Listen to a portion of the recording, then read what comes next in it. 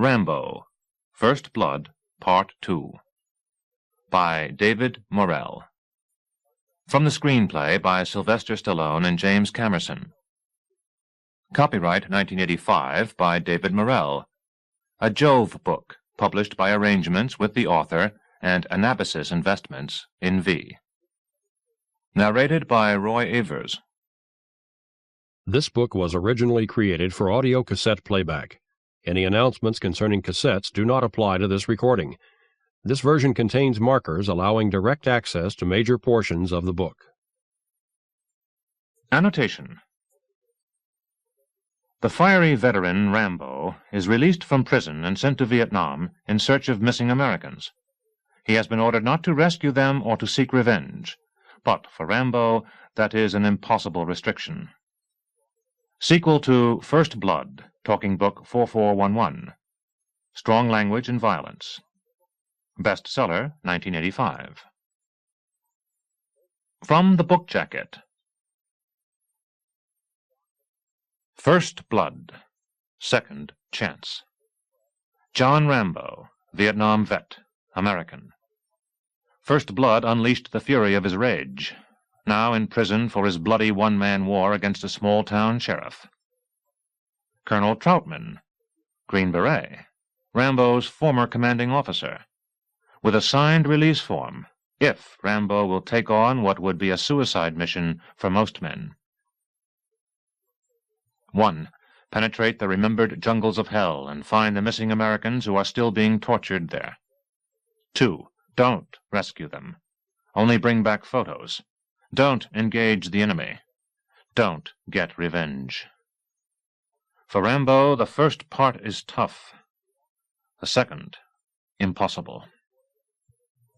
About the author. In addition to his award-winning First Blood, David Morrell's other fiction includes Testament, Last Reveille, The Totem, Blood Oath, and the recent bestseller, The Brotherhood of the Rose. He is the author of numerous short stories, an Illustrated World Fantasy Award nominee, The 100-Year Christmas, and a critical book on John Barth. His fiction is characterized by strong, vivid prose and intense, compelling narrative. He is a graduate of the National Outdoor Leadership School in Lander, Wyoming. He holds a Ph.D. in American Literature from Pennsylvania State University, and is at present a professor in the English department at the University of Iowa. The mild-mannered professor with a bloody-minded visions, as one reviewer called him. Married with 2 children, he lives in Iowa City. Aware of the difficulty that many non-Midwesterners have in differentiating Iowa from Ohio and Idaho, he thinks this is all to the good. If they don't know where we are, they can't find us, he says. If people knew how good we have it out here, they'd come in droves. Meat is cheap, the vegetables are sincere, and I've never had to worry about my children being mugged at the schoolyard. I can reach anywhere in town in 15 minutes. I live in a house with a backyard that has 40 trees, and an animal population of squirrel, shrew, possum, mole, groundhog, raccoon, and on one fine misty morning, 2 deer. This becomes surprising if you realize that we live in the middle of town. Not to worry about these animals. Our Siberian husky keeps everything under control. Dedication. To Sterling Siliphant, for October 7th, 1960, and the first episode of Route 66, for teaching me to love a story. To Tiana Alexandra Siliphant, who lived there and survived. Table of Contents. Author's Note, Side 1. Chapter 1, The Quarry, Side 1. Chapter 2, The Wolf Den, Side 1. Chapter 3, The What, Side 1. Chapter 4, The Compound, Side 2. Chapter 5, The Slime Pit, Side 3. Chapter 6, The Grave, Side 3. Chapter 7, The Blood Zone, Side 4. Author's Note. In my novel First Blood, Rambo died. In the films he lives. Thanks to Andrew Vajna, Mario Kasser, and Robert Brenner at Carolco Productions, and a special nod to Jean Joe for expediting my research on this project. To Dara Marks at the Westgate Group. To Sylvester Stallone and James Cameron also thanks. The weapons described in this book and used in the film Rambo exist. They are functional. More, they are works of art. The knife was created by Jimmy Lyle, the Arkansas knifesmith, Route 1, Russellville, Arkansas, 72801. Mr. Lyle also made the now famous knife that was used in the movie First Blood. The present knife is somewhat different, though equally dramatic. As with the First Blood knife, 100 marked and serial-numbered Rambo copies have been sold to collectors. An unnumbered, slightly different version of both knives is available to the public. A 6-inch Rambo throwing knife is also available. The bow was created by Hoyt Easton Archery, 7800 Haskell Avenue, Van Nuys, California, 91406. It, too, is available. Thanks to Joe Johnston for teaching me about its intricacy. Kathy Velarde supplied me with helpful information. Bob Rode answered my questions about the history of archery. The arrows were developed by Pony Express Sport Shop, 16606 Schonborn Street, Sepulveda, California, 91343. Thanks to Joe Ellithorpe for explaining their unique capabilities. Chapter 1. The Quarry. 1. With profound contentment, immersed in the purity of a perfect, timeless Zen moment, Rambo swung the heavy sledgehammer up from behind him. He ignored its weight, however, and instead enjoyed its satisfying arc as it passed the zenith above his shoulder. Pushing the total force of his spirit behind his thrust, he walloped the hammer down as hard as he could upon the iron wedge sunk into the fascinating, beautiful, because it existed, white rock. Every crag and pock mark on its overwhelming surface magnified before his gaze. And with the ringing impact of metal on metal, the rock disintegrated, fragments exploding like shrapnel, the wedge at last falling. Free. As the word occurred to him, he stiffened, thrusting it from his mind. No, he shook his head. He mustn't think of being free.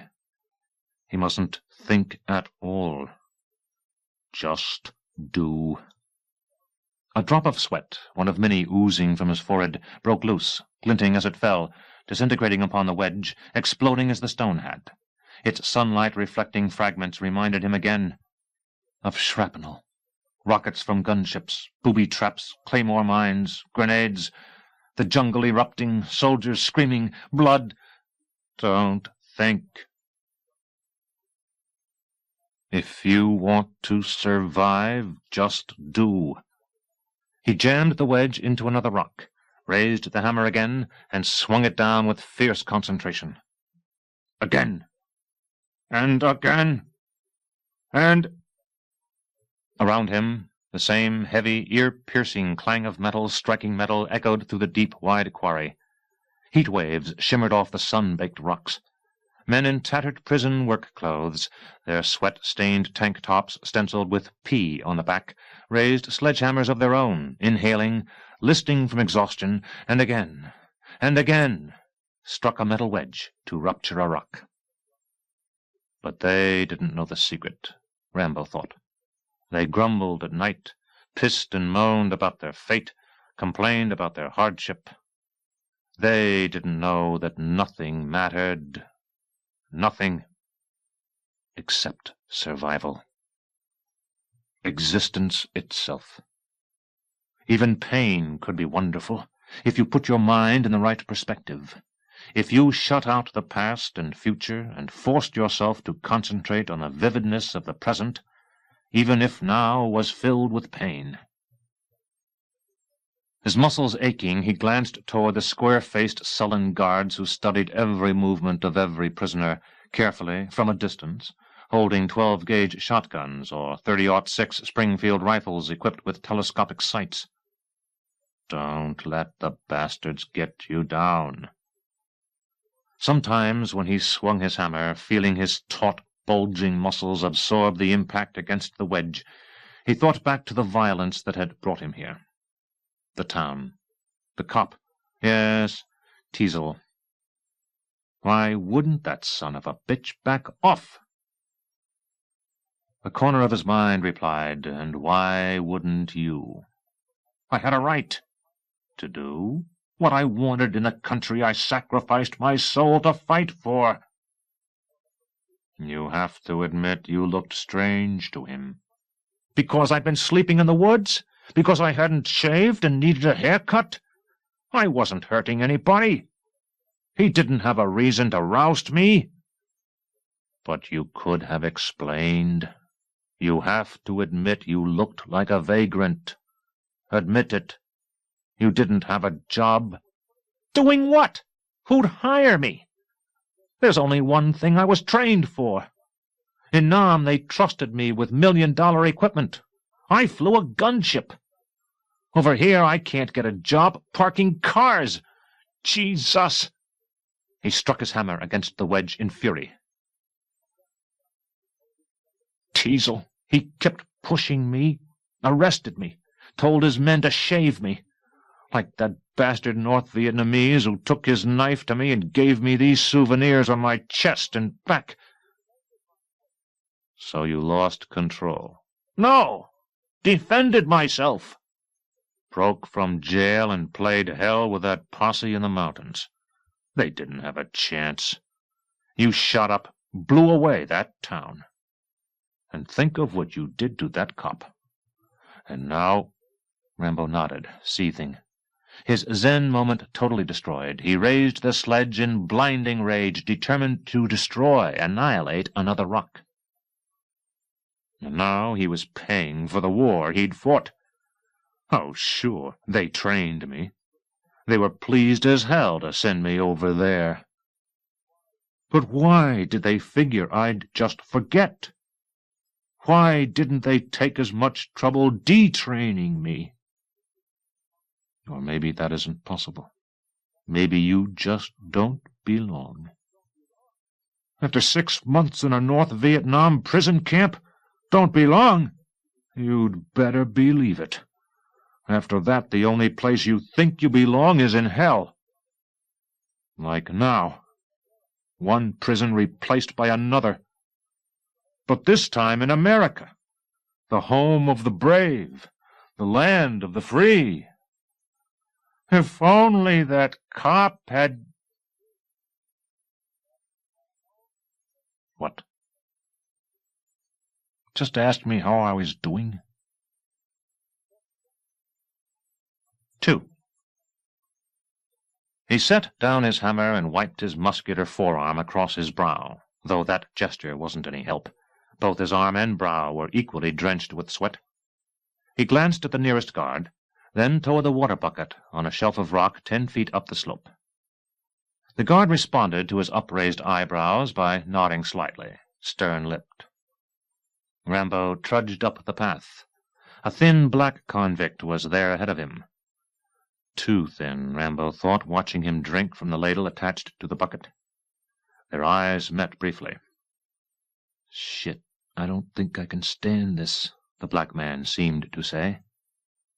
Keep thinking that way and you won't, a part of Rambo's mind decided. But all he allowed his eyes to say was, yeah, it's tough, all right. Hang loose. The black man nodded, descending wearily to his spot in the quarry. Rambo dipped the ladle into the dust-filmed water, drinking. It tasted rusty and hot, but in Nam he'd tasted worse, he decided, and poured a ladleful over his back. It didn't cool him. "Rambo!" a gruff voice commanded. Turning sharply, he faced 2 guards, their features and bodies almost indistinguishable in the blinding sun behind their heads. He didn't speak. To do so was, of course, forbidden. If he did, he risked reprisal, the jab of a rifle butt, the wallop of a club. "This way," the gruff voice said, the guard on the left pointing up the slope. "Walk ahead of us." They held their weapons ready. Rambo forced himself to show no reaction. But his stomach contracted, curiosity mixing with suspicion, as he did what he was told. His misgivings intensified when he heard the guard behind growl, whatever the Christ is going on, they told me to bring you, pal. A command appearance, you might say, from the top. You've got a visitor. 3. His name was Troutman Samuel, Colonel, Special Forces, U.S. Army. A tall, lean, ferret-faced man in colorful full-dress uniform, his green beret worn proudly. Of his 50 years, almost half had been spent in the military. He'd learned, and later taught, how to kill with every weapon from an AK-47 to a ballpoint pen. He'd fought in jungles, deserts, and mountain ranges, watched men whom he'd thought of as sons blown apart, their bloody fragments pelting him, been wounded 3 times. But what he did now made all of that insignificant. Everything else had been like boot camp. He faced the hardest task of his career. His thick-soled military boots echoed harshly down the corridor. Metal doors with small barred openings lined each side. Overhead lights glared, making him squint. He smelled sweat, stale air, and something else, deeper, more nostril-flaring. The stench of desperation. Despair. Flanked by a guard, he reached the end. "This one?" He nodded toward the final door. "You'd better step back." The guard drew a .45 pistol, tugged a ring of keys from a clip on his belt, and fitted one into the lock. It turned with a scrape.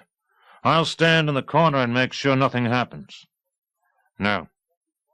The guard sighed. "Look, I know what my orders are, to let you talk to him alone, but this guy isn't— Let's put it this way. There are convicts, and there are convicts. This guy's as dangerous as they get. And I'm responsible for him, for you. He might take a notion to— No." The guard shook his head. "Okay, but you can't say I didn't warn you. If you're that determined, here, you'd better take this." He offered the pistol. "In case he— Give me a break." Troutman passed the guard and shoved at the unlocked door. It squeaked on its hinges, revealing a shadowy, cramped compartment. The guard flicked the light switch outside. It didn't work. "Sure, I might have figured." "What?" "Thinks he's the fucking Prince of Darkness." Troutman ignored him. Stepping in, "Be careful," the guard said. He reached for the light bulb in the ceiling, turning it till it illuminated. He glanced around. Concrete walls, a metal bunk bed bolted to the floor, a 3-inch circular opening that served as a toilet in one corner in the room, a tiny barred window directly across, too high to peer out of. Not that the view would have mattered. An adjacent wall shut out the sun. He continued turning, and in the corner to his left, crouched on his haunches as if at rest or about to spring, his eyes fierce, muscles tensed, was Rambo. Jesus, Troutman thought. He remembered a panther that he'd once seen caged. It had paced for days, back and forth, finally stopping, crouching, its eyes like black suns, waiting. Frowning again at the narrow compartment, Troutman suddenly understood how Rambo must have felt when the walls started shrinking toward him in the basement of that police station, where all of this had started. No, that's wrong, Troutman thought. It started long before then. But he understood something else, a sickening wave of pity, sorrow, grief, sweeping over him. This was going to be a whole lot harder than he'd imagined. "At ease." Troutman turned to shut the door, catching a glimpse of the apprehensive guard just before the barrier was shut, and metal banged against metal, echoing off the walls.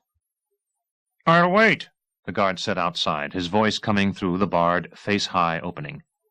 "No, what you'll do is follow your orders," Troutman said. "You'll walk down that corridor. Leave us alone." "I have to lock the door." "Then what are you waiting for?" The key scraped in the door.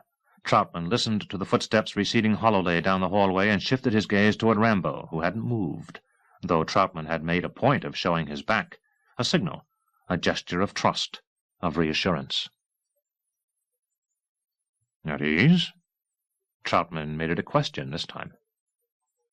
The compartment became terribly still. Slowly, his muscles like springs unwinding under pressure, careful lest they suddenly snap into motion, Rambo stood.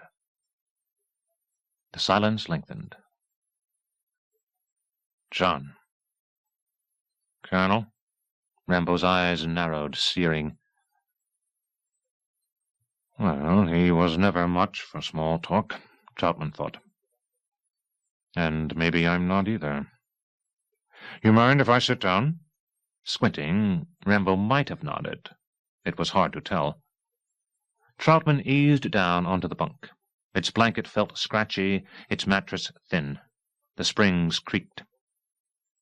Well, so this is home, huh?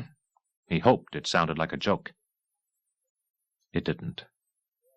Rambo squinted harder, shaking his head. Out there, in the quarry, in the open, maybe. Home? I don't know what. And here, these walls, that... Hey, I know, John. Relax. I'm here to try to help. For what it's worth, I did everything I could to keep you from being sent to this hellhole. Rambo bristled. I've seen worse. Yes, you have. Troutman imagined the prison camp in North Vietnam, where Rambo had been tortured. Haven't you? He peered down, distressed, noticing an object under the bed. A battered shoebox. It surprised him. Nothing else in the cell seemed personal. May I? Rambo didn't answer. Taking a chance, assuming he had permission, Troutman pulled out the shoebox. But when he opened it and saw the contents, he had trouble speaking. This your stuff? That's it. Troutman swallowed sickly and sorted through. Wrinkled, ghostly snapshots. The men from Rambo's Special Forces unit. Individuals or in groups, horsing around, sometimes not, in and out of uniform. But one in particular made Troutman stare. Rambo, younger, clean-shaven, innocent, grinning broadly.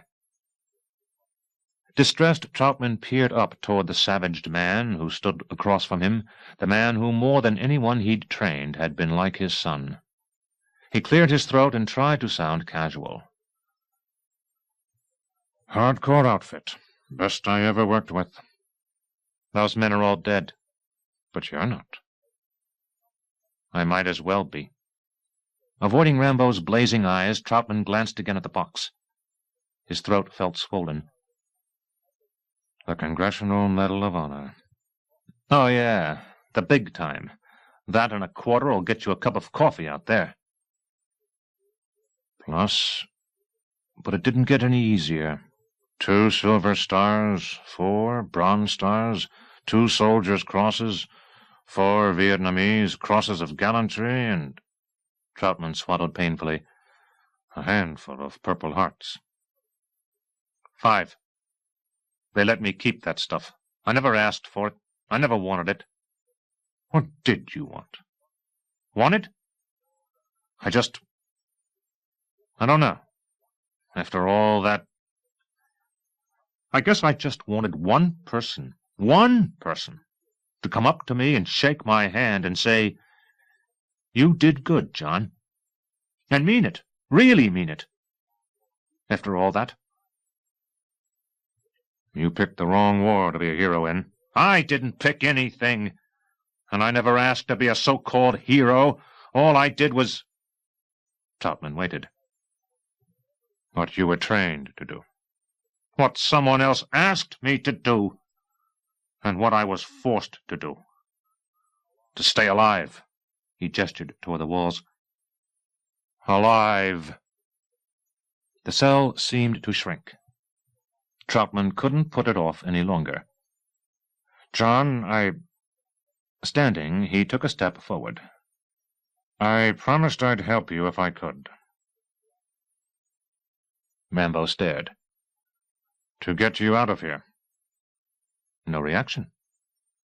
You interested? No answer. You can't possibly want to stay in here. But what do I have to do to get out? In here, at least I know where I stand. I hate these walls, but when I'm in the quarry, in the sun, in the open, it's not so bad. You might even say it's peaceful. Just hear me out first. Troutman shook his head. No, that's wrong. Hear both of us. Both? Let's take a walk. Troutman banged on the door. Out there, I know you're listening. Open this damn thing up. 4.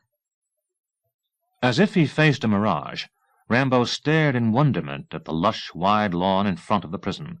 Sprinklers watered it. They smelled like rain. Inhaling their sweetness, flanked by Troutman, he crossed a knoll, approaching a heavy man in a gray conservative suit.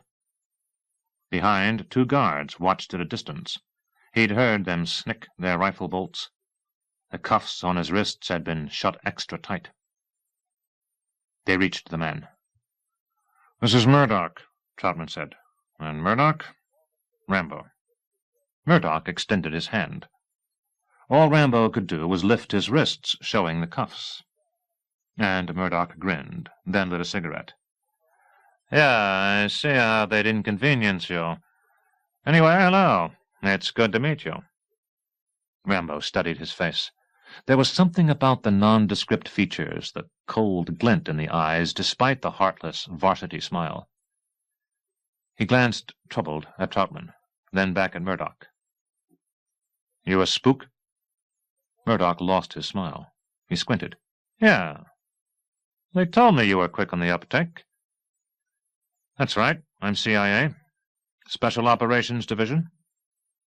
I don't work with spooks. We're not so bad once you get to know us. That's the trouble. I did. In Nam, in '68. Approached by the CIA, an A-team of Green Berets had been led to believe that they were under orders to assassinate a group of Viet Cong sympathizers in a village outside Saigon. When the mission was accomplished, it turned out that intelligence had been mistaken, that the villagers who had been shot were not Viet Cong, quite the opposite, and that intelligence denied all knowledge of the operation. The A-team was brought up on charges, convicted, and jailed in Saigon prior to being transported back to the States. Other Green Berets became so incensed that they planned an attack on the jail to rescue their combat brothers, and when word of the plan was picked up by the CIA, the military command in Saigon began a systematic de-emphasis of Special Forces missions, gradually reducing their strength in Southeast Asia, threatening to disassemble the unit. Rambo hadn't been involved in the operation, but he'd known men who were, and he had no use for deceit. '68? Murdoch asked. Hey, an honest misunderstanding. Ancient history. And besides, you're missing the point. His eyes glinted colder. Right now is what we're talking about. In case the good colonel here didn't tell you, I'm authorized to get you out of this place. I assumed that's what you wanted. Unless you get your jollies crushing rocks. Rambo glanced past Murdoch toward the sprinklers drenching the lawn. He remembered the quarry, the narrowing walls of his cell. As cool beads of moisture drifted over, settling on his chin, he stiffened. If you want to survive, just do. It doesn't hurt to listen. What's the job? Now, there you're talking. That's the attitude. The job? It's right up your alley. Classic Special Forces up. Hit fast, in and out. 2 days. The Army's got a lot of Green Berets. They're not in prison. Why come to me? Why? Because we like you. Or at least the computer at Langley likes you. Popped up your file on the screen in 7 seconds. Various factors. Service record. Area familiarity. Area. Rambo frowned. Where? Not just yet. You haven't agreed. I won't jump blind. Hey, maybe I misunderstood. Murdoch glared at Troutman. "I thought your boy wanted—" "It's yes or no. In or out. Now! If it's out, we will not have had this conversation. If you come in, you will not be working for us. No knowledge, no comment. Do you read me?" Murdoch, who hadn't taken one puff from his cigarette, threw it on the lawn and crushed it with his wing-tip shoe. The sprinklers flitted in the background. "Tell him," Troutman told Murdoch, his voice harsh. "I'll take the responsibility." "North Vietnam." Murdoch pursed his lips in contempt. "What they call the Democratic Republic of Vietnam now." Rambo tensed. He remembered the soldier whose knife had left the criss-cross of scars on his chest and back. He remembered the pit into which he'd been lowered, and the filth that the enemy soldiers had dumped down onto him. The wormy food? He'd eaten it. The excrement? He'd gotten used to it. And the scars? There wasn't a day or a night when he didn't want to get even for. Troutman stepped ahead, and Rambo felt the warrior bond between them. "John, what this is all about. We left some people behind there. POWs. You're telling me this has just occurred to somebody now?" "We don't leave our men," Murdoch said. It felt wrong, yet right. He stared at Troutman, seeing the commitment in Troutman's eyes, the hope, the need to win Jesus' part, at least, of the war that they'd sacrificed their souls for. "Okay, you've got it. I'm in." With a flick of his wrist, he tossed the handcuffs onto the ground. Murdoch stared at them. 5. Alone in the narrow cell, his knees crossed, sitting on the bone-chilling concrete floor, casting the shadow of a Buddha, Rambo stared toward the tiny circular opening below him that was his toilet. Behind, at his unlocked door, he sensed the glowering presence of his frustrated, impotent guard. With religious deliberation, he opened his shoebox, staring at his possessions, his scraps of memory, the vestiges of long-departed friends, symbols of valor and of violent death. He reached toward the heel of his shoe, as if by magic holding up a book of matches. He didn't need to look to know that the guard at the door jerked upright, his spine rigid, nervous. "Sure, that's right. Any time I wanted to, I could have burned this place to the ground. I bet you wonder what else I've got hidden." Holding the matches in one hand, he used the other to drop his medals, one by one, down the hole in the floor. He heard an echoing, distant splash. Another. Then another. Another. He didn't understand his motive, but it gave him a peculiar satisfaction, and he had a bad feeling about what awaited him. If he didn't come back, he didn't want anybody fooling with his stuff. He opened the matchbook, detached one, struck it. The phosphorus gleamed, and one by one he touched his photographs to it. This friend, that friend, each cascaded blazing toward the pit, extinguished, hissing, echoing, somewhere below him. And finally, himself. Because his premonition kept growing, a sixth sense warning him that when you dealt with Murdoch, even the Quarry could be better than... He watched his former self, flaming, disintegrate. But still not satisfied, he even torched the shoebox. Chapter 2. The Wolf Den. 1. Bragg hadn't changed. That was something to take comfort from. The barracks, the mess hall, the armory, the infirmary, the motor pool, the parade ground, and obstacle course and jump towers, all crowded with soldiers who, having distinguished themselves in conventional training, had arrived here to try to become elite. From a window in this room, Airborne Special Forces Group, Operations Center, he watched a platoon of first-week hopefuls clomping past in rhythmic lockstep. A glaring sergeant matched his step to theirs, bellowing, 3, 4, left, left, right. Other left, shithead. Square those shoulders. Keep those pieces straight, girls. I said keep 'em straight. Didn't they teach you pussies anything? The platoon disappeared from Rambo's sight. Years ago, in his innocence, he'd been one of them. Swallowing, he remembered his patriotism, his pride. But if he'd known the consequences, he wondered, would he still have gone through the training? Troubled, he studied the briefing room, an austere cubicle with the Army's typically drab metal chairs and table. The overhead lights were harsh. A surveillance camera stared down at the group. Outside, 2 MPs guarded the door. An aide came around the table and gave Rambo a sealed folder, then extended a clipboard and pen. Across from Rambo, Murdoch leaned forward. "This is your mission packet. Sign here, please," the aide said. Rambo did. "And here." Rambo signed again. "You can open it now," Murdoch said. "Memorize the contents while you're here. Those documents do not leave this room." Rambo broke the seal. From the packet he removed a sheaf of photocopied documents. Murdoch leaned farther forward.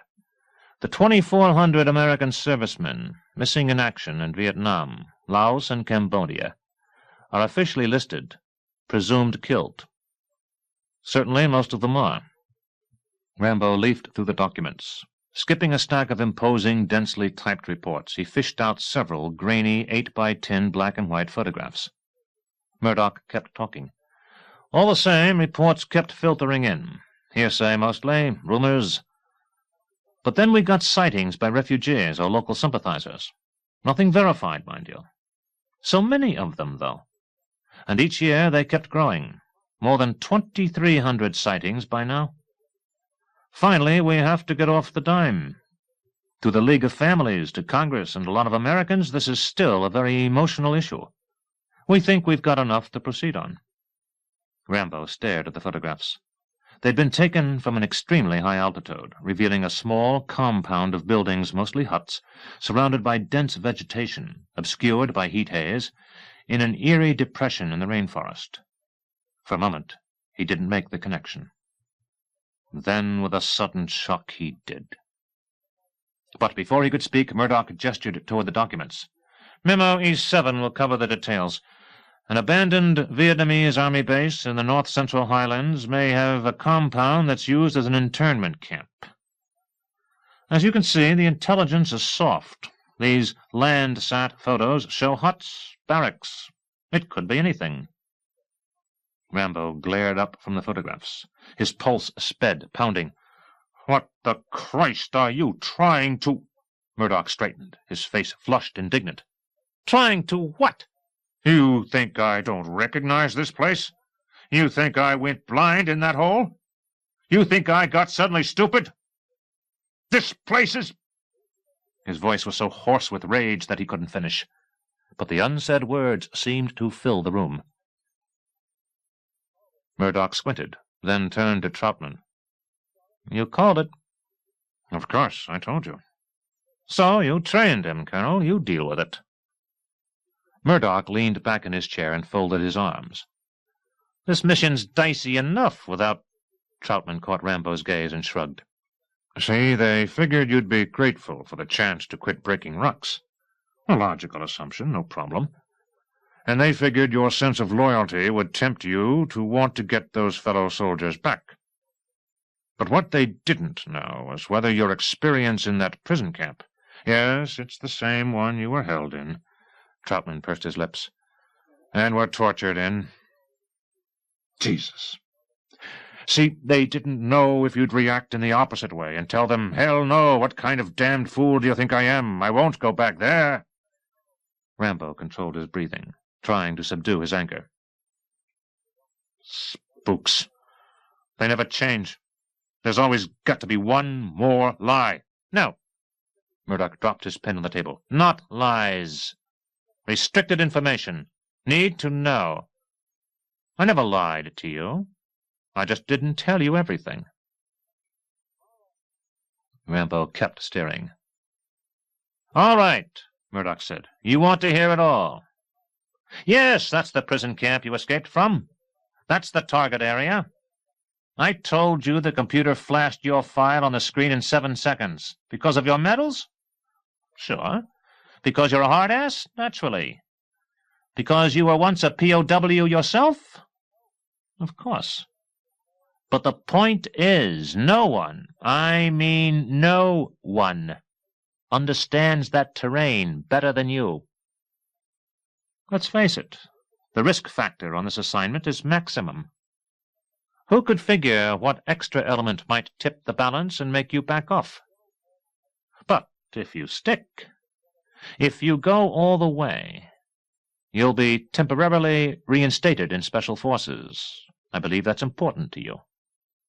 And if you're successful in the mission, I can't make promises, but I've been in preliminary conversations, there might be a presidential pardon for the way you shot up that town. So here's the question I have to ask you, Lieutenant. Are you in? You're good, Rambo said. You're really good. That doesn't answer my question. Yes, I'm in. Reflexively, Rambo raised a hand to the scars beneath his denim shirt. Murdoch relaxed. I'm glad that's settled. I'll get the necessary clearances. What's the plan? 2 phases, recon and rescue. You are Phase 1.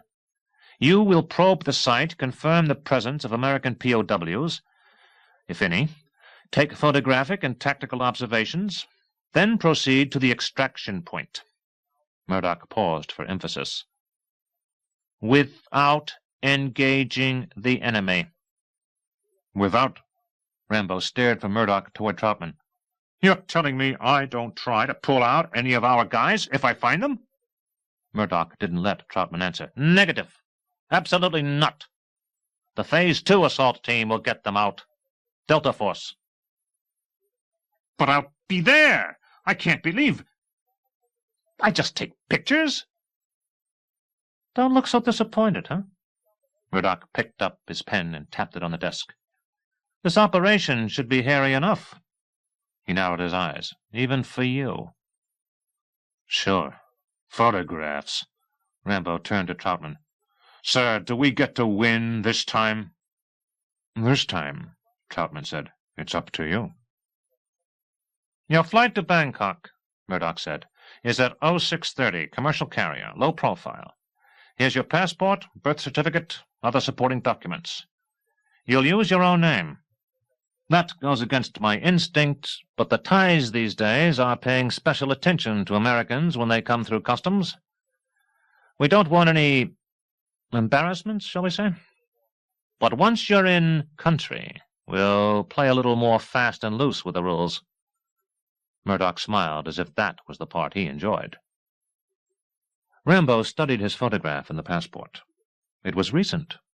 It made him frown. He didn't recall when it had been taken. Where'd you get this? You needed time to... You were that sure of me? I'm sure of nothing. We could have shredded that stuff as easily as we had it made up, Murdoch said. In Bangkok, your rendezvous... 2. The Japan Airlines jet's engines reduced their roar. The plane began its final approach, Rambo's stomach rising slightly, his eardrums swelling from the growing pressure behind them. He gritted his teeth and swallowed to clear them, hearing a pop, the sounds in the crowded cabin becoming more distinct. He saw clouds out his window, and then, as the jet angled lower, he saw the picturesque Thailand countryside below him. Rainforest, farmland, rivers, and ahead, past the wing on this side, the sprawling flurry of Bangkok. The last time he'd seen this part of the world had been when he glanced back through a window on a U.S. military carrier that was taking him back to the world, to the White House, to the Congressional Medal of Honor. His citation had described his escape from the Viet Cong prison camp and his 6-week ordeal in the jungle as he struggled to reach American forces below the demilitarized zone. But no one, nothing, could ever truly describe what he'd been through.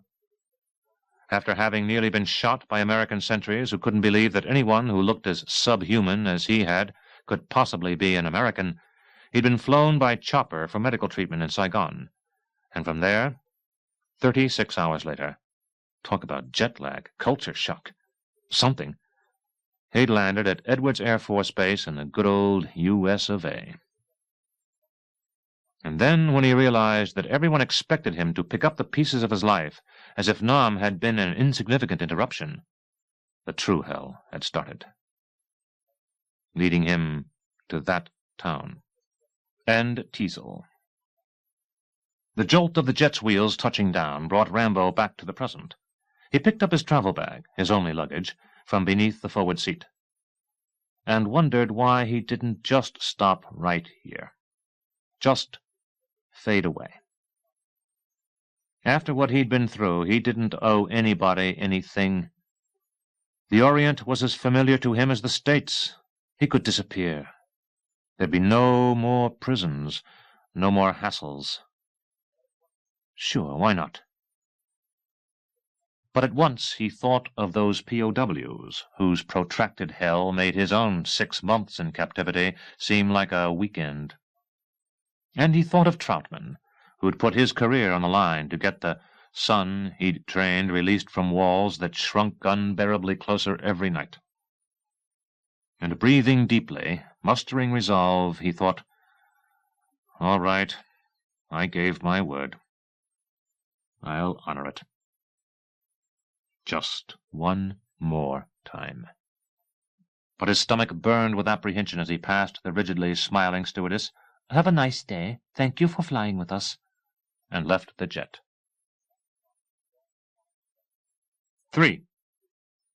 Bangkok's Don Muang Airport reminded him of a swarming ants' nest, but ants who used rancid cooking oil, the smell of which was overwhelming. Walking inconspicuously among other departing passengers, he proceeded through maze-like corridors in the terminal to the customs area. His passport, as Murdoch had said, was as clean as Kleenex. "Purpose of your visit?" "Pleasure." The customs agent looked with disapproval, as if pleasure meant opium and whores. But he stamped the passport. "Enjoy your stay."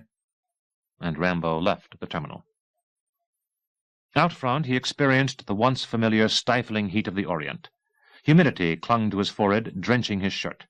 His travel bag in hand, he stepped through throngs of Asians and tourists, scanning the chaos of traffic. A beat-to-hell Citroën taxi hunkered low at the curb. Getting in, he told the lizard-faced driver to take him to the Indra Hotel. But as soon as the taxi turned a corner, Rambo swung abruptly to check the traffic behind him. His muscles tensing, he quickly told the driver, in Thai, to stop. The driver did, turning toward Rambo in the back, his eyebrows raised in puzzlement, making him look more lizard-like. Rambo shoved $10 into his hand, grabbed the travel bag. "Keep going, now." And as the driver muttered, veering from the curb, Rambo lunged out, reminded vaguely of bailing out from an aircraft, assaulted by the din of the cluttered shopping district, at once absorbed by the crowd. 4. "You what? Let me try to understand this. You lost him, for Christ's sake?" Murdoch clutched the microphone of a scrambler-protected two-way radio. The veins in his neck bulged. "3 of you?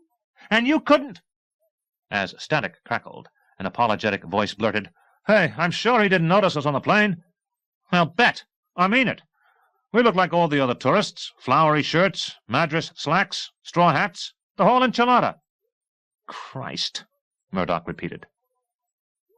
"And none of us sat together. We followed him off the plane. 2 of our local people were watching for him at customs. The surveillance car went after his taxi. And the taxi suddenly stopped. No, that's enough. I don't want to hear any more. The bunch of you fucked up is what it amounts to." Why and how don't matter. But I'm telling you, he never made one wrong move to— Murdoch jerked his hand to shut off the voice. He scowled, raising his face, as if to God. That asshole's going to love his next assignment in Reykjavik, Iceland. He seemed to remember he wasn't alone, and swung toward Troutman. And you! Correct me if I'm wrong. You guaranteed he'd show up. You said, I'll take the responsibility. Responsibility? You want to talk about— Now that your full bird colonel's rank is about to be clipped, how do you like— He'll do what he promised. Troutman resisted the urge to suggest that Murdoch perform an obscene act on himself. Murdoch blinked. What he promised? He shoots up, destroys an entire town, and you expect me to think he's just some Boy Scout who keeps his word? That's the point. The town. Colonel, what we're having here is a problem of communication. I haven't the faintest idea what you're talking about. The town, don't you see? That police chief did. What Rambo starts, he finishes. Finishes? He finished that town, all right. You sound like you're actually proud of what he did to it. Not proud. Troutman shook his head. Proud isn't the word. Awestruck, maybe. You don't need to worry. I'm not sure why Rambo disappeared in Bangkok, but I'm sure he must have had a good reason. And I'm sure of this. He never went back on a promise, and he never broke a bargain. If he said he'd be here, he will be. Sir, the voice belonged to a technician who stared at a console in the background. Don't interrupt me, Murdoch said. But, sir— Well, damn it, what? I've got a blip on the radar. What? And, sir, it's headed this way. 5. The sun-bathed golden Buddha loomed before him, its round, unreadable face either blessing or damning. Hovering 30 feet off the ground, enjoying the tensely balanced stasis, Rambo studied the Buddha one more instant through the plexiglass, then worked the controls, and with a sudden roaring surge, the chopper passed it. After he'd left the taxi a block from the airport to disappear into the crowd, he'd darted down several streets at random. He'd hired another taxi and soon bailed out of it as well, shifting down teeming alleys to yet another taxi, proceeding in stages to the rendezvous at a farm on the edge of Bangkok. The old man who owned the farm would be his contact, Murdoch had said, and after the old man removed the camouflage net, Rambo had found himself staring at a Vietnam-era Huey UH-1D, briefly associating it with, remembering, gunfire and screams. 5 minutes later, Bangkok had been in the distance. The Huey's shadow rippled over canals, then a river, temples, farmland, oxen. He pulled back the stick, and rice paddies disappeared as he rose to the clouds. The once familiar controls were reassuring, though the memories they evoked were not, and he wondered if Murdoch had chosen the Huey to put him back in a wartime frame of mind. If so, the tactic had worked. And he resented the manipulation. But at the moment, resentment and even memories of the war didn't matter. His sense of freedom, being up here, floating, drifting, made his chest swell. As if in charge of his own private roller coaster, he swooped down through the clouds, feeling his stomach rise. At once his stomach settled as he leveled off above the rainforest. He smiled and cleared a mountaintop. Recalling the first car he'd ever owned, a battered blue '63 Ford, and the drag strip back in Bowie, Arizona, he made the chopper do what the Ford could never have done, and descended through the morning haze. Only to sober as he saw his destination. Below, a military base was spread out, an airstrip cut through a meadow flanked by forested slopes. Beyond, wreathed in clouds, mountains followed mountains, disappearing into the distance with increasingly paler shades of gray, like an oriental watercolor. The base seemed abandoned, its hangars and smaller buildings rusty, vine-covered, a neglected vestige of the war. But as he came nearer, lower, he saw that the airstrip was in perfect shape, and that men were crowded at the entrance to one hangar. 2 stepped out, one in uniform, the other in rolled-up shirt-sleeves, a tie hanging loose, the civilian walking faster, leaving his companion far behind as he stalked impatiently in this direction. The landing pad was near the hangar. Taking pride in the gentle touch that he hadn't forgotten, Rambo eased the Huey down. Dust flew, settling as he shut off the power.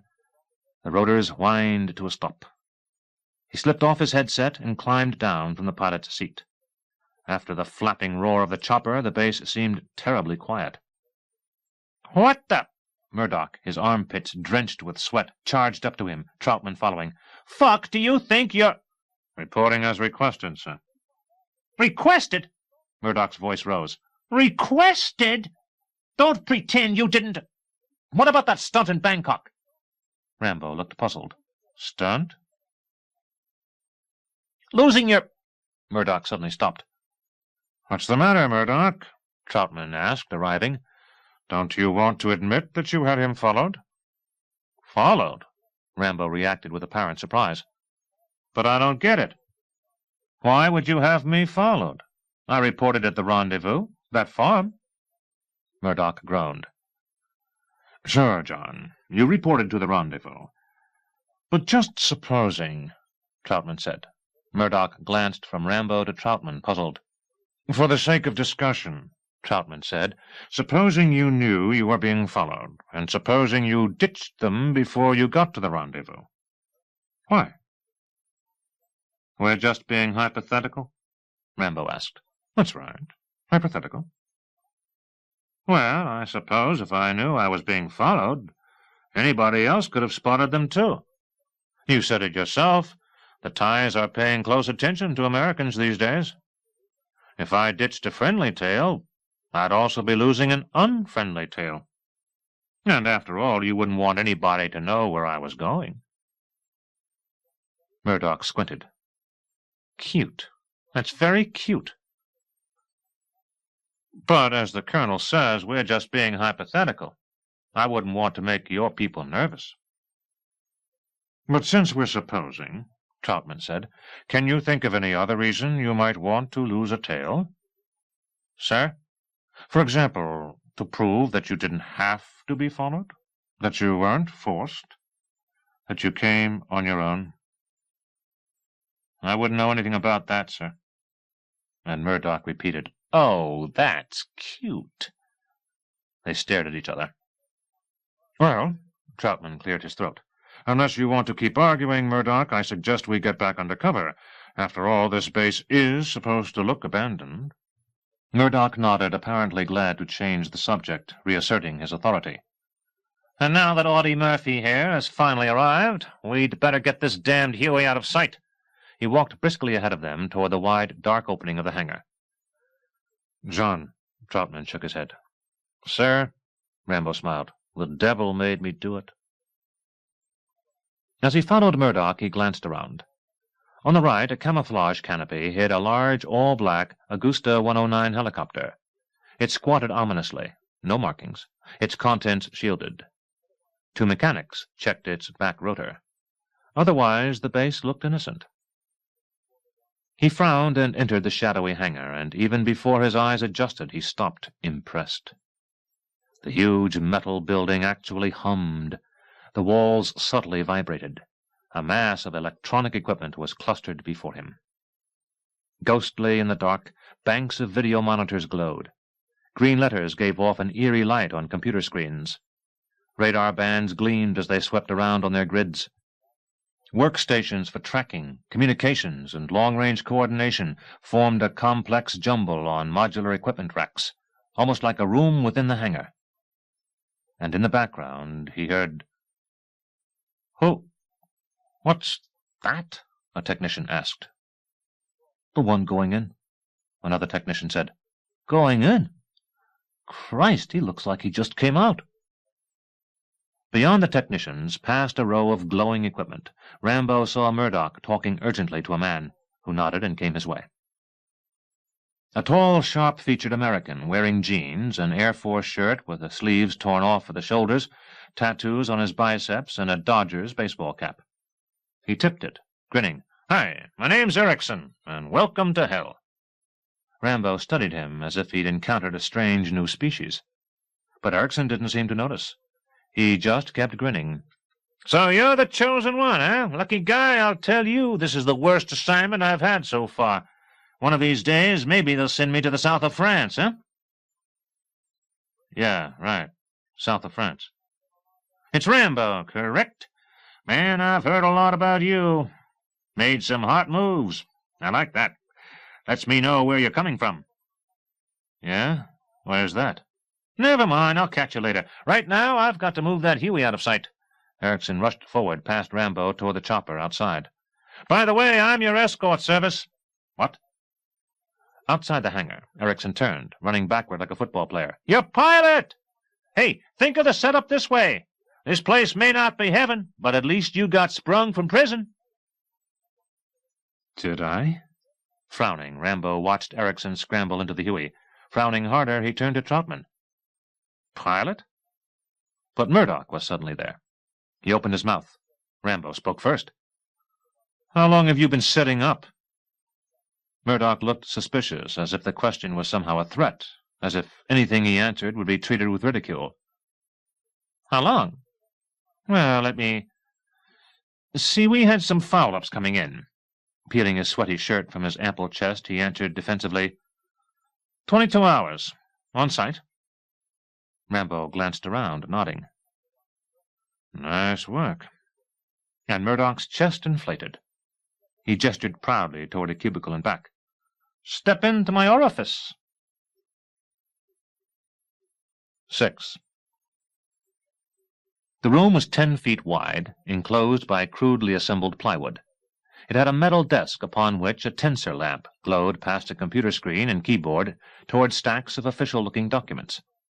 There were 3 metal chairs, a row of metal filing cabinets, a glaring overhead light, a humidity-wrinkled map on the wall, 2 humming fans, and a Coca-Cola machine. Their footsteps echoed as they came in. The room smelled musty. Murdoch gestured toward the map on the wall, began to explain, had second thoughts about something, and turned. "Before I start this briefing, I think there's something we'd better get settled, Rambo. You and I got off on the wrong foot, so to speak. I admit it. At the prison, at Bragg." He nodded toward the door. "Out there. So, you don't like what you call spooks. That's fine. You've no doubt got your reasons. But don't be quick to judge, because you certainly don't know as much about me as I do about you. For what it's worth, I was haunching with the 2nd Battalion, 3rd Marines, at Con Thien in '66, and I wasn't one of those chicken-shit officers who hangs back while his men lead the way. I saw combat, plenty. I've got several Purple Hearts, and at night I can still hear the screams of the men who served with me and got killed. So believe me, I know what you and every other vet feel. At the time, maybe the government didn't seem to care. Maybe certain sectors of the public didn't care. But things are different now. The country's different. People care, and Congress cares, and you can bet the committee who sent me over here cares. In retrospect, it may have been a bad war. But those men, those soldiers, weren't bad. And that's what matters. So, Murdoch spoke faster, compelled by emotion, I suggest we put away our personal differences and do our damnedest to get those POWs out of there. Back home where they belong. His voice shook. Moved, Rambo nodded. Good. I think we'll both feel a lot better now, Murdoch said. I'm glad that's out of the way. But something else. I want to emphasize that with your unique qualifications, your special skills, I feel this mission has a better than average... No, that's wrong. A superior chance of succeeding where others have failed. I'm delighted to have you aboard. Murdoch held out his hand and grinned. The last time I did this, you were, well, somewhat inconvenienced. Rambo had to grin as well. He studied the outstretched hand and shook with him. Now, let's get down to business. Again, Murdoch turned to the map, which detailed this section of Southeast Asia. He jabbed a finger at each area, moving on a slightly upward angle from left to right. Thailand, the Mekong River, Laos, Nam. You'll be flown northeast, a straight dash through the Laotian Panhandle, then through the Annamese Mountains and on up to the drop zone. 18 minutes in communist airspace. Murdoch raised his eyebrows. Does that give you any problems? 18 minutes? No. But going in, I assume the plane will fly low to stay off their radar. Low isn't quite the word. You'll be down so close you could mow the lawn. In the rhubarb, yeah, I expected. But even at the drop zone, Murdoch said, I want to be clear about this. At the insertion site, the most we can give you is a ceiling of 250 feet when you leave the plane. Can you handle that? Rambo shrugged. Depends. On what? Well, do I get to use a parachute? Murdoch's face went blank. He glanced puzzled at Troutman, who started laughing. Do you get to use it? Murdoch asked. Well, I'll be damned. A technician appeared at the open door. What is it? Murdoch asked. Can't you see I'm... Sure, but we've got a problem. We've all got problems. You'll just have to deal with it. Not without your help. You have to... Can't it wait? No, not if you want to keep on schedule. The computer's giving us garbage. You've got so many anti-intruder locks in the programs, I need you to double-check the access codes. It's okay. Go with him, Troutman said. I'll finish the briefing. Murdoch nodded gratefully and left the office. For a moment, the only sound was the humming of the two rotating fans. How are you feeling? Troutman asked. Rambo held out his hand, palm flat. It was steady. I might have known. So what's the rest of the deal? The code name for the insertion and extraction flight team is Dragonfly. Home base, here, is Wolf Den. Your code name is Lone Wolf. Since you're going solo, you'll have to rely on more equipment than you've ever used before. And I do mean rely. Forget the blood and guts routine. Take it easy for a change. Let technology do most of the work. If you need assistance, all you have to do is call for it. Like, let your fingers do the walking. Affirmative. Troutman smiled. Come on, I want to show you something. 7. They left the office, heading past technicians and gleaming equipment toward the rear of the shadowy hangar. So, what do you think? Troutman asked with a sweeping gesture. There's your ride. Rambo found himself staring at a sleek, distressingly so, all-black jet, a modified Gulfstream Peregrine, the single-engine executive model. All insignia and ID numbers had been removed. It looked like a rocket with wings. Impressed? Murdoch asked, coming over. Turning, Rambo watched him approach. And the Peregrine isn't all, Murdoch said.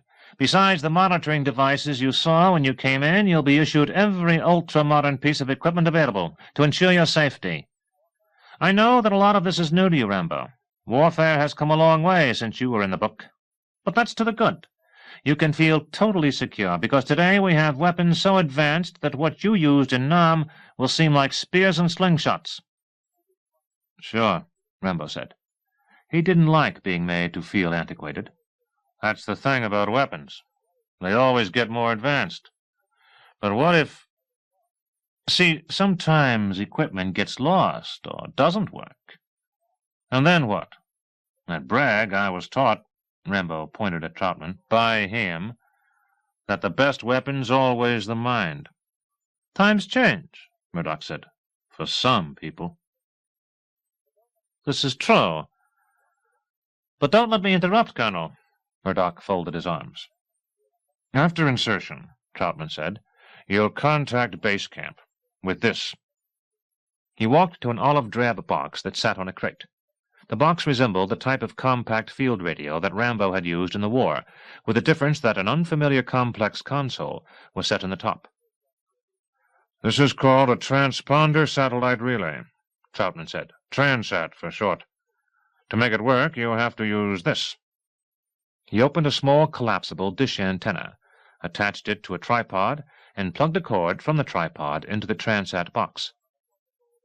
The message you send will go out in what's called a burst, all in less than a second, in fact a millisecond.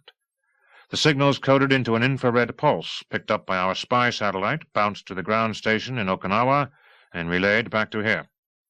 We slow it down and decode it.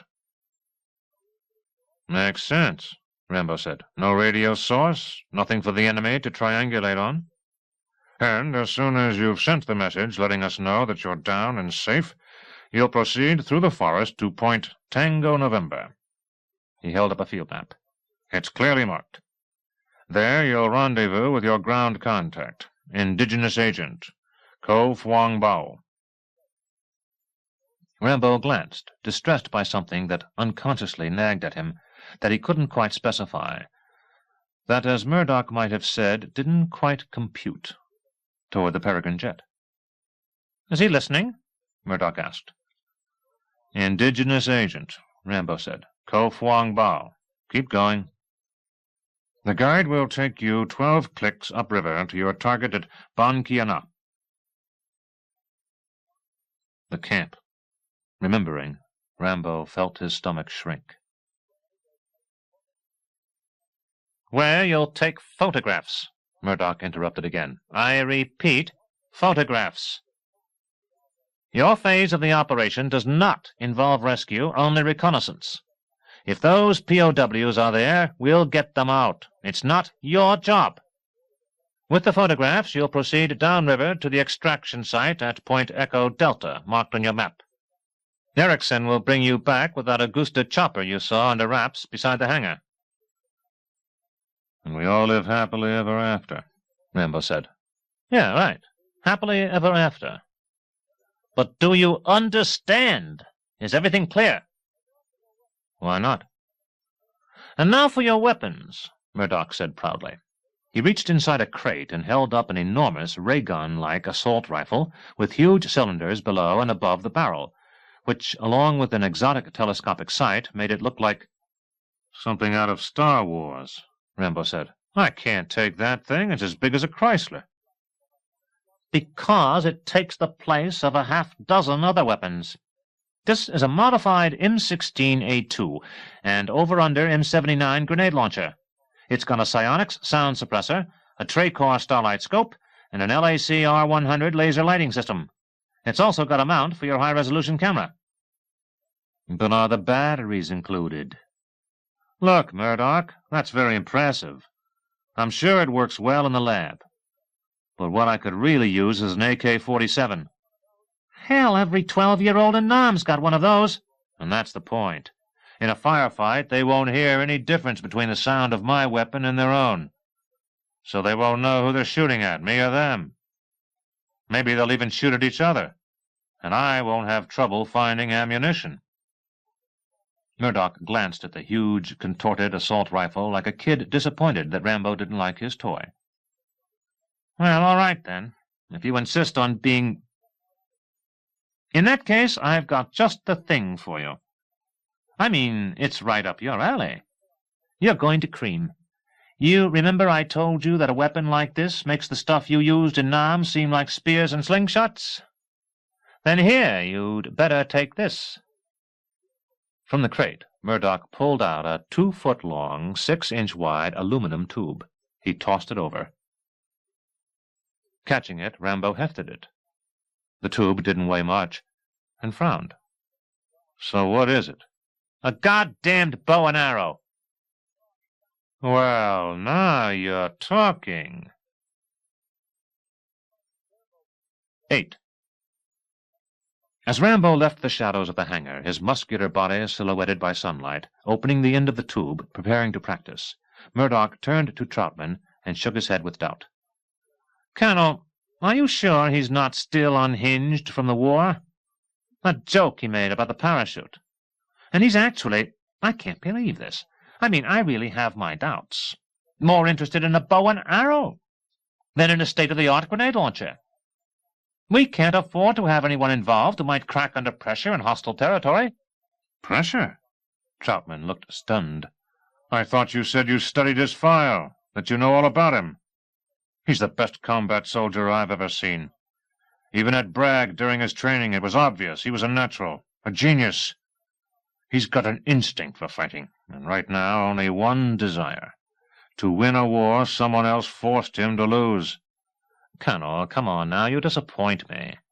I hope you're not going back to that old chestnut about the government holding the military's arms so it couldn't win." Lies were told, and good men died because of it. And other good men are still being held captive because of it. And Rambo, well, if winning now means he has to die as well, he'll die. No fear, no regrets. That, more than anything, is what makes him special. Crack under pressure? No way. Because, Murdoch, what you choose to call hostile territory— Yeah, what about it? he calls it home. Chapter 3. The What. 1. Outside, a rising whine turned into a steady roar. It made the plywood walls of this narrow room, they reminded him of his prison cell, begin to tremble. Peregrine was out there, getting ready for flight. Before him his equipment was spread out on a metal table, illuminated by a tensor light. Naked, his scrotum tensed against his abdomen, he studied everything. He put on tiger-stripe camis, tied his jump boots, and streaked his face and hands with 2 shades of green camouflage makeup. He removed his survival knife from its scabbard, honing it once more on the pencil-sized diamond sharpener that fit in a loop on the sheath.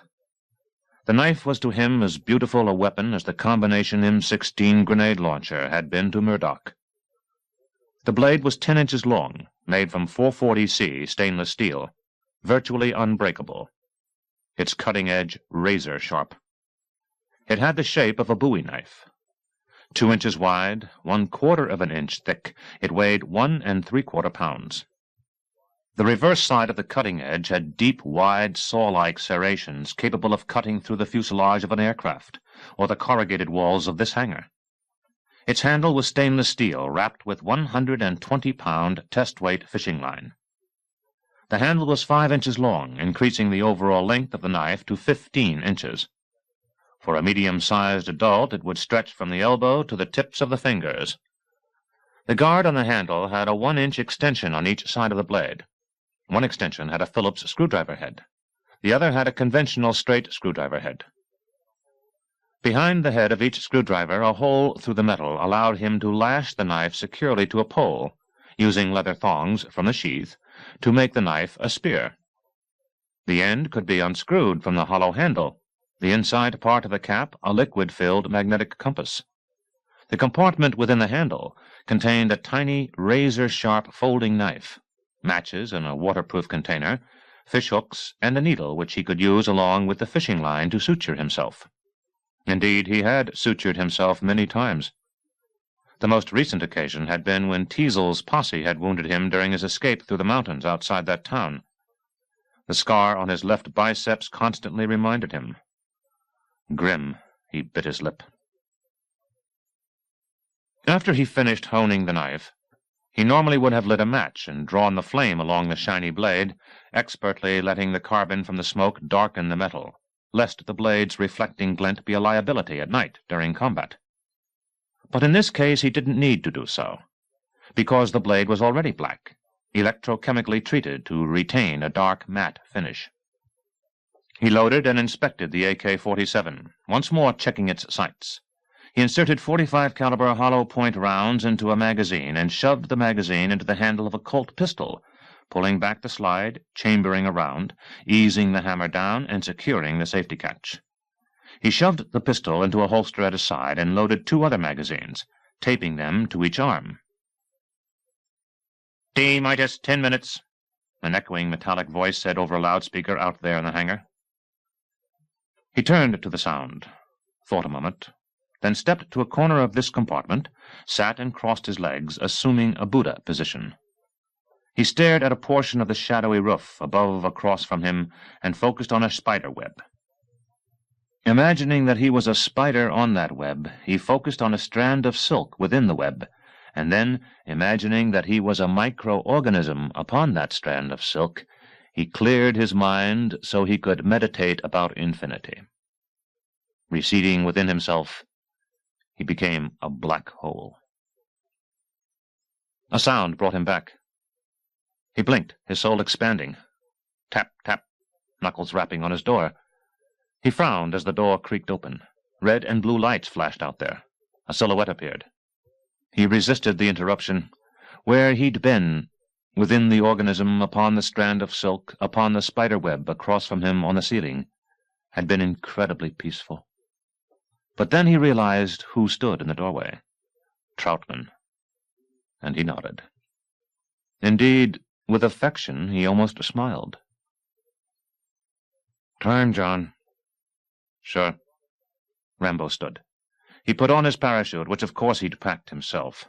He slung the AK-47 over one shoulder. He approached two leather quivers on the table. Both were 22 inches long, sealed with a strap-down leather cap. One contained his bow, the other his arrows.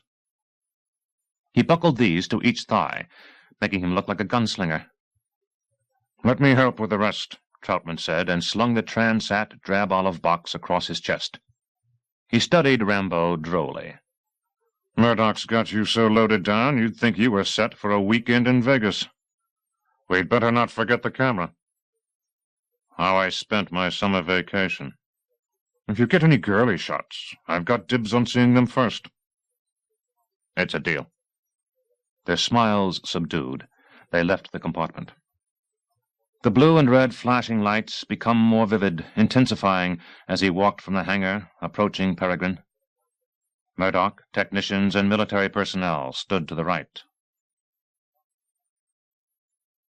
Troutman stopped and turned to face him. "John." Whatever he meant to say, he seemed to change his mind, becoming less emotional, more professional. 36 hours to get the hell in and out, so don't stop to smell the roses, okay? Rambo nodded.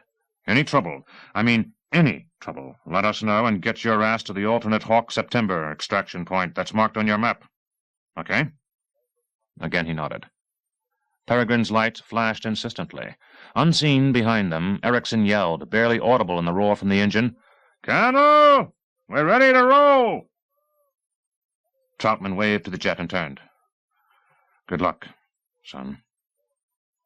Rambo's voice was low and hard.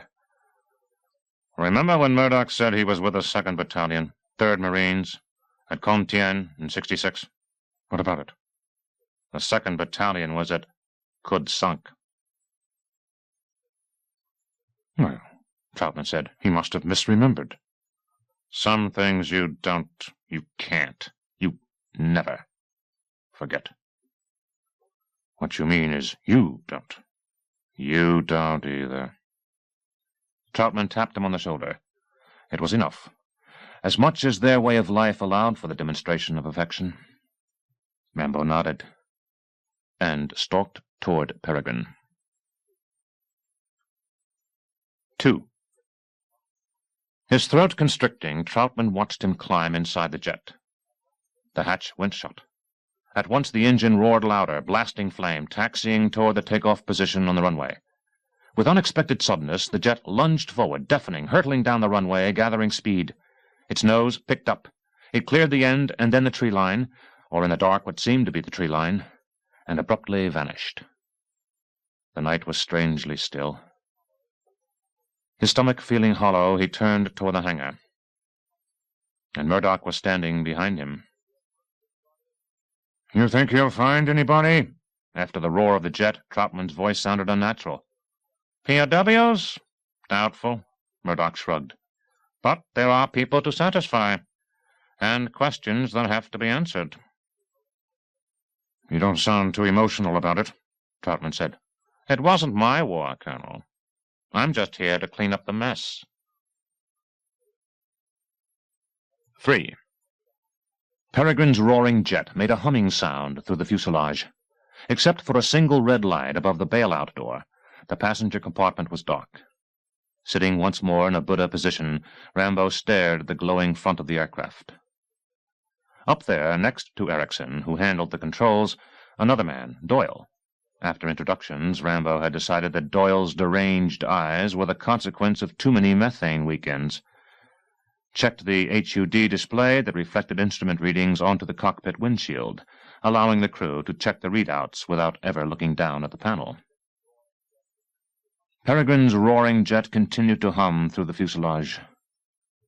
Rambo ignored it, once more on that spider's web. 4. Tensely hunched beside a console in the hangar, Troutman stared at a radar screen, oblivious to Murdoch next to him. "AWACS 2-5 has acquired," an earphoned technician announced. "They are holding timeline." The technician spoke into his microphone. "Affirmative, Lone Wolf, over." Troutman stared harder at the radar. At the glowing dot that represented Peregrine, as the jet seemed to crawl almost imperceptibly across a computer-generated grid of central Laos. The glowing dot, like a laser, burned his eyes. 5. Sensing movement in the cockpit, Rambo lifted his consciousness from the imaginary spiderweb. As a blurred image suddenly focuses, he found himself in Peregrine's interior. Ahead, silhouetted by the glow of instruments, Erickson was standing. He let Doyle handle the controls and squeezed past his seat to come this way, his outline blending with the dark. "You don't want to miss this. Have a look." Rambo stood and followed him, stopping between the pilot and co-pilot seat. To the right, Doyle was hunched forward, his nose inches from the canopy. To the left, Erickson buckled in and took over the controls. Through the windshield, Rambo saw only darkness for a moment. Then his eyes adjusted, and moonlight made the rain forest spread out below him glow eerily. Thickly leaved trees, dense, crowded, seemed to rush beneath him at astonishing speed. "Now comes the sexy part," Erickson said. He switched off the instrument lights. The cockpit went totally dark. And ahead, jagged, towering, filling the horizon from one end to the other, a chiaroscuro emphasized by the moon, was the massive Annamese mountain range. One moment the range seemed in the distance. The next it loomed directly in front, and Erickson pushed the controls, streaking down. He followed the rippling contour of the foothills. He snaked through a twisting canyon, mountains suddenly on each side. He made the Peregrine slither between their flanks. Beside him, Doyle giggled and switched on a penlight, aiming its tiny beam toward the instruments so Erickson could read them. But Erickson was far beyond the need to read instruments. He and Peregrine were one. The roar from the airstream outside sounded awesome. Erickson let out a rebel yell. "Woo-yah! Love it!" Despite his seatbelt, he squirmed excitedly. Doyle giggled again. "Punch it! Give me more G's!" Rambo felt his stomach pushing toward his back. And as quickly as the mountains had loomed, they disappeared, replaced by another rush of dense, eerie rainforest. Though it seemed impossible to do, Erickson hugged the Peregrine even closer to the treetops. "Back in the Badlands, my man," he said. The rainforest looked no different from its counterparts in Thailand and Laos, but Rambo's muscles hardened. This was Nam, in-country, and that made all the difference. "Party time," Doyle said. Erickson nodded. "She's yours." He unbuckled and stood, adjusting his earphone set. "Better saddle up," he told Rambo. "Insertion in -1 minute." Rambo's heart sped. At once he concentrated and brought it back to normal. 42 beats per minute. He turned and walked back to the passenger compartment. Erickson opened the door. The buffeting roar was deafening. Rambo squinted. After one last equipment check, he hooked his static line to the rod above his head. Outside, the rain forest swept by, so close that leaves were distinguishable in the moonlight. The red light above him changed to yellow. Rambo took a breath. 5 seconds, Erickson said. 4, 3, 2, 1. Have a nice night. The yellow light turned to green. Go, Erickson said. And with a single powerful stride, Rambo leaped through the open door. Gone. 6. "Jesus Christ!" Troutman heard from the radio. The voice belonged to Erickson, panicked. Murdoch straightened. "What the hell? What's happening?" A pulsing alarm blared from the speaker. "Oh, shit! Oh, Jesus fucking Christ!" Erickson blurted from the radio. "What's happening?" Murdoch repeated. He grabbed the microphone. "Dragonfly! Come in, Dragonfly!" "His static line! Oh, Jesus fuck, he's hung up!" Erickson shouted from the radio. "He's what?" "Condition red! His line didn't separate from the chute! He's being dragged!" Troutman dug his fingernails into his palms. "Release the line!" Murdoch yelled. "I can't! It won't— For Christ's sake, cut it!" "Can't! I don't have a knife! Oh, motherfuck, he's being torn apart out there!" Troutman's hands felt sticky. Peering down, he saw that his fingernails drew blood from his palms. "Condition red! Condition—" 7. As he leaped through the open doorway, feeling sudden weightlessness, his stomach expanding, Rambo had winced from the unexpected, brutal jerk. His shoulders were yanked so hard that he feared they'd be dislocated from their sockets. The pain was overwhelming. He walloped against the side of the fuselage, gasped, and dropped, his equipment tangling. As he was dragged along, twisting, turning, an arm's length from Peregrine's belly, so close to the treetops that they threatened to rake his guts out, he realized with alarm what had happened. His static line. It hadn't pulled free. It hadn't jerked loose to open his chute. The wind velocity was agonizing. It tore off his helmet. It forced air down his throat. He couldn't expel it, couldn't breathe. The G-force pinned his arms to his sides. The weight of all his equipment threatened to crush him. Pull the chute cord, he thought frantically. But then he realized that if he got the chute open, and if the static line remained attached to it, he'd become caught even worse on the jet, this time by the chute itself. Peregrine's roaring engine, combined with the din of the jet stream, threatened to burst his eardrums. His AK-47 was torn from its position on his shoulder, dragged down his helpless arm, cascading free toward the unseen rainforest. Something gave way on his Transat radio cinching. It, too, was yanked away, spinning below him, disappearing toward the shadowy trees. Breathe. Oh, my God, I've got to breathe. 8. Doyle winced from the roar in the cockpit, the raucous blare of the pulsing alarm, and stared ahead through the canopy, his mouth hanging open, gasping at another set of mountains streaking toward him.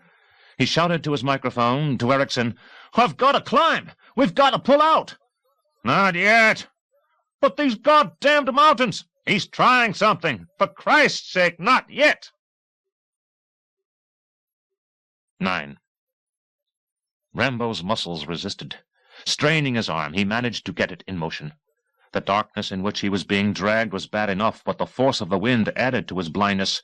He had to do this by feel. Inch by inch, in agony from the effort, his arm cramping fiercely, he groped toward the knife on his belt. Breathe.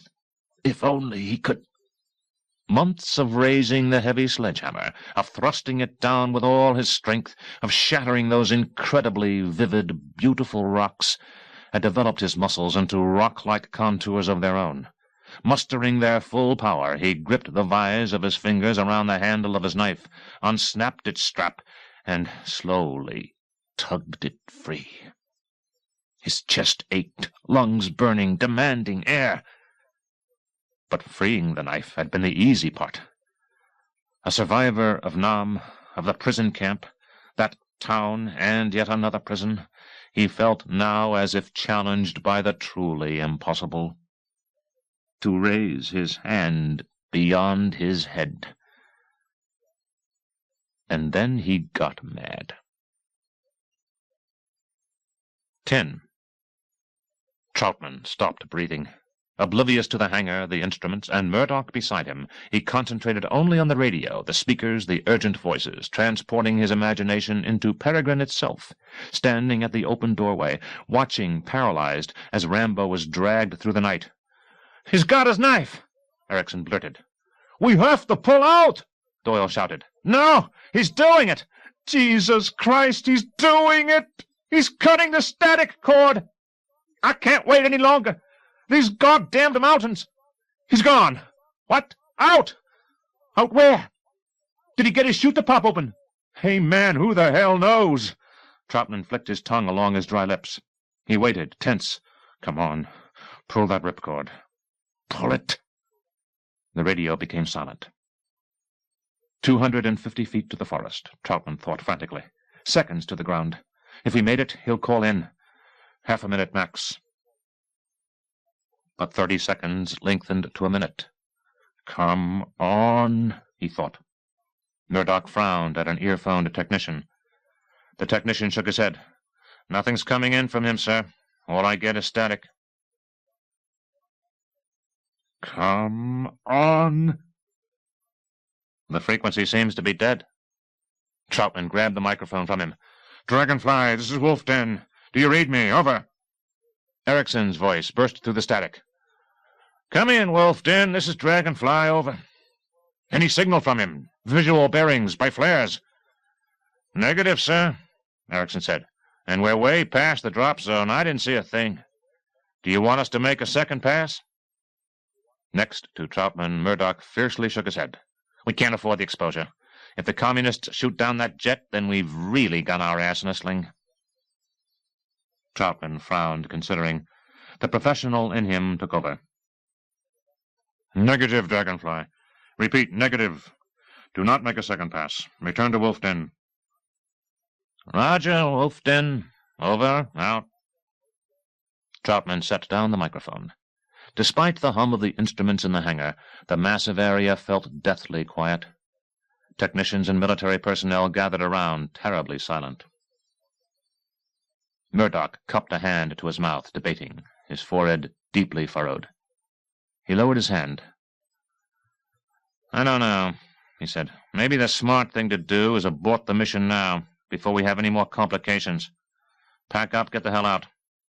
No, Troutman said. But I mean, who could have survived something like that? If anybody could. He could? Colonel, I appreciate your loyalty. I respect it. But for all your faith in him, he's still just a man. We have to be practical. Troutman raised his voice. He's got to be given the benefit of the doubt. Anything could have happened. His radio might have been damaged. We made a bargain with him, and by Christ, we're keeping it. 36 hours to carry out the mission and reach the extraction site. If he's alive, but he can't communicate with us, he'll still do the job. And he'll count on us doing ours. We owe him that. Murdoch stared. His jawline slowly softened. Of course we do. He squinted. But understand, 36 hours. That's the end of our bargain. And then we pull out. Of course. He'd expect no more. And no less. 11. As Rambo's chute exploded open, Peregrine was suddenly gone, the flame from its afterburner vanishing like the off-blink of a firefly in the night. As well, the roar was gone, the din of the wind. He felt the yank of the parachute on his harness, and as his speed reduced, his stomach regaining its equilibrium, he floated. The soothing sensation was deceptive. With wind-caused tears blurring his eyes, he couldn't see the rainforest below him, but touchdown would be alarmingly soon. The trick now was to press his legs as tightly together as his muscular thighs would allow. The maximum risk of jumping into thickly wooded terrain, especially at night, was that your legs would separate and you'd land hard, straddling a tree limb, and split your body straight up the middle, one half toppling this way, the other blood-gushing. Rambo shut the image from his mind, continuing to squeeze his legs shut. A heavy branch whisked past him. His shoulder scraped a bough. His chute snagged, jerked him, but at least it slowed his descent, then tore free, dropping him for a sudden 5 feet, then another. Bracing himself for the landing he couldn't anticipate, he gasped from the shock of his boots touching down. His knees were already bent, absorbing the impact. Automatically he curved his body, rolling sideways. Onto what? His shoulder whacked over a log. Still rolling, he rustled through ferns, bumped across another log, and walloped to an agonizing stop against a tree. The impact so stunned him that he had to lie there for a moment, letting his senses adjust, his muscles relax. A tremor shook him. And then, despite the pain in his back, he felt ready. Crouching smoothly, he hauled in his chute, glancing on guard around him, straining to penetrate the gloom of the rainforest. Animals skittered through branches. Monkeys screeched. Then the night was still. Compacting his chute, he stuffed it beneath a log, concealing it with ferns. The stifling humidity enveloped him, making his camouflage clothes cling slick to his sweaty chest and arms and legs. He felt as if he breathed through a steaming wash-rag. Equipment check. He'd lost his rifle, his camera, his Transat radio. No way to communicate with base, no way to... How would they know he'd survived? How would they know that they still had to pick him up in 36 hours? No, he had to stop thinking like that. If Murdoch was the only man running the show, he knew he'd have a right to worry. But Troutman was back there too. And Troutman he could count on. The pickup team would be there, as promised. And he himself would do the mission, as promised. His momentary doubt was gone. All right, he knew what he'd lost, but what did he have? His knife? His pistol? The 2 quivers strapped to his thighs. Despite the circumstances, Rambo had to grin, remembering Murdoch's astonishment when he'd rejected the over-under M16 grenade launcher in favor of... Here, Murdoch had said, you want the equivalent of spears and slingshots? This'll be right up your alley. A bow and arrow. Rambo stood. His eyes had now adjusted to the night. Moonlight filtered down through the drooping foliage of the massive trees. Its scattered beams were eerie, glowing shafts in the swirling night mist. This rainforest was among the most primeval in the world, a welter of violent growth and death-filled shadows. Massive tree roots gripped the earth as if strangling it. Twisting vines climbed, swaying, into the vaulted canopy above. Water dripped constantly.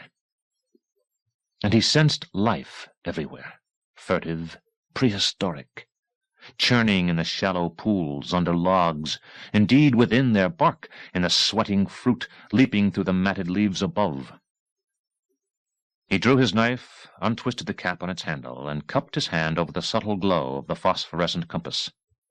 He didn't dare strike a match to read the waterproof map in his back pocket, but he'd memorized the coordinates toward which he'd have to move, and for the moment, as he studied the luminous needle on his compass, he decided that he couldn't go wrong if he started in the general direction of his rendezvous site. Northeast. Deeper into Nam. He nodded, determined, wraith-like, shifting through the undergrowth. 12. At dawn, the maze-like obstacles of the rainforest becoming more distinct, he struggled up a steep hill, grabbing vines and tree roots for leverage, lunging onto level ground at the top. Catching his breath, he once more checked his compass. From this ridge-line, the sun gleaming higher, he was able to see the features of the deceptively beautiful, overgrown valley below him. Comparing what he saw to the topographical features on his map, he now located his position, slightly altered his direction, and moved precisely toward the rendezvous site, descending the ridge. Through claustrophobic undergrowth, he reached a sluggish stream, stepping off the muddy bank, wading through the tepid, knee-deep, scummy water. Clouds of mosquitoes attacked his face, tickling his eyelids, buzzing up his nostrils, irritating. But by now he was used to them, and he'd shoved malaria-fighting suppositories up his anus. Knowing it would do no good to swat at the insects, he didn't.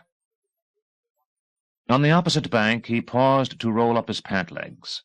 Fat, liver-like bloodsuckers clung to his shins. He removed a small plastic pouch of salt from his shirt pocket, swallowing some of it, not tasting its bitterness, which meant that he needed it, then dabbing salt on each bloodsucker, the white grotesque against their pulsing black. It gave him satisfaction to see them squirm. One fell away. The others writhed and soon dropped as well.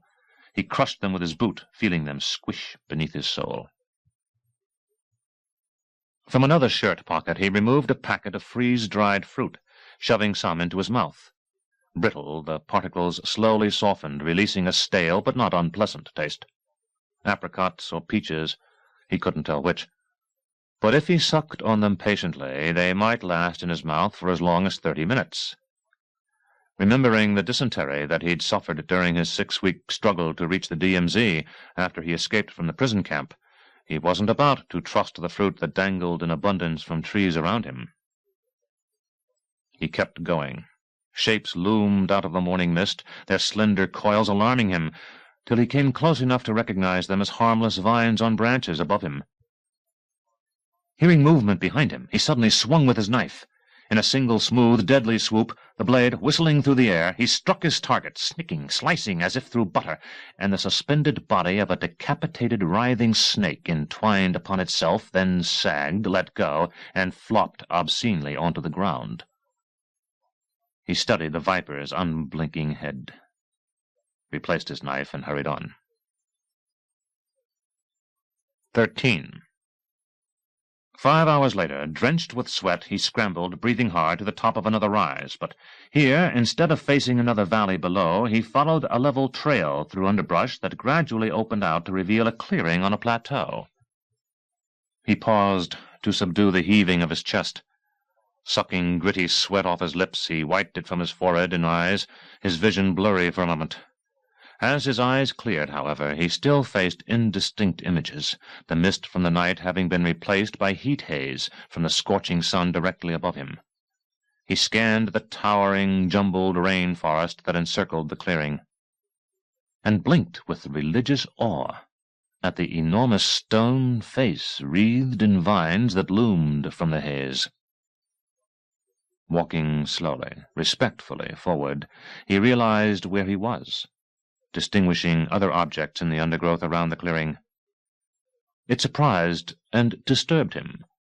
He'd entered the atrium of a long-abandoned wat, the ruins of a Buddhist temple, several hundred years old. As he passed through the haze, other objects became discernible. Serene despite the ravages of centuries, 2 stone Buddhas, massive, 30 feet tall, sat flanking the well-worn steps of a weathered temple. Trees and vines all but obscured the cracked and tumbled forms of ornately carved walls.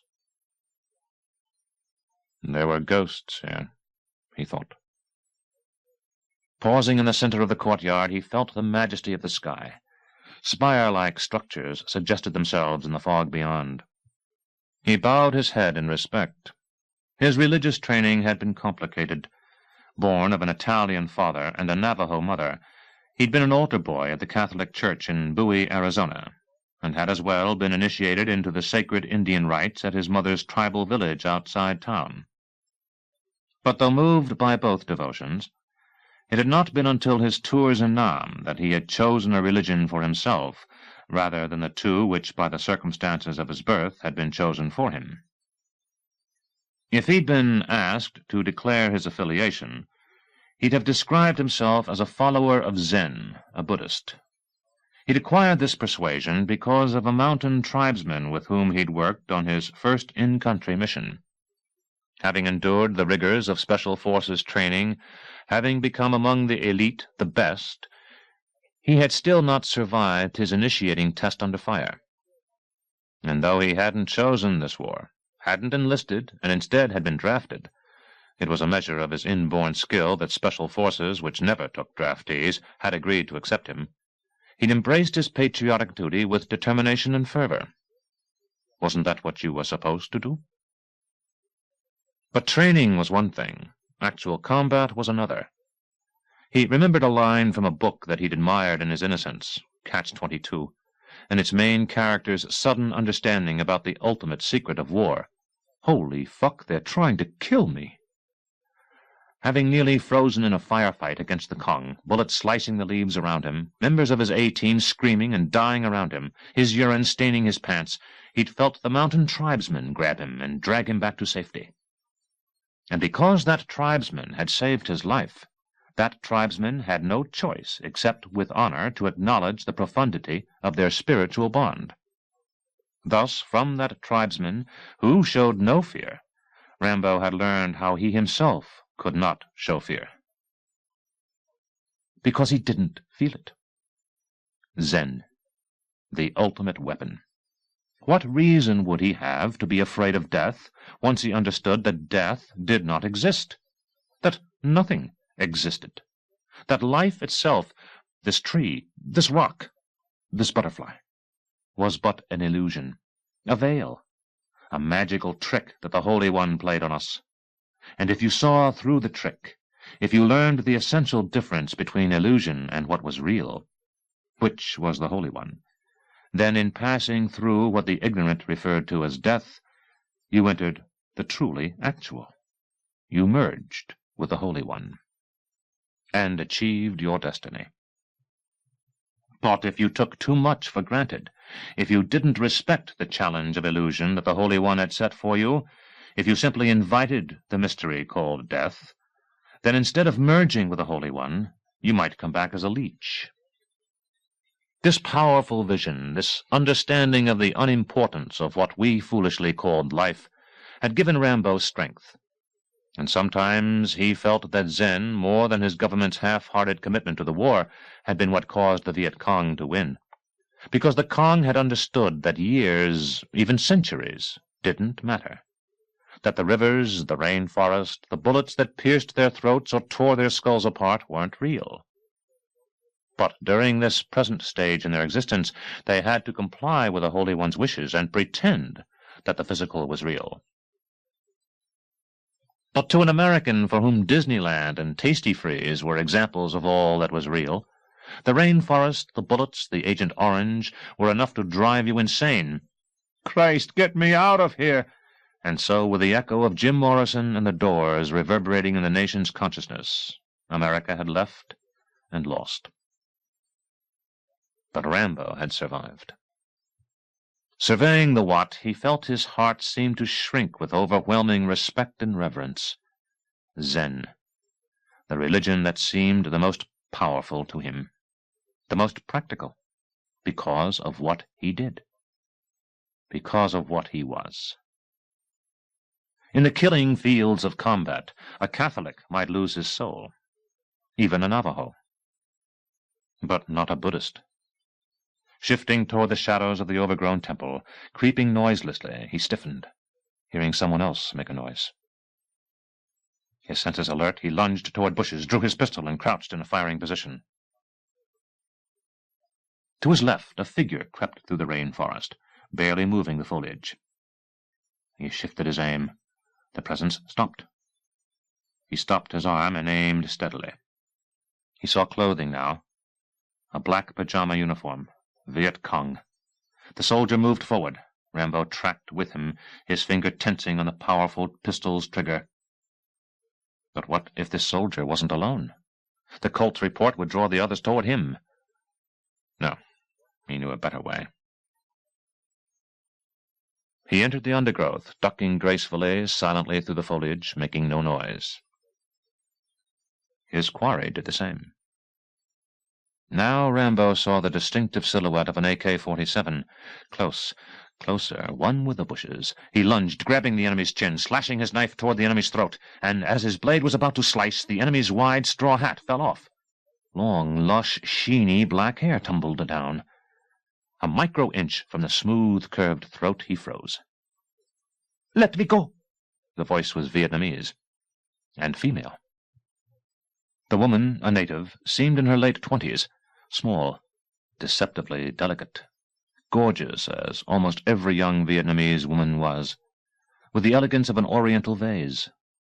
Her eyes were wide open, expressive. Her mouth was strong, sensuous, parted in sudden fear. She spoke again in Vietnamese, repeating, "Let me go!" Her voice lowered as she humbly cast her eyes down. "Please." She raised her eyes. Apparently realizing that Rambo, despite his camouflage makeup, was American, she surprisingly switched to English. "I'm sorry. I did not expect. You first tourist here in long time. Did not mean to interrupt." His knife still ready, Rambo kept staring. "You come here, see Buddha? Ask for truth?" she asked. He still didn't speak. "Or you just lost? If so, I guide you."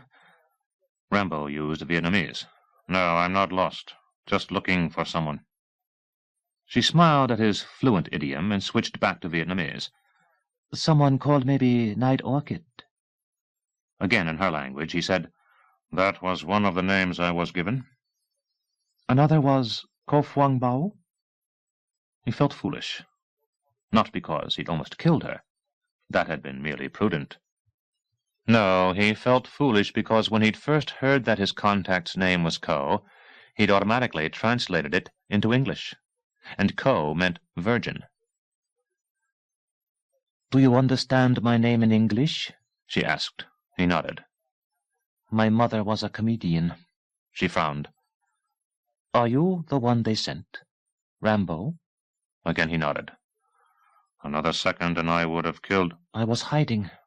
You didn't come on time. I thought you were one of the mercenaries still here. Why are you late?" "Well, I had some problems. I got hung up." They faced each other awkwardly. "I see it in your eyes," she said. "You didn't expect a woman." He shrugged. "Does that make a difference?" she asked. He shook his head. "In America, they've got something called the Women's Liberation Movement." "Sounds communist." He grinned and shook his head. "It's kind of complicated. But what it means is that it's not what sex you are, but how well you do what you do that's important." "Then you don't need to worry."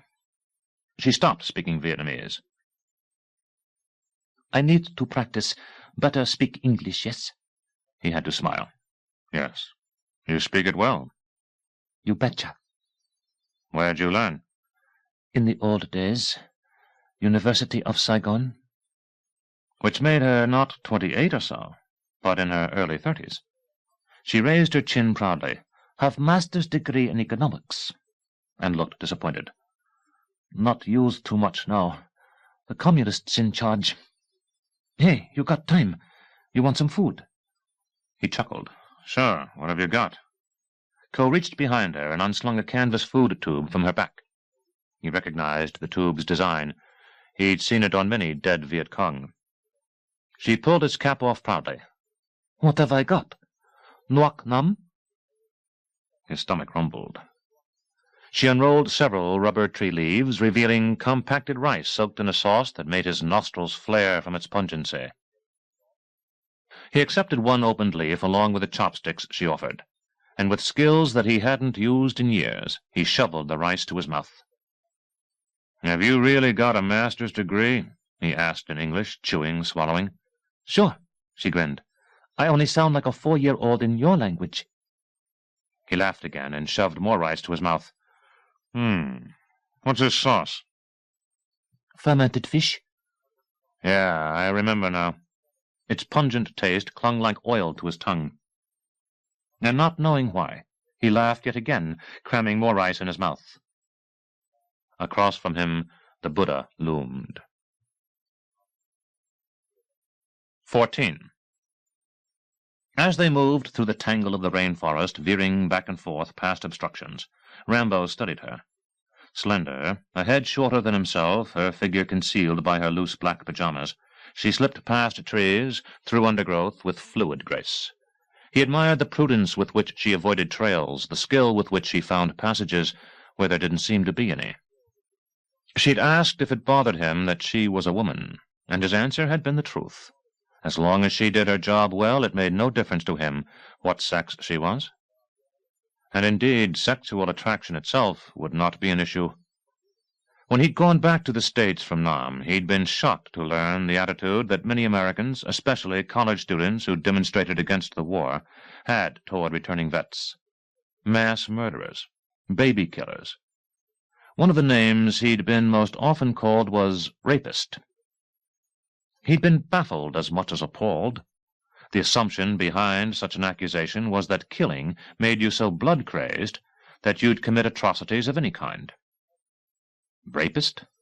The crime was repugnant to him. It was true that he'd heard about soldiers who'd raped Vietnamese women in villages after an attack. But those men had been treated with contempt by fellow soldiers. Lowlife, animals who'd been that way in the world and hadn't changed when they'd come to Nam. But as for the soldiers whom Rambo had known and respected, didn't civilians understand that combat turned you away from sex? Never mind rape, the thought of which he loathed. Combat turned you away from normal sex, consenting sex. Growing up a teenager in Bowie, Arizona, he'd been as interested in girls as any other hormone-inspired boy he went to school with. Of course, in those days, the so-called sexual revolution had not yet occurred, and he'd stayed a virgin till he was 21, his partner the girl he planned to marry. He still remembered her lovely straw-blonde hair. But then he'd gone into the army, and when he came back from the war, she'd already married someone else, had 2 young sons and a daughter, and spoke to him as if they'd never been more than casual friends. Indeed, she seemed embarrassed, as if she didn't want to remember him at all. He didn't resent that she'd married someone else. After all, he'd been gone a long time, and for a while had been given up for dead. He couldn't have expected her to wait for him.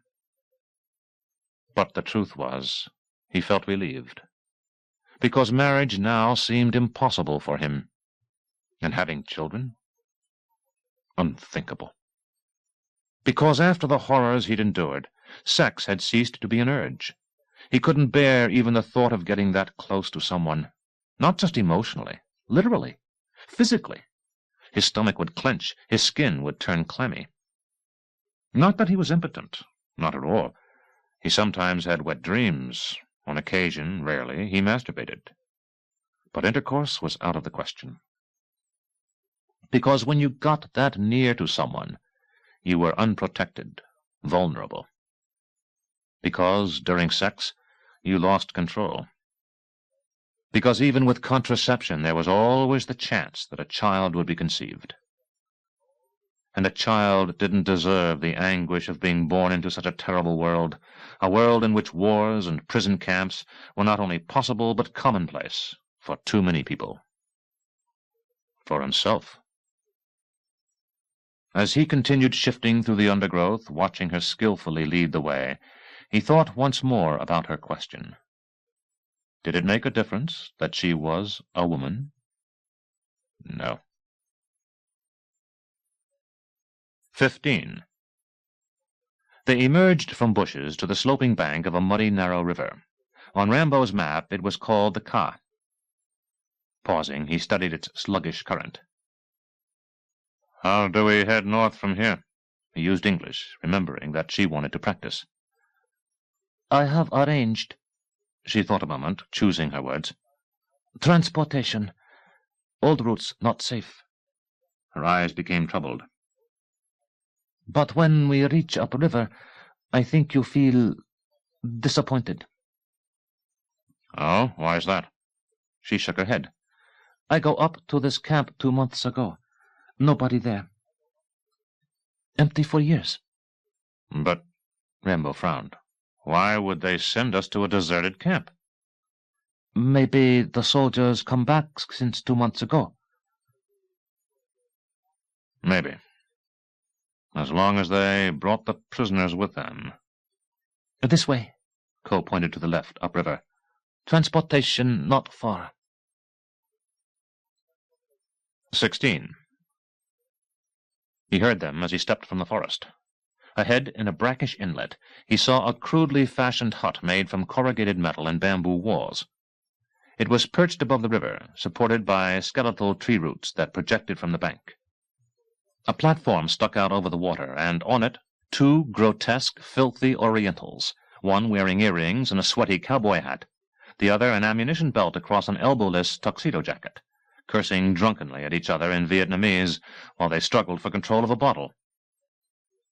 As Rambo came closer, he recognized the label on the bottle. Budweiser. Ko shouted to them in Vietnamese, "Let's go!" The men turned abruptly. Startled, they grabbed for their AK-47s, dropping the bottle, no longer caring that it rolled off the platform, splashing into the water. Surly, they aimed. Then, through their red, bleary eyes, they apparently recognized Ko. One muttered to the other. The second man snorted. And Rambo relaxed as they lowered their weapons. But he heard the brush of leaves behind him and turned, distressed, as 2 other river rats emerged from concealment in the forest. These guys look like they'd sell their mothers, he murmured to Ko in English. Sometimes they do. They are pirates, opium runners. She tried to sound optimistic. But best way upriver, not get army suspicious. Right now, it isn't the army I'm worried about. Next to the hut, a dilapidated sampan wallowed in the water, its deck housing, too, made from corrugated metal and bamboo. From its cabin, an even more grotesque Oriental came out and stepped onto the shore, slightly weaving as he approached. He had long, greasy hair, an assortment of cheap necklaces dangling down his chest, 4 wristwatches along one arm, and a pearl-handled revolver stuck into the waist of oil-stained American designer jeans, a size too large for him. He grinned, revealing bare gums where his upper front teeth should have been. "Co, keep using English when you talk to me," Rambo said, his voice low, before the man arrived. She seemed confused, but she did what he asked, gesturing toward the man, bowing politely. "This is Captain Trong Kin." Rambo bowed as well. "Captain?" Keen showed more of his gums. Tapping his chest, he spoke in English. "Wacky number 1. You come number 1 sampan." "Yes, I can see that," Rambo said, "and I thank you for helping me." "Plenty glad to help, you bet." Keen seemed fascinated by the 2 quivers slung across Rambo's back. "You speak my language well." "But do you speak mine?" the captain asked, switching to Vietnamese. With apparent confusion, Rambo glanced from the captain to Ko. Still using Vietnamese, Keen turned to Ko. "He does not understand." She shook her head. Keen's toothless grin dissolved. "You brought the money?" "Here." Ko reached inside her pajamas and handed him a wad of crumpled American money. Keen greedily counted it. He squinted. "Where's the rest?" "Half now, half later." "That wasn't the deal." Ko simply stared at him. Keen's lips curled. He swung toward his men, barking orders. They scrambled drunkenly to obey, shouting contradictory commands at each other, clumsily casting off mooring lines from the sampan, jumping aboard, one nearly losing his balance, flailing his arms to keep from falling into the water. The others jeered, hooting obscene insults. As if a button had been pushed, Keen's hideous, toothless grin returned. He gestured toward the sampan. Reluctant, walking with Ko, Rambo got on. 17. In the cabin, a raisin-faced Vietnamese woman holding an infant shuffled aside as Rambo entered. The room was shadowy, smoky, its roof so low that he had to stoop. It was also claustrophobically cluttered. Every possible space was crammed with scavenged or looted junk, empty Coca-Cola cases, rust-pitted hubcaps, an old Victrola radio, a TV set with a broken screen, mildewed books, dead chickens, an ice cube tray, a tireless bicycle wheel, 2 outboard motors. There seemed no pattern or logic to it. But behind ammo cases, Rambo saw the upright barrels of several rifles and shotguns. 3 members of the crew stumbled in, adding to the crowded stench in the cabin. One of them produced a bottle of Jim Beam whiskey, drinking from it, only to have it yanked from his hand. The wrinkled woman with the infant lit a long-stemmed clay pipe. As the smoke reached Rambo, his nostrils twitched from the sick, sweet odor of opium. He felt the sampan list as it drifted from shore and started upriver. An engine sputtered weakly. Keen's shadow appeared in the open doorway. Wiping saliva from his lips as it leaked past his toothless gums, he used English again. "You want a drink?" He gestured toward the whiskey bottle one of his men was drinking from. Rambo shook his head. "Too bad." Keen brightened. "No, not too bad. More for me." He grabbed the bottle from the man and cursed him. "Sleep here," Ko told Rambo. "Safe while we go upriver." "Sleep?" Rambo glanced at the clutter. "Where? And what about patrol boats?" "Ah," Keen waggled his finger. "No worry, patrol boats." Like a kid unwrapping a Christmas present, he raised the lid on a greasy wooden locker, peering delightedly inside. Rambo understood his delight when he saw what Keen took out of the locker. The pride of his arsenal. A huge, forbidding Russian-made RPG-7 portable rocket launcher. Keen's eyes glistened evilly. "We will have no problems?" "No," Rambo said. "No problems." Chapter 4. The Compound. 1. Troutman stared out the huge open door of the hangar, his muscles aching tensely as the sun dipped slowly lower. He'd been waiting, watching it for several hours. Before that, he'd been pacing the hangar. And before that, he'd been standing behind the radio operator, concentrating on the instrument panel, as if by sheer intensity he could make Rambo's voice interrupt the static. Yes, wait. That was all he could do. And pray. But this much he took hope from. If anyone could have survived that disastrous bailout last night, it was Rambo. Sure. Then damn it, Troutman thought. Why hasn't he called in? I never thought I'd see the day I actually hoped for one of my men in country to have his radio broken. Turning, he straightened expectantly as Murdoch walked over. Anything? Murdoch just shook his head.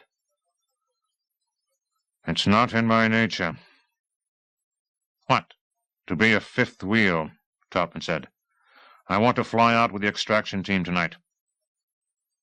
I don't think that's necessary. It might not be necessary. The point is, I want to go. Permission denied. Troutman bristled. Denied? Too dangerous. That'll be a pretty hairy ride. Full colonels aren't supposed to risk their lives. You've paid your dues. You've earned the right to avoid exposing yourself. Why don't you let me worry about the risk? I said I want to— No. This is everybody's worry. My worry, Murdoch said. I don't need a full colonel to get himself shot down over Vietnam. Correct me if I'm wrong, but you're here as a courtesy. Murdoch raised his hands. And yes, I'll admit it, to keep your boy, as you call him, under control. But as long as you're here, you're a part of the team.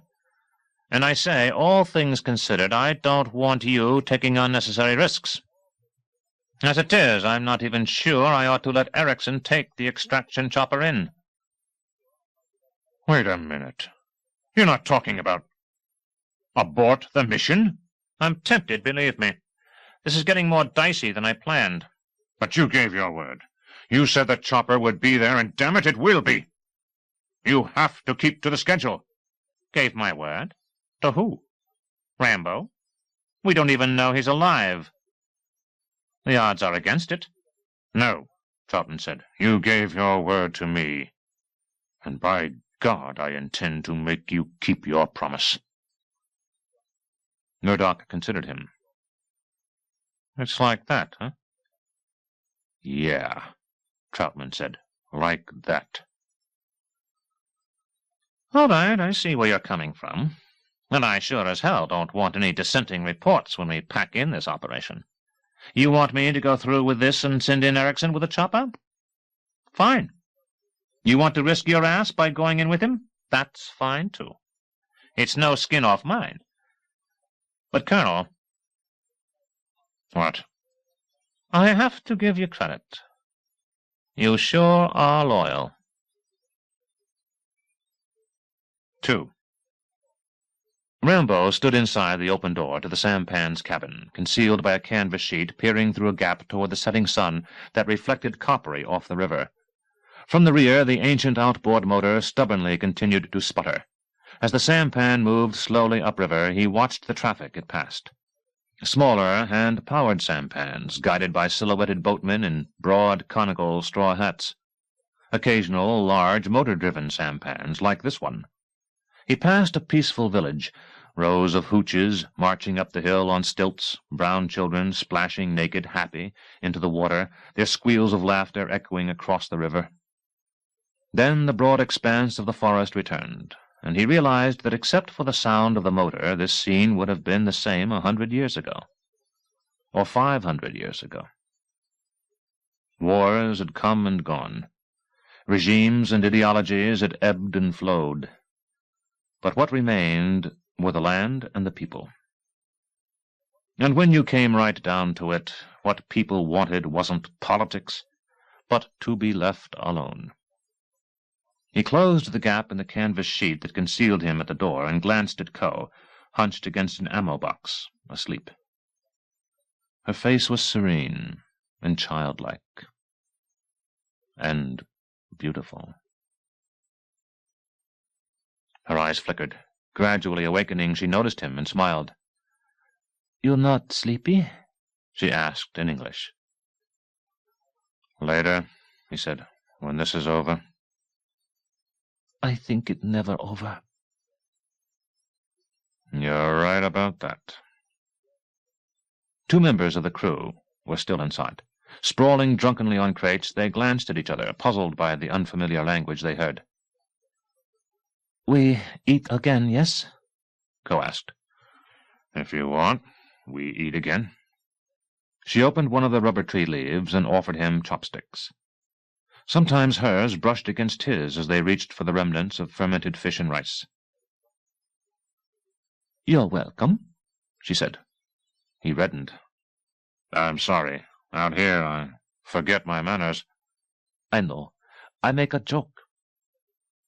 He grinned. "How they get you into this?" she asked. "Long story." "On this?" she said. "Long ride?" He shook his head, chewing rice. "Not long enough to explain." He swallowed. "Hey, what about you? What got you started working for spooks?" "Spooks?" "Intelligence work. What you're doing now." "Oh, yes, I see. Spooks. Very good." Meditating, she sucked on her chopsticks. "They talk to me at university before fall of Saigon. Make deal."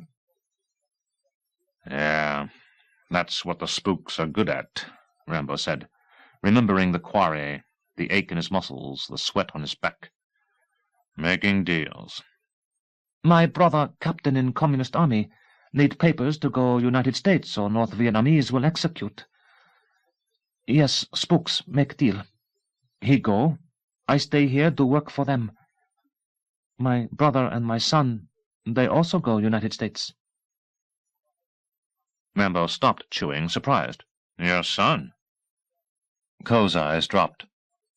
"Nguyen, he 12 now. Not see him for 8 years. I bet he big.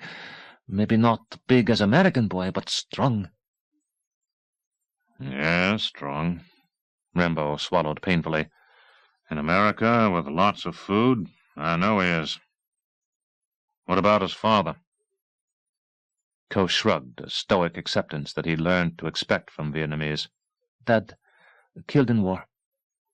Sure, Rambo thought. She'd seen death in every form it could take. She expected it as a common element in everyday life. "I'm sorry." "Yes." She hesitated, and Rambo remembered how bigoted Americans had insisted that killing a gook wasn't the same as the gooks killing an American. "See, those fucking Orientals, they don't respect life like we do. Look at the shitty buildings they're crowded into. Life is cheap over there." Americans, Rambo thought, always assuming that the rest of the world had the same high standard of living. "Yes," Ko said, her voice tight. "I was sorry, too. I think about him many nights." He allowed her a graceful way to avoid the indignity of exposing her grief, changing the subject. "And what about your son, Nguyen? Is that what you said his name was? Where did he go in the States? What city?" She proudly announced, "Huntington Beach, California." "Yeah," Rambo considered. "It's nice there. He's probably even got a surfboard." "Surfboard?" "A piece of wood you stand on to ride a wave." "Ride the—" "It's sort of hard to describe. You have to see it to believe it. What I meant was, your son, I bet he's probably breaking girls' hearts." Ko became indignant. "Nguyen is good boy." "Sure," Rambo laughed. "Of course he is." "He's safe. What matters? Not like here. Not like his father." Ko set down her chopsticks, her eyes bleak. "Too much death. Death everywhere. I just—" "Yes?" "want to live." "So you made a bargain with the spooks to risk your life in exchange for keeping your son safe," Rambo thought. "You're a damned fine lady." "And what about you?" Ko asked. "I'm not sure what you—" "What do you want?" Me? He shrugged. To survive. Survive? That's different from living. I guess it is. I don't think I've lived since... Not so easy, even to survive here. Still war here. Well, Rambo said, to survive war, you have to... Yes? Become war. Ko raised her eyebrows, puzzled. Then why spooks pick you? Because you like to fight? Rambo shook his head. Because I'm good at it, and because I'm expendable. Expendable? Know what it means? Don't tell me. It mean if you in crowd in car, and car have accident, and you're the only one die, no one care. Yes? You got it. Rambo glanced at a leather thong around her neck. As she leaned forward, a medallion attached to it had dangled from the top of her pajamas. He touched it. A tiny golden Buddha. It bring me good luck, Ko said, glancing from his fingers up to his face. What bring you good luck? He pulled his fingers back from the tiny Buddha, debating, and lowered them, clasping the butt of his knife. He shifted his eyes toward the lounging pirates. Ko understood. 3. Frantic shouts outside made him stiffen. Drawing the knife, he spun toward the canvas across the door. In contrast with the sampan's sputtering outboard motor, a powerful roaring engine, louder with every second, sped closer. Ko raced to the curtain, peered out, and swung toward him. Army! River Patrol! His stomach contracted, terribly cold. The drunken pirates tried to rouse themselves. Muttering, they lurched toward the canvas. But Rambo was already diving toward a tarpaulin that drooped across a crate. He scrambled behind the crate, pulling the tarp over him. Its overwhelming, feeling clatter crashed down on him, confused only for a moment till he realized that Ko was burying him. He clutched his knife and drew his pistol, releasing the safety catch. He breathed as slightly as he could, frantic not to disturb the motionless tarp.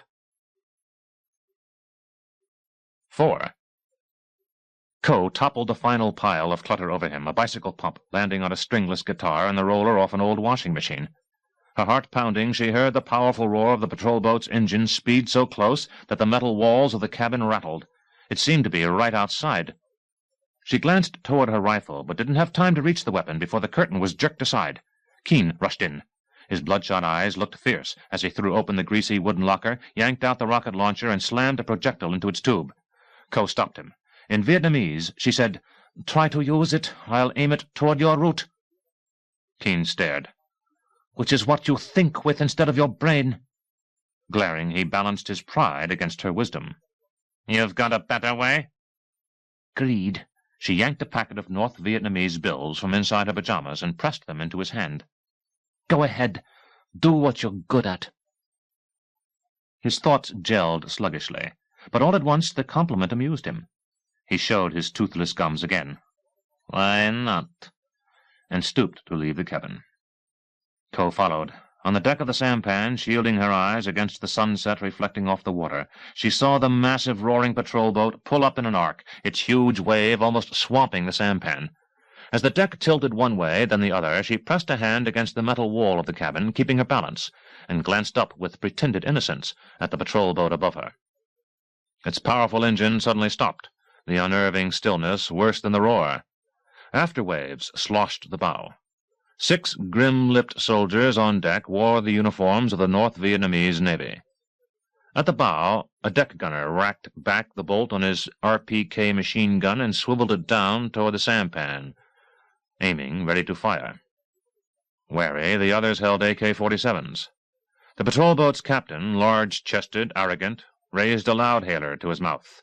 His voice was sharp, metallic, booming, as he blurted rapid orders in Vietnamese. "Stand ready! Stay as you are! Prepare to be boarded!" Keen's river rats shuffled awkwardly on deck, looking, if possible, even more stupid. The scrawny, raisin-faced woman fed her gaunt, sickly child from a sagging breast. Keene gestured magnanimously, his necklaces tinkling.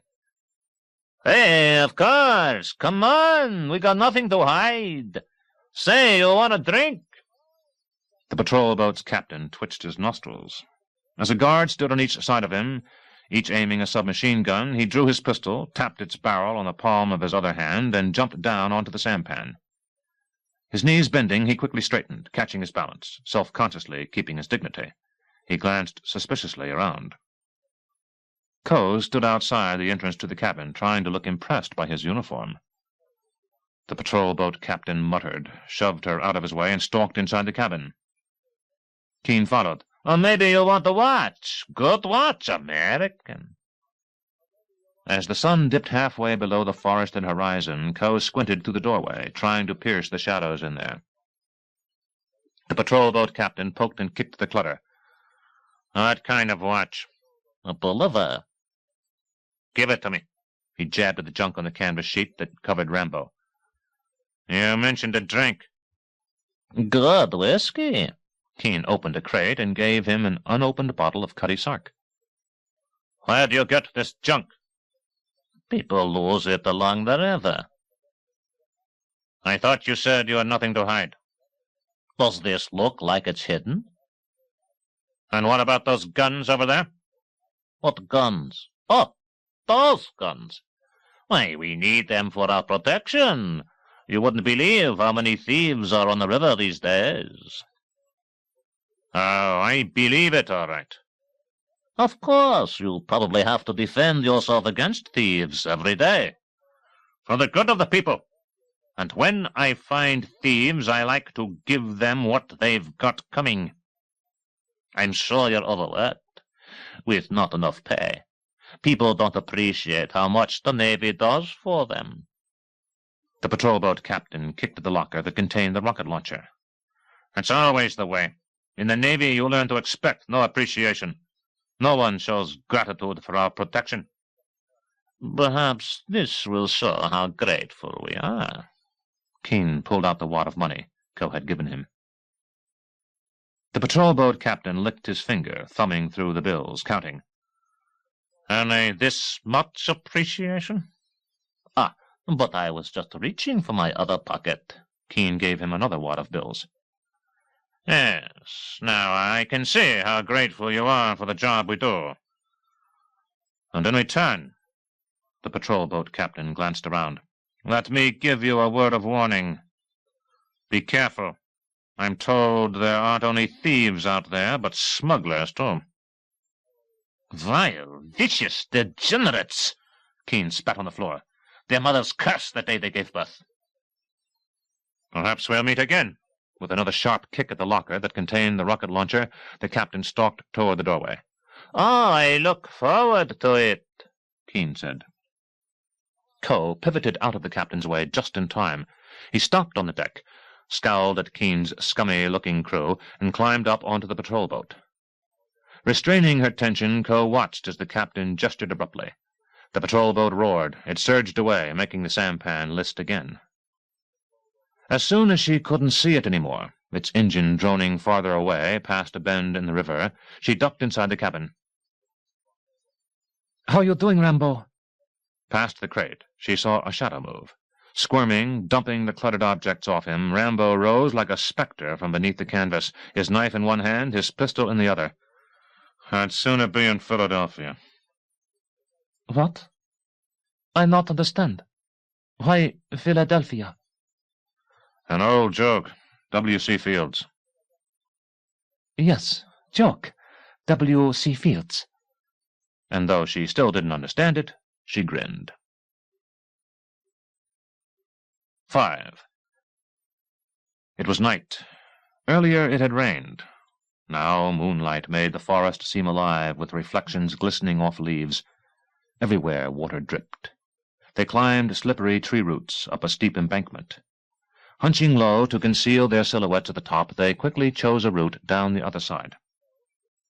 "Wait here," Coe had told Keene after they'd slipped from the sampan, standing knee-deep in muddy water. "We come back, pay rest." Keene had been displeased, not wanting to risk a challenge from another patrol boat, but greed had been more important than his nerves. The thing is, can he be trusted? Rambo thought, shifting through darkness down the slope. Suppose Keene changes his mind and decides the money isn't worth it. What if, when we get back, he isn't there? Then we'll just have to find another way downriver. That's all, Rambo thought. But something else occurred to him. If Keene planned to leave them here, it was logical to assume that Keene would also have tried to take their money, all of it, and kill them. 8 pirates against the 2 of us. Keene might have guessed that the odds were in his favor. For that matter, he might just as well have tried to kill us back at his hut. Why go to all the bother of bringing us up here if he didn't intend to keep his bargain? No, the more Rambo thought about it, the more he felt confident that Keene would be back there waiting for them. As he reached the dark bottom of the slope, his boot touched something round and hollow. It rolled and clacked against something else. Next to him, he heard Coe step on something that rattled.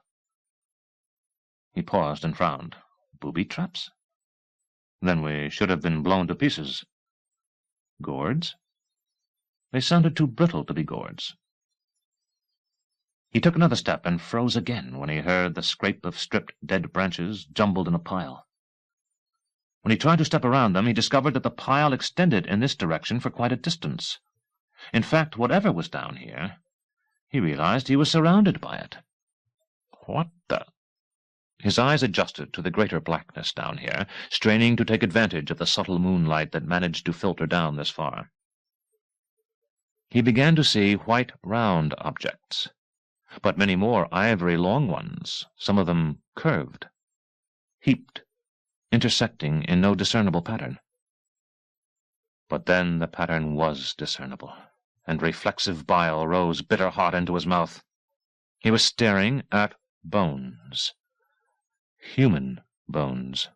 Skulls and skeletons crammed on top of each other, meshed together, vines growing in and out of shattered rib cages, tendrils protruding from fleshless mouths and eyeless sockets.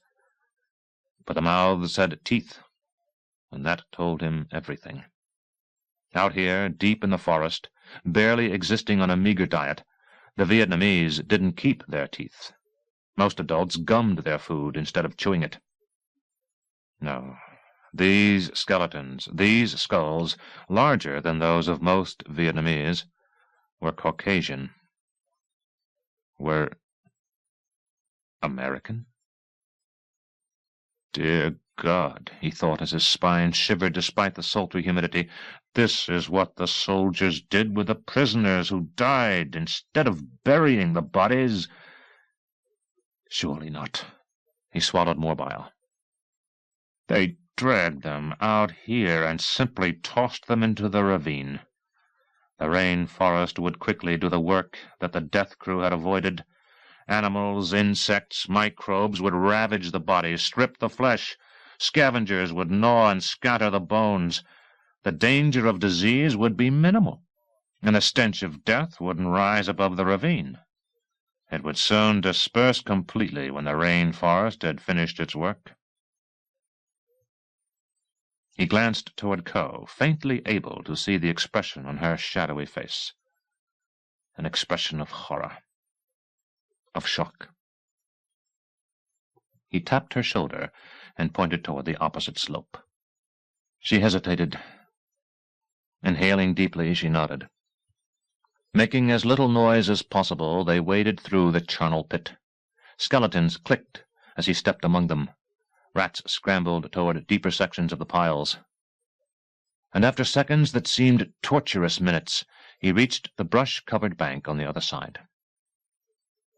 But though he should have felt relieved as he started climbing again, he instead felt apprehensive, not because he knew that the compound was close now, that violence probably lurked ahead, quite the opposite.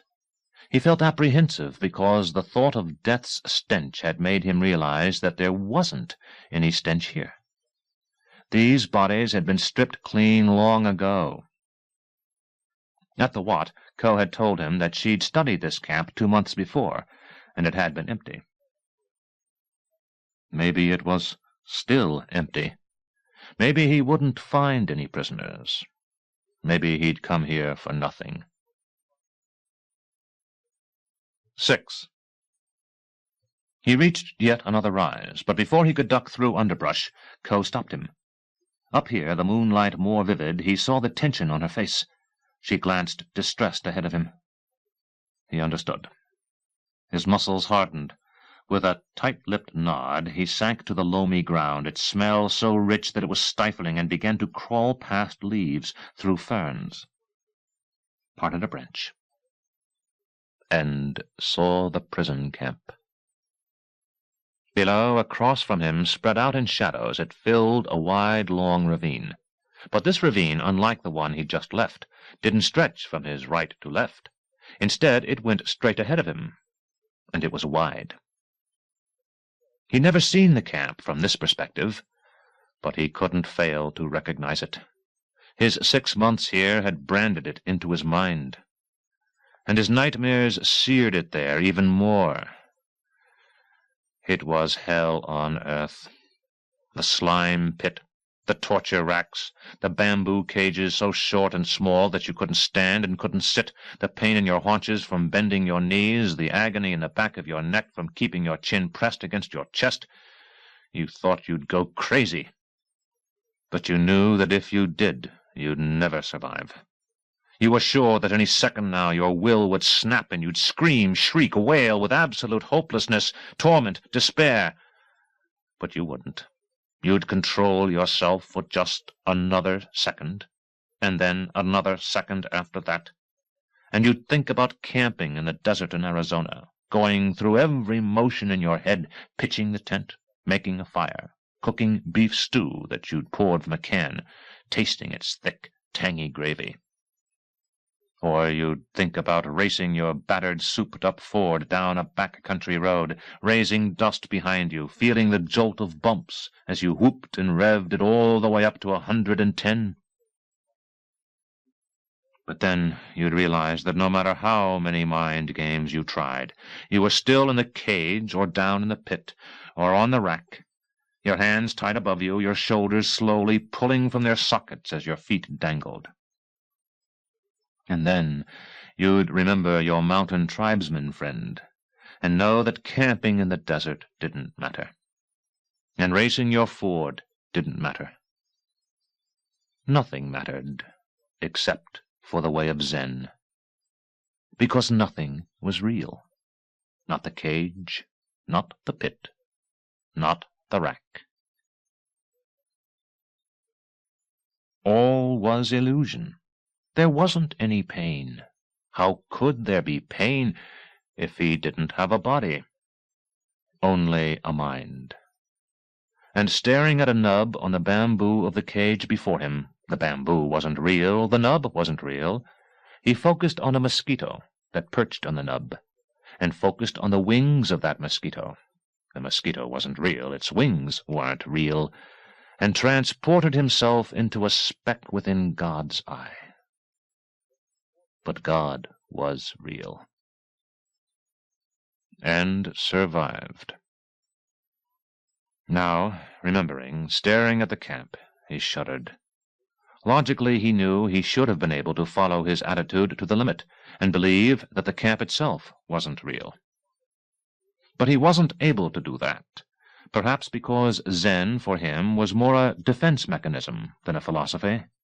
Or perhaps because to believe that the camp wasn't real would force him to believe that any Americans held prisoner there weren't real either. And with all his soul he rebelled against that thought. The torment in him seemed pointless at the moment. For true to Ko's prediction, the camp was totally dark, seemingly deserted. On each side, guard towers had been strategically arranged. Their designers had taken advantage of a tall tree on each side of the camp and used the trunks for supports, establishing the sentinel boxes within the upper spreading branches. Good camouflage. A judicious reliance on at-site materials. Barbed wire was strung along a series of wooden posts that formed a rough square to enclose the compound. Another sequence of barbed wire formed a second barrier, but this wire had merely been unrolled instead of anchored. its slinky toy appearance zigzagged at random. The entrance to the compound was directly below him, a large wooden gate with a sentry box to the right. Again, at-site materials had been used. The back of the box was the wide trunk of a tree. A dirt trail led past the box, through the gate, toward 3 wooden barracks arranged in a U. The bottom of the U faced Rambo. The open end faced a large grotto-like opening in a cliff. The entire hellish arrangement was totally different from the way Rambo had heard prison camps described in the States. Preconceptions, probably due to depictions of prison camps in World War II, made most Americans think of bright open areas, no cover for 100 yards around. But this one was cramped by the forested cliffs on each side, and even in daylight the camp had felt gloomy and dark. Sometimes, Rambo knew, when you left a place and had things happen to you, and then came back to that place, you found that your memory no longer matched what you saw. Certainly he'd felt that way when he returned, briefly, to what he thought was his home in Bowie, Arizona. Here, in the prison camp, remembered images of Bowie had magnified gloriously in his mind, and when he went back to it, he discovered that his hometown was actually wretched, dismal, small. Or maybe he just didn't belong there anymore. Belong anywhere. But the compound below him, even from this new perspective, was exactly the same. Hell, apparently, was constant. His nightmare, once again before him, instead of in his mind, hadn't changed. He shuddered a second time, but from nervous energy now. He had his work to do. "I told you. Looks empty," Ko whispered, spread flat beside him in the undergrowth. He studied one guard tower, then the other. No sign of a sentry. "Move closer. Yes," Ko whispered. She rose to a crouch and began to creep forward. Rambo grabbed her pajama leg. She turned, her eyebrows raised in question. Rambo pointed ahead of her. The taut wire, damp with humidity, glistened slightly in the moonlight. He gestured to her left, toward the Claymore mine attached to a tree. At the least, when she tripped the wire, her legs would have been blown away. More likely, the bottom half of her body. She scuttled back to him. His gaze returned to the compound. A sudden, brief glow, no longer than an instant, flicked on and off in the sentry box next to the gate. Someone lighting a cigarette, Rambo guessed. His instincts quickened. Ko had seen it too. She turned to him in amazement, her mouth coming open. He put a finger on her lips. Because the stillness was broken by a burping, sputtering, almost farting engine drawing near. A headlight angled through the rainforest below, piercing the gloom. Rambo strained to see beyond it. A young woman, dressed in colorful but less than elegant clothes, steered a Lambretta scooter up to the entry shack.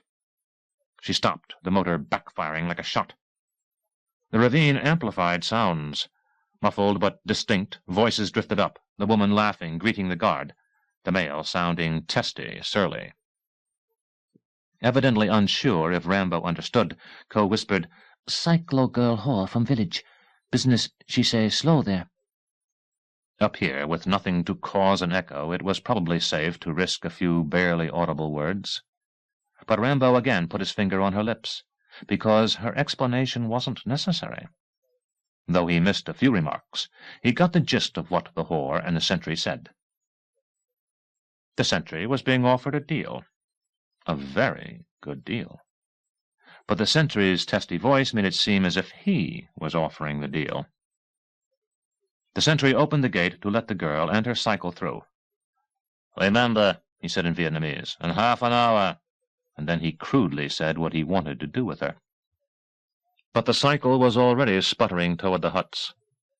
Rambo's stomach contracted. In a smooth but urgent motion he slipped the 2 quivers from his back. He pulled off their caps and, with respect, indeed with almost religious reverence, slid out the objects they contained, beginning to assemble them. They looked so unusual that Ko was forced to whisper, "What is it?" 7. the arrows, the bow. Because of his half-Navajo ancestry, Rambo had learned early to be an expert archer. The rifle had replaced the bow as the primary hunting weapon in his mother's village, but many Navajos had still been proficient with it, and the oldest, wisest man in the village had been his instructor, teaching him that strength was important, yes, but skill and endurance were more important, and concentration was the most important of all. To prove his statement, the old man, who often needed a cane to walk and sometimes had difficulty standing up, had drawn back the string on a bow that Rambo, even later as a muscular teenager, hadn't been able to draw. And the old man had released the arrow, thrum, striking the bullseye of a target 30 yards away. Rambo's eyes had widened. "Because the mind draws the bow, not the body," the old man had said. "If your mind is strong, your body will obey. The archer is a medicine man, a priest in your other religion. To draw the bow is to go inward, to shut out the world, all distraction, to confront your spirit." Rambo hadn't understood, of course. He was far too young, the old man said, but the sense of spirit would come, and Rambo tried to understand. He did, but his arrows seldom struck their target. "Because you're impatient," the old man said. "You worry. You try too hard. You must learn to love the bow, to guide the arrow with your spirit." And one day, after great frustration, after months of trying without success, after deciding he would never learn, he took what he told himself would be his final shot. He made the shot quickly, eager to end his humiliation. He did it instinctively, just to get it over with. He simply pulled the arrow back, glanced at the target, and released the string. The arrow struck its mark. And something had happened to him. For the briefest instant, the bow, the arrow, himself, and the target had all been one. Releasing the arrow had seemed the most natural thing he'd ever done. He'd felt a deep, almost mystical satisfaction as the arrow hissed on its way. In his mind, he'd already known that his aim was true. And he'd begun to understand what the old man had meant. From that day on, he'd truly become an archer, because he shot with his spirit, unself-consciously, eager to recreate that timeless moment when the arrow perfectly left the bow and the world came together. Fascinated, he read everything he could find about archery. The bow, along with the use of fire and the ability to speak, had been among the 3 most important developments in human history. Someone had written. No doubt an archer. But there was logic to what he said, because the bow perfected the hunt and made it possible for the race to survive. And indeed, the bow had existed for almost as long as human history, 100,000 years. Even more than the sword and the spear, the bow had been the basic weapon until the 1600s, when gunpowder and bullets began to replace it. The longbow, a tall, straight shaft of wood that bent under pressure when the string was attached to it, had been the type that he had learned to shoot with, as old as the Norman victory over the English at the Battle of Hastings in 1066. But there were other types, and he had made it his business, in later years, literally his business, to learn about them. In the late 1940s, a modern version of a bow type that the Assyrians had used as long ago as 1800 B.C. had begun to be popular at tournaments. It was called the recurve bow, because when the bow was strung, its top and bottom limbs curved away from the archer. It was different from the long bow in another way as well. It came in 3 pieces, a handle onto which the 2 limbs could be bolted securely. This 3-part design made it possible for the bow to be disassembled and stored or carried in a compact space. But there was another, more useful logic to this 3-part design. The handle, which didn't need to bend, could be made from a non-flexible material such as metal. The limbs, which did need to bend, could be made from a flexible substance such as wood, fiberglass, or a combination of them. This construction resulted in a greater concentration of energy in the bow, and thus a faster, truer shot. To him, the recurve design seemed the ultimate in archery. He perfected his skill with it, just as he had with the longbow. But after he returned from his ordeal in Nam, he discovered that the world had changed in more ways than he'd expected. As he'd said to Murdoch back at the wolf den, "That's the thing about weapons. They always get more advanced." And the new development in archery was as big a leap from the recurve bow as the recurve bow had been from the longbow. It was called a compound bow. It came in 3 pieces, as the recurve did, metal handle with 2 wood fiberglass adjoining limbs. But there the similarity with the recurve ended. For one thing, the end of each limb was slotted and curved toward the archer instead of away. For another, and crucial, the slotted end of each limb was equipped with an eccentric cam wheel.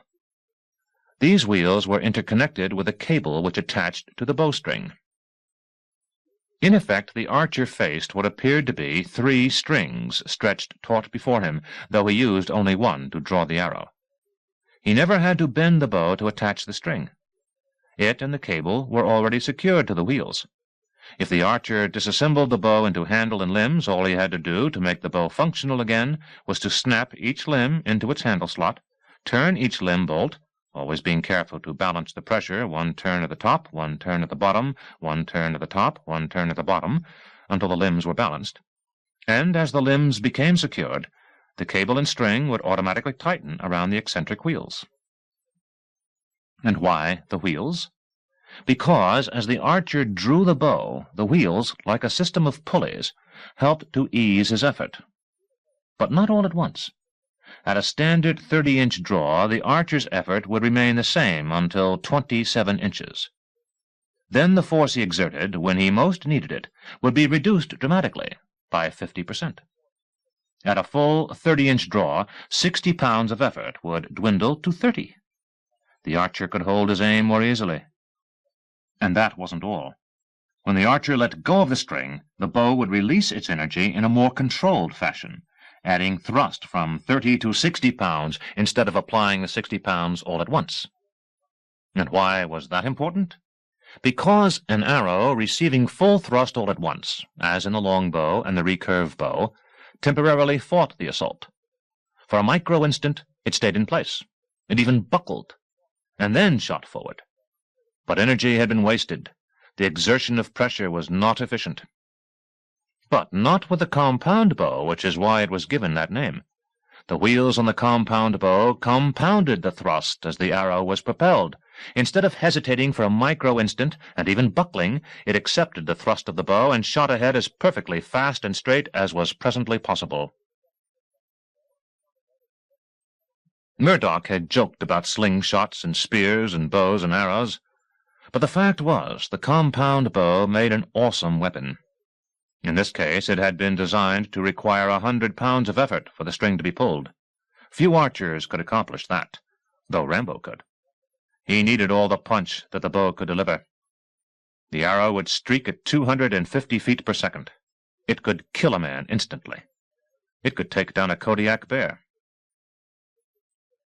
The bow he'd been given had special modifications. The Rambo, he'd allowed himself to joke when he first tested it outside the wolf den. Like his knife, it was black, electrostatically painted so the dark finish would not scrape off, to prevent a glint from it attracting an enemy's attention.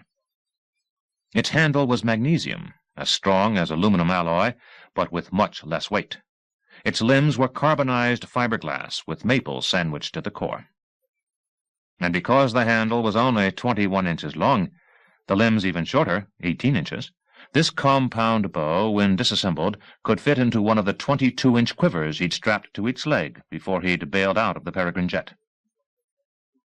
As he watched Coe's confused reaction, he used the straight-edged screwdriver on the guard of his knife to attach the bow's limbs to its handle. He screwed the top and bottom evenly, switching back and forth, and then it was assembled.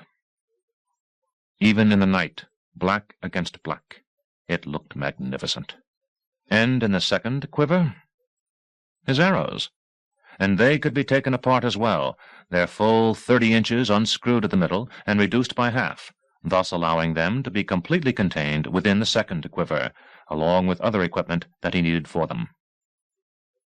As he reassembled them, concentrating on their considerable, unique other features, he couldn't ignore Coe's mystified blinking. He finally found it necessary to speak, simplifying. "Better than a rifle. No sound." "But—" Coe stopped blinking and stared now, in shock. "That all you have?" He turned abruptly, sensing movement down there. As if a time-lapse photograph had sped to normal, a tower guard showed himself in the box in the tree on the right, talking to another guard who paced under him. A third guard stepped from the hut in the middle of the compound, scratching his groin suggestively as the whore on the cycle sputtered up to him.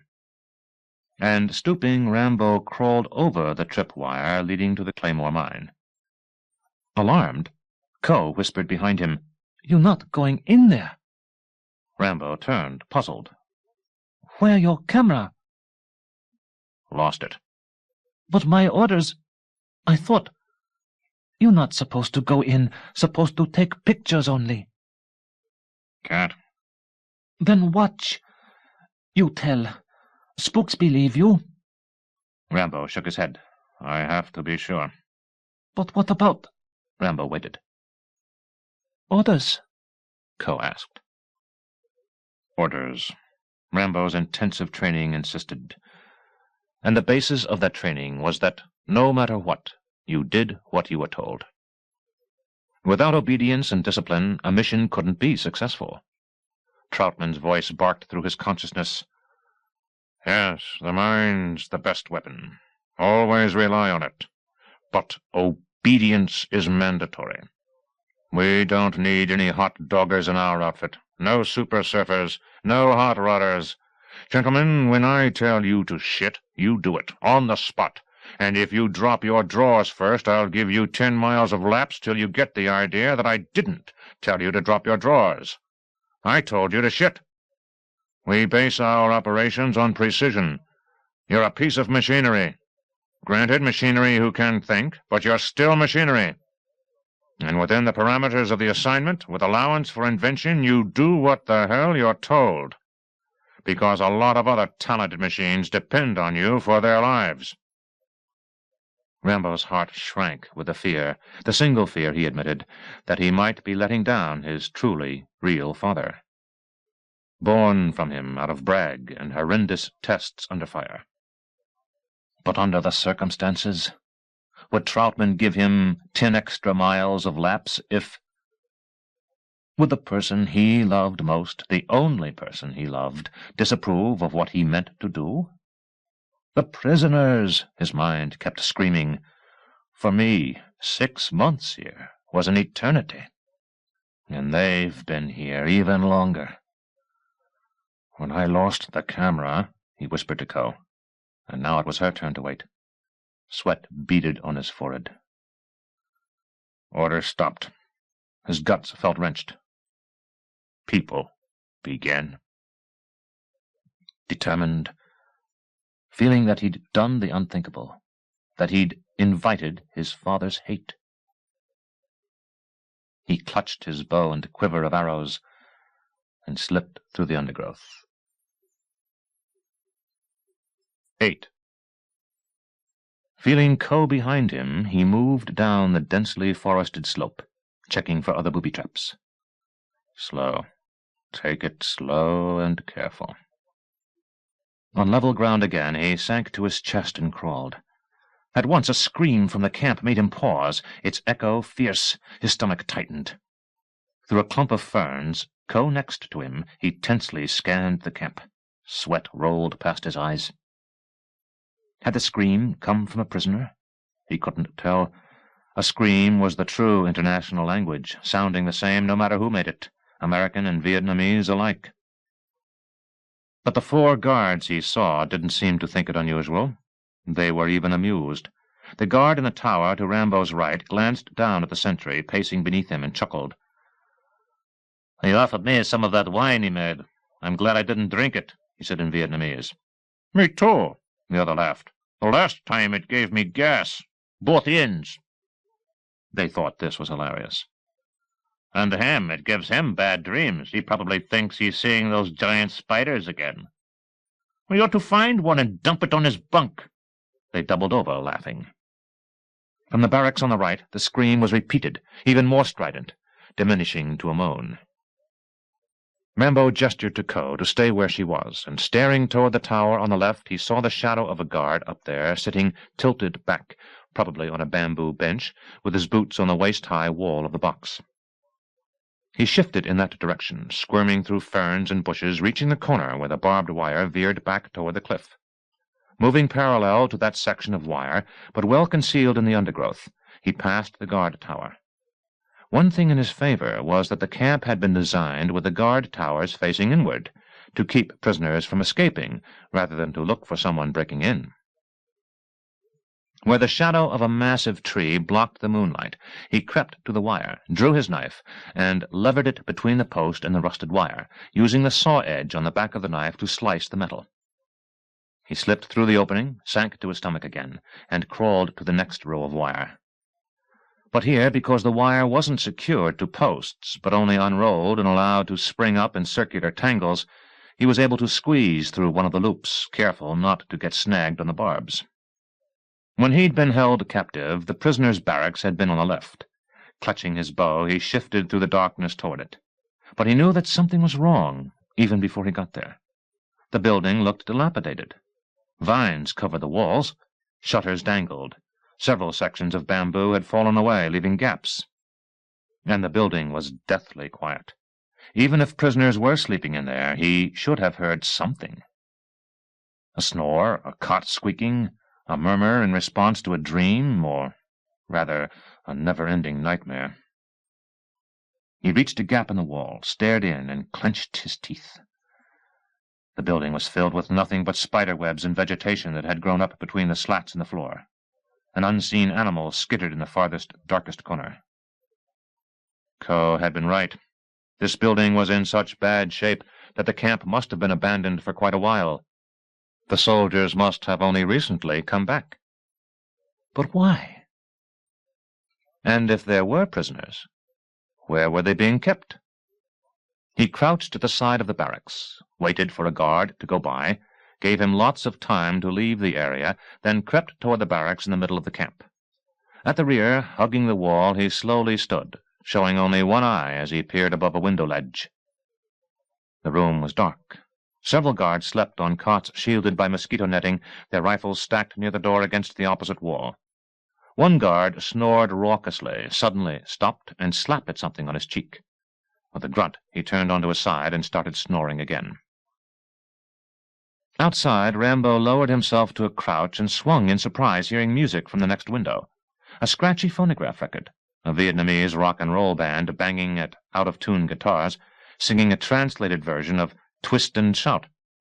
A light came on, streaming from that window. He didn't dare show himself to look in.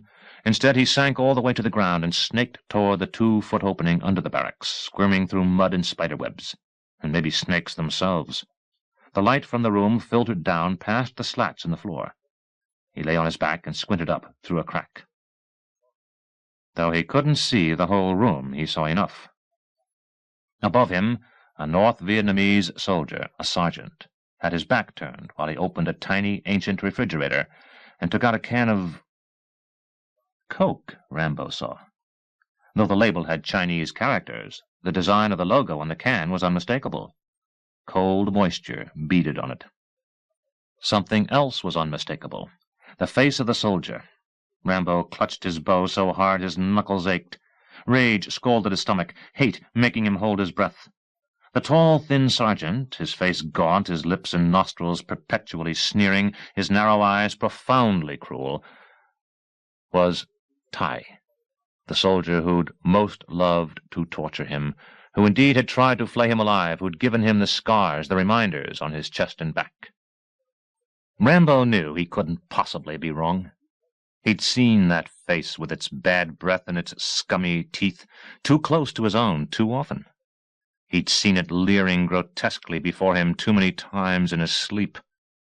On occasion, when Rambo's strength of will had not been great enough to maintain the mental discipline, the blessed escape of Zen, he distracted himself, here, and in the town back in America, and in the Quarry, with ways to get even with this man.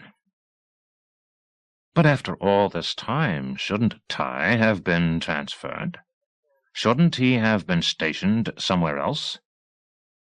When Rambo figured out the answer, it gave him satisfaction. Ty, you must have screwed up, huh? Whatever you did, it must have been so disgraceful that your punishment was to stay here in hell. And if I get the chance, buddy, I'll add to it. Ty rolled the cold can across his sweaty forehead, popped it open, and drank greedily. Foam ran from his lips and down the can, dripping toward the floor. Between the cracks, past Rambo's eyes. A woman spoke angrily, stepping into view. The whore from the village who'd arrived on a cycle. In Vietnamese, she said, "Hey, save some for me." Ty tilted the can above his lips, stopped swallowing, burped, and tossed her the hollow-sounding can. "Here, take what's left." He shoved her onto a cot, stalked toward her, unbuckling his belt, and snapped off the light. The scratchy record kept blaring. Twist and shout. 9. The barracks on the right contained no prisoners either, only other sleeping soldiers, and in one compartment a solitary man, the commander, Rambo assumed. But if there aren't any prisoners, why the hell are all these soldiers? His attention focused on the cliff at the rear of the camp, on the deeper blackness of a cave. And he understood. Cautious, reaching it, he found bamboo bars across the entrance, and beyond, in the moldy, wet recess. He swallowed sickly. Anger flared in him. 5 Americans. But Jesus, they looked like rotting zombies, living corpses, gaunt, covered with scabs and running sores. The flesh on their chins and cheeks had shrunk till their faces looked like skulls. By contrast, their eyes seemed enlarged, bulging pathetically from bony sockets. But their clothes didn't hang on them. Exactly the reverse. Their ragged peasant clothes, too small, clung tight, hitched grotesquely high on their arms and legs. One of them, bathed in sweat, moaned, rolling on the rock floor, racked by malarial spasms. Another had wrapped himself into a fetal position, his face between his knees. Rats moved among them. No, Rambo thought. I knew they'd look bad. But I never guessed. Even after his escape, after his 6-week ordeal trudging through the rainforest, struggling to get below the DMZ, he'd never looked that bad. His shock abruptly changed, becoming triumph. POWs. He could prove they existed. He'd found them. Instinctively, he raised his knife to cut the ropes that held the bamboo bars in place. Hurry, he thought. Come on, I'll get you out of here. But though their delirious eyes were angled in his direction, they didn't see him. Or worse, for all he knew, their blurred consciousness told them that he was just another guard, perhaps come to torture them again, and even that possibility they accepted passively. He couldn't risk trying to get them out. One was sure to start babbling, or another to moan, or a third to stumble and fall, unable to raise himself. That would get us all killed, Rambo thought. Or put me back in here. And that he could not endure. But he had to do something. Yes, what I was told to do. Find out where the prisoners are being held, get my ass back to the pickup site, and report to Murdoch. Delta Force will get these men out. Because the POWs exist. I've seen them. I can prove it. Prove it? he suddenly wondered, frowning. How? I don't have the camera. Then I'll describe what I've seen. And will they believe you? Troutman, of course. But Murdoch, the committee who ordered this mission. They think my rapper's loose to start with. No, they'll say my word, the word of a convict, of someone who shot up that town, isn't good enough. Thanks, but no thanks. Close, but no cigar. But I have to do something. I have to bring some kind of proof. And then he heard it. A moan beside him, close. In the dark, outside the cave. 10. He pivoted defensively, his knife raised. But what he saw made him lower it. Near a pigsty, a prisoner hung from a bamboo cross, his arms tied in a V above his head. The angle was deliberate, calculated. If his arms had been tied to the right and left in the form of a cross, the position of his muscles, combined with the weight of his body, would not have allowed him to breathe. A few hours after being hung up, he'd have suffocated. But this other position, his arms up in a V, reduced the pressure on his chest. He would suffer, but not die easily. The suspended man was ghostly white, a living skeleton. The leather that bound his wrists above him had abraded his skin, blood flowing down his arms. The cuts would leave scars, Rambo knew, because his own wrists bore the scars from being hung in this position. Another reason to pay back Sergeant Ty. The man wasn't moving, but as Rambo touched the broomstick bones of his neck, feeling for a pulse, the prisoner's eyes fluttered open, flickering, focusing. His lips were cracked. A horrible bruise swelled around his left eye. What? His voice was raspy, guttural, faint. Rambo clamped a hand across his mouth as he cut the lashings on the bamboo cross. The man fell into his arms. To grab him, Rambo had to take his hand from the prisoner's mouth. You... The voice was barely audible, even close to Rambo's ear. American. Shh. Rambo risked 2 further sounds. Don't talk. He hoisted the prisoner over his shoulder. It wasn't difficult. The man weighed almost nothing, and moved off in a crouching run. There are others, the faint voice murmured, less than a whisper. Don't worry, Rambo thought as he crept past the ruin of what used to be the prisoners' barracks. I give you my word. They'll be rescued. Rambo's scrotum shrank as a searchlight came on, sweeping across the compound, heading his way. Caught in the open, Rambo had no other choice. His heart pounding, he set down the prisoner, hurriedly slipped an arrow onto his bow, and drew the string back. The arrow was as sophisticated as his bow. Its shaft was made not from wood, which would warp in the damp of this forest, and not from fiberglass, which could shatter, but from space-age aluminum, strong yet not heavy, anodized black like the bow, so there wouldn't be a dangerous reflection. It had a 4-bladed, razor-sharp, saw-edged blade, 1 inch wide, 2.5 inches long, anodized black like his bow and shafts. The serrations on the blades were designed to stop the broadhead from glancing off bone. Called a copperhead ripper, this head would embed itself into almost anything. It had the penetrating capabilities of a copper-jacketed bullet. He set the arrow against the soundless rubber rest on the compound bow's handle. In Zen, the most powerful, disturbing, complicated figure is the archer. A bow that even the strongest man cannot pull back is easily worked by the frailest, most seemingly ineffectual monk. With the discipline of meditation, with the strength of mind over matter, and the solace of knowing that nothing is real, including the bow, the monk draws back the string, concentrating his intense imagination on a target that doesn't exist. He releases the arrow, and with a spine-chilling thrum, hiss, thunk, the shaft strikes home, always precise, always with the same religious meaning. Nothing, even violence, is real. The guard in the box in the tree took the fiercely barbed arrow through his chest.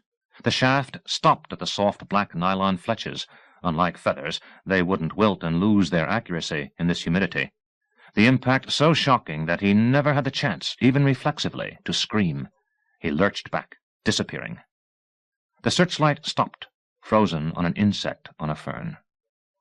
Rambo frantically hoisted the prisoner once more and sneaked through the dark toward the barbed wire. But the sentry, who had earlier passed the ruined barracks, paused as he noticed that the searchlight itself had paused. Rambo saw him squint up from the illuminated fern to glance suspiciously the other way. And then this. In an eye blink, Rambo threw his knife, in this case toward the throat. The shock of the impact would not be sufficient to quell a scream unless... The throat. Vocal cords severed, clutching his neck, eyes rolling upward, the guard toppled back. Rambo hurried to retrieve his knife. Withdrawn, it dripped blood. He shifted closer to the wire. Snick. The saw-teeth on his knife broke the unsecured inner row. He scrambled forward. But a searchlight suddenly gleamed from the opposite guard tower, veering in his direction. Jesus! Oh, Jesus! Dropping the prisoner, who coughed and groaned, Rambo knocked another arrow onto his bow, exerted the 100 pounds of effort necessary to pull back the string, and sent the deadly barbs hissing toward their target. He knew he'd struck home when the searchlight tilted crazily toward the sky.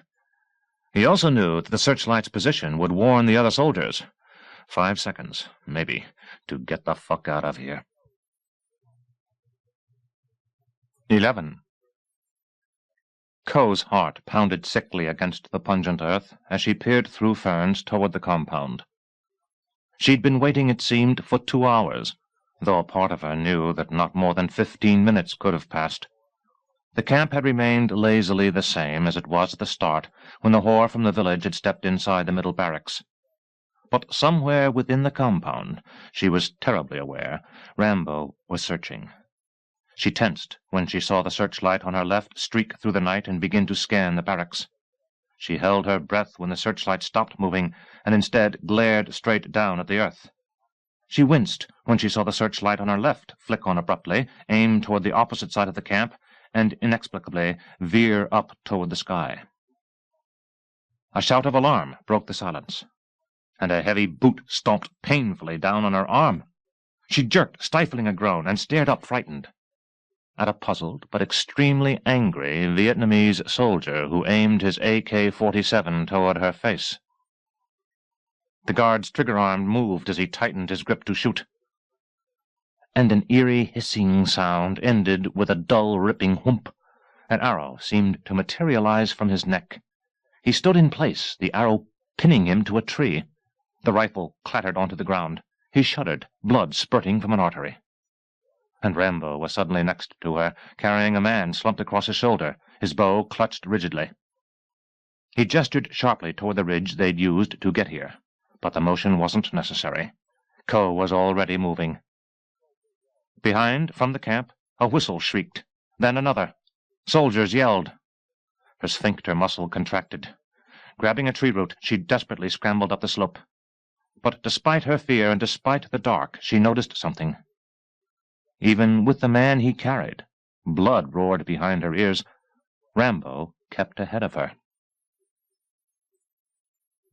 12.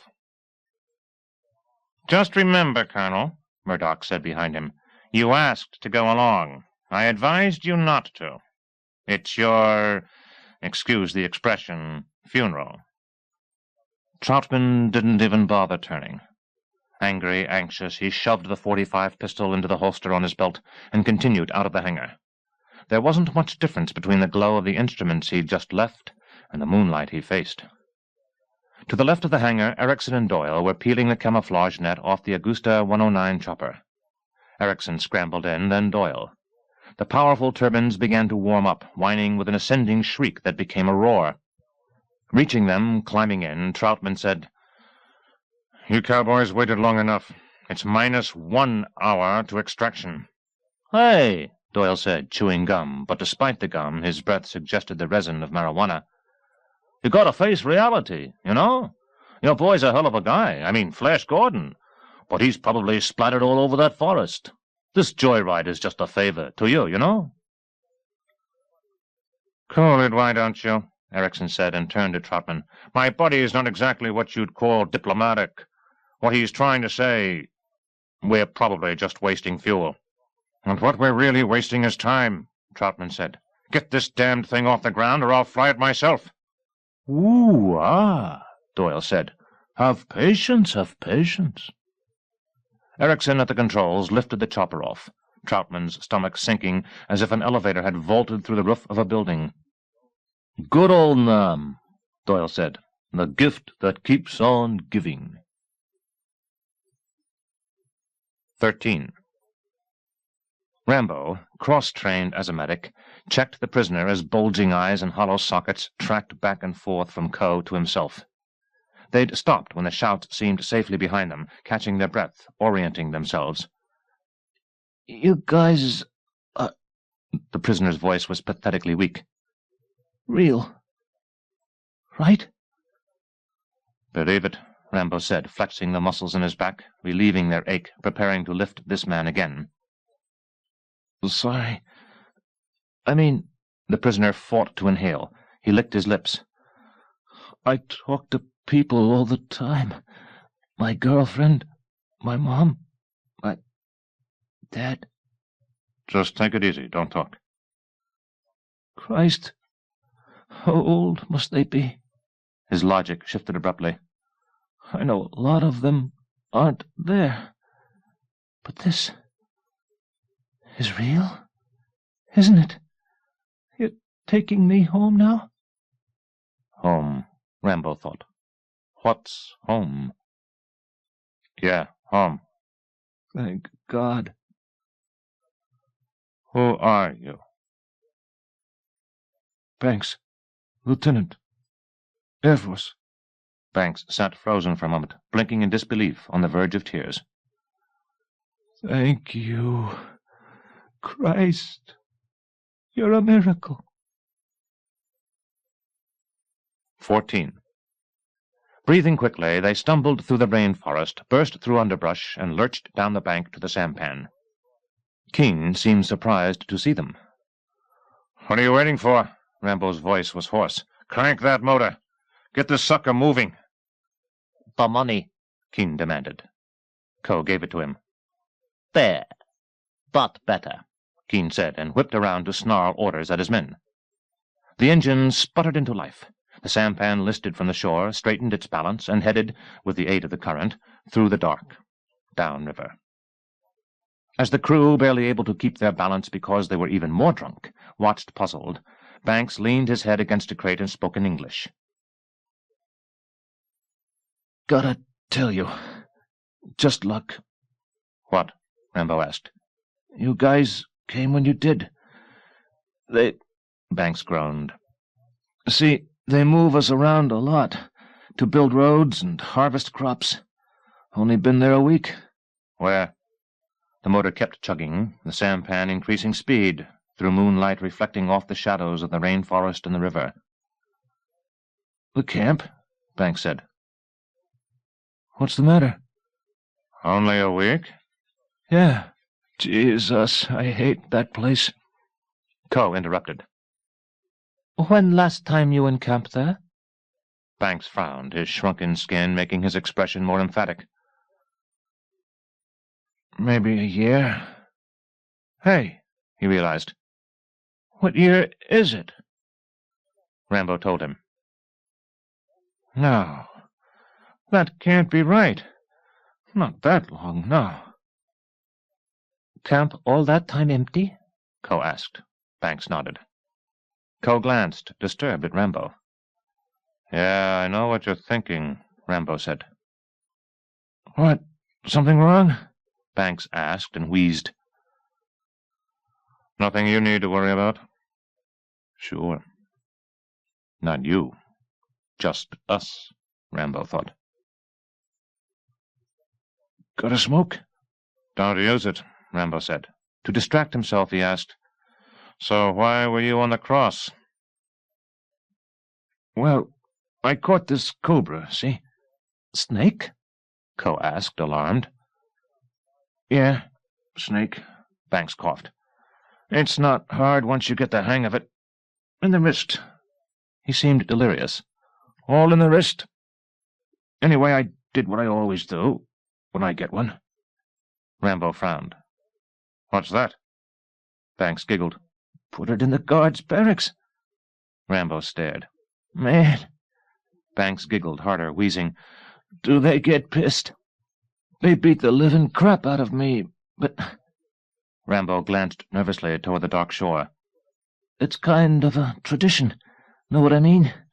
You ought to see 'em run around. You've got, Rambo said, what the brass calls a bad attitude. Yeah, ain't it the truth? Banks chortled. Christ, I can't believe. He gazed with reverence up at Coe. Hey, thanks, lady. You know, don't take this wrong, you're kind of cute. I haven't seen a woman since... Coe gingerly touched his shrunken, battered cheek. Don't talk, please. Rest. But what are you doing Saturday? Rambo noticed how she swallowed thickly. She glanced his way. A tremor made her pajamas tremble. I bring you food, Banks. She stood agitated. Good food. She pursed her lips, feigning anger. But you eat slowly. Jerked a finger insistently. Not get sick. Rambo almost grinned with admiration for her. But the growing roar of a powerful engine burst his impulse. He grabbed for his pistol, his heart cramped, thumping, speeding despite the pressure. A searchlight gleamed. Chapter 5. The Slime Pit. 1. Whatever was out there, it wasn't an enemy patrol boat. That would have been bad enough. But this thing, the motor's rumble made it sound huge. The shadow behind its powerful searchlight seemed to stretch back forever. Hearing the pirate crew murmur, Rambo grabbed his bow, raised Banks to his shoulder, and darted toward the entrance to the cabin. The searchlight, streaking across the water, had not yet found the sampan. If he got inside before it did, there was still a chance that he and Banks could hide, that Keene could offer bribes the same as before. But as he ducked past the canvas sheet at the cabin's entrance, he glanced back, and now the thing out there was rumbling so close that he saw what it was. No, not a patrol boat, not at all. He caught just a quick glimpse of it, but that was enough.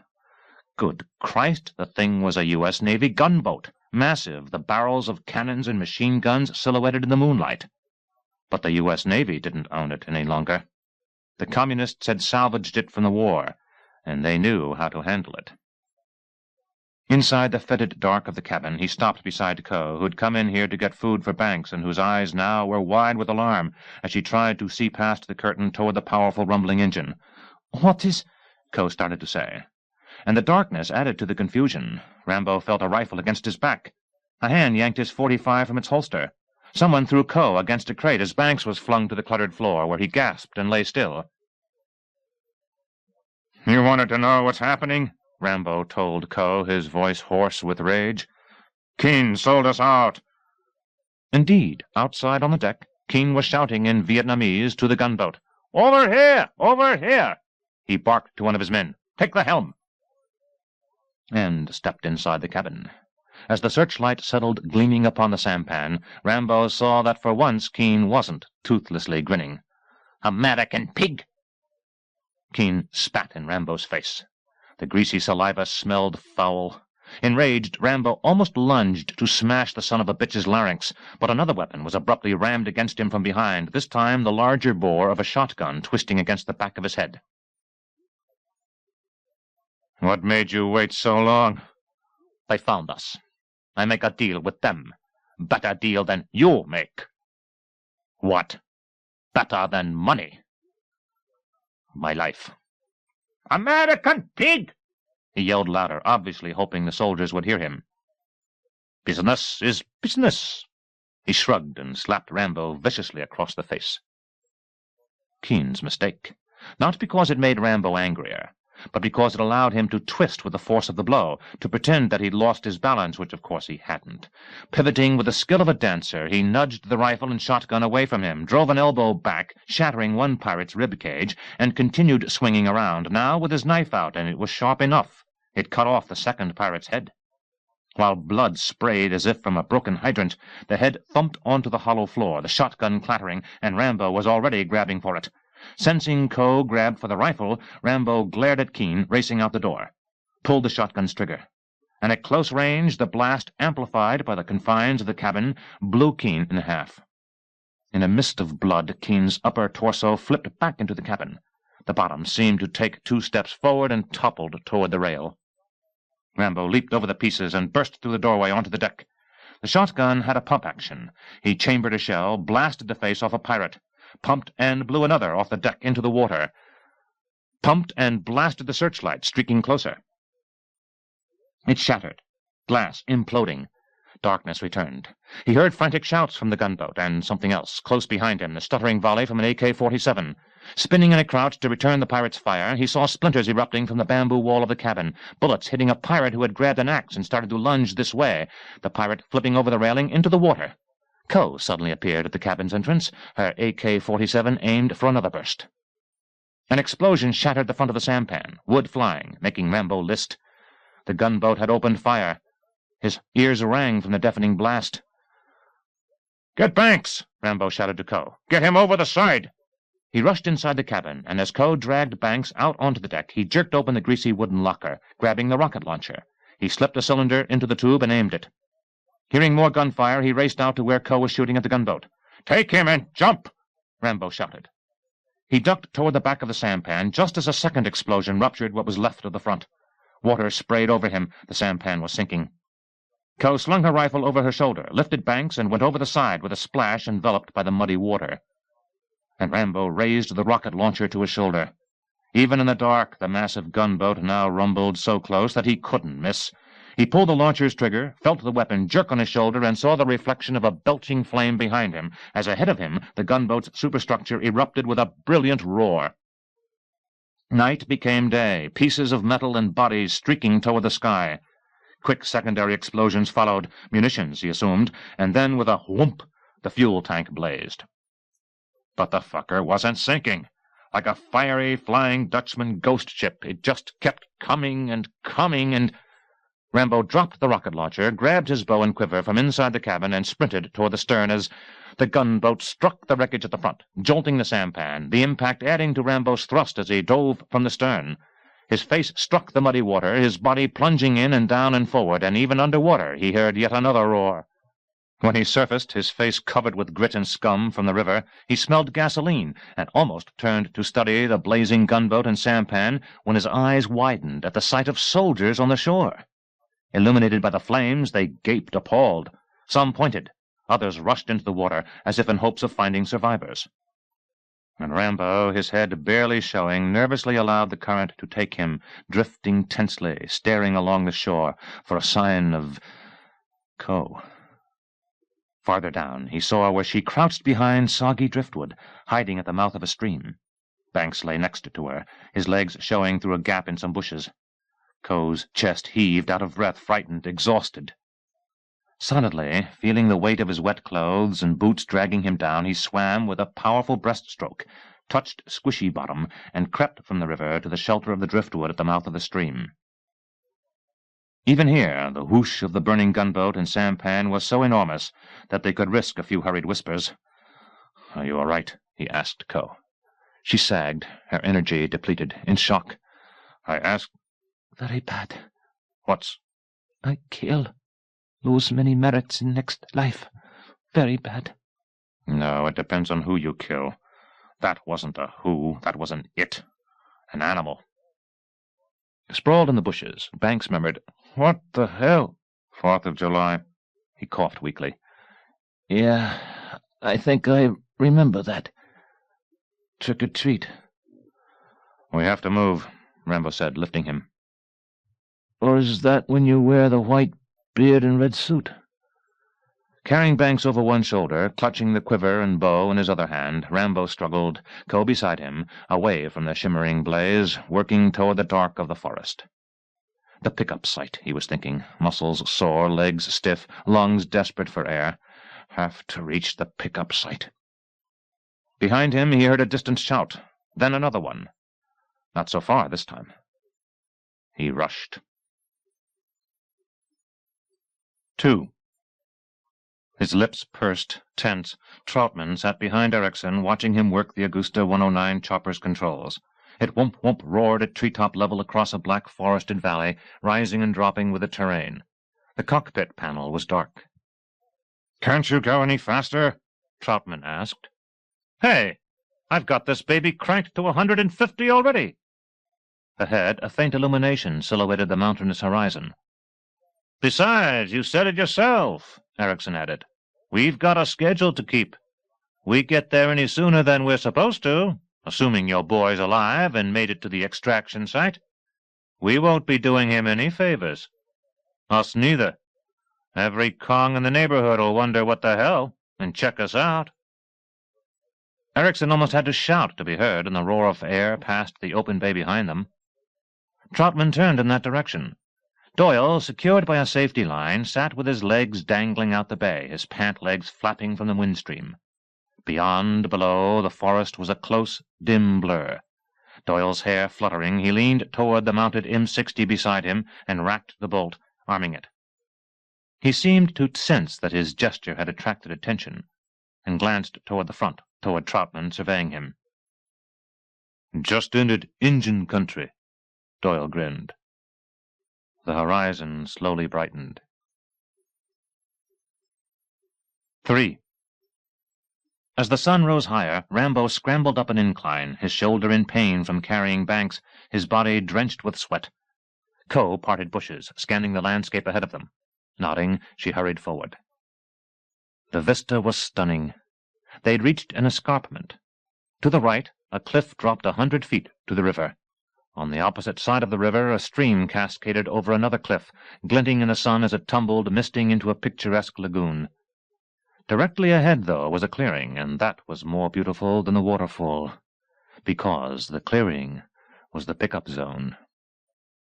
Finding cover behind vine-covered rocks, Rambo eased Banks onto the ground and straightened, flexing his shoulder, trying to ease the terrible muscle cramps. He breathed deeply several times. But all the while his gaze was concentrated back in the direction from which they'd come, down the steep slope toward the valley. And the dim specks of soldiers charging through undergrowth, their shouts reverberating through the forest. Well, he thought, he had to give somebody credit. Whoever was guiding them, maybe a villager, maybe a soldier, was a damned fine tracker.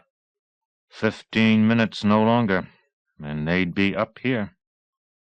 He slowly turned in a circle, staring at every sector of the horizon. But where the hell was the chopper? He studied his bow and the quiver of arrows, then shifted his gaze toward Coe's AK-47. "I won't be needing this now. Tell you what, trade you." "Helicopter come soon?" "Sure," he shrugged. "I bet. But just in case." She handed over the rifle. He exchanged with her. "There's a pack of C4 explosive in the quiver. Don't worry, though. It can't explode without a detonator." "I know. Spooks trained me how to use it." "Good." In the valley, the shouts were a little louder, closer. "Well," Rambo said, "you better take off." On the ground, Banks murmured, "What? You mean you ain't coming out with us?" "My orders are stay in country, but maybe—" Rambo raised his eyebrows in question. "It better I wait till end. Help, maybe." Rambo glanced toward the frantic specks of the soldiers charging through the undergrowth in the valley. He didn't hear even the faintest faraway roar of a chopper. "And? This is the end." "But I want to stay." She gestured impatiently. "Forget orders. Now I have chance. You take me back?"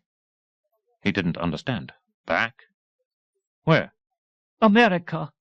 You can do this if you want. Take me back. As wife." To Rambo the word was shocking. He couldn't comprehend the enormity. It threatened him. "You not understand. Not live with me. Just help me get away there. Huntington Beach. See my brother." Her voice shook. "More important, see my son. You divorce. You say I no good wife. But I now citizen. I stay." Even to him, his excuse sounded weak. "But I came for POWs. I mean, how would it look if I came back with a wife?" "Look." She straightened proudly. Look like you one hell of a man. He shook his head, even more threatened. What the matter? Not allow yourself to feel? Maybe dead inside already? We not die soon enough? She gestured toward a purple moth orchid in a cluster of them at a swampy edge of the forest. You see, my code name, Orchid. A flower like that need good soil to grow. Many time under earth is bones of animal, or person, killed in forest, make soil rich, grows most beautiful flower. You call orchid. Many deaths in forest, Vietnamese, VC, American, many beautiful flowers. But I hope stay alive, not beautiful, but hope stay alive, not want to die. Rambo jerked his head toward the shouts from the valley. Maybe sooner than you think, he said. Like a heartbroken child, she peered at the ground. Just thought I'd ask. And Rambo felt what for him a day ago would have seemed an impossible emotion.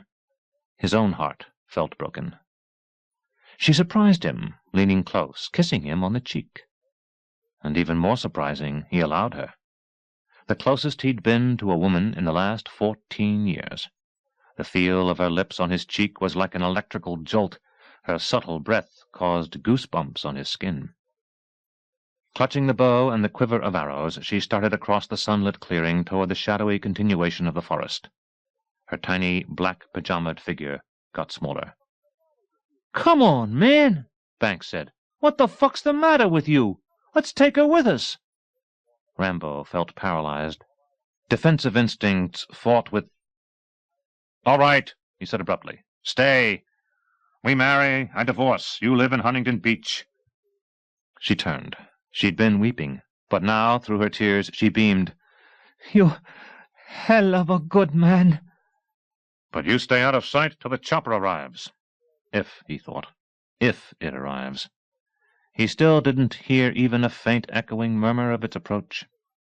She nodded, seeming to understand. If the soldiers arrived before the chopper did, he was giving her a chance to save her life. Rambo, you not expendable. We'll soon find out. And then he heard it, dim, far away, and there wasn't another sound, heart-swelling, like it in the world. The rescue chopper. His excitement burst when he heard strained breathing behind him, turned, and saw the first soldier charge over the top of the slope.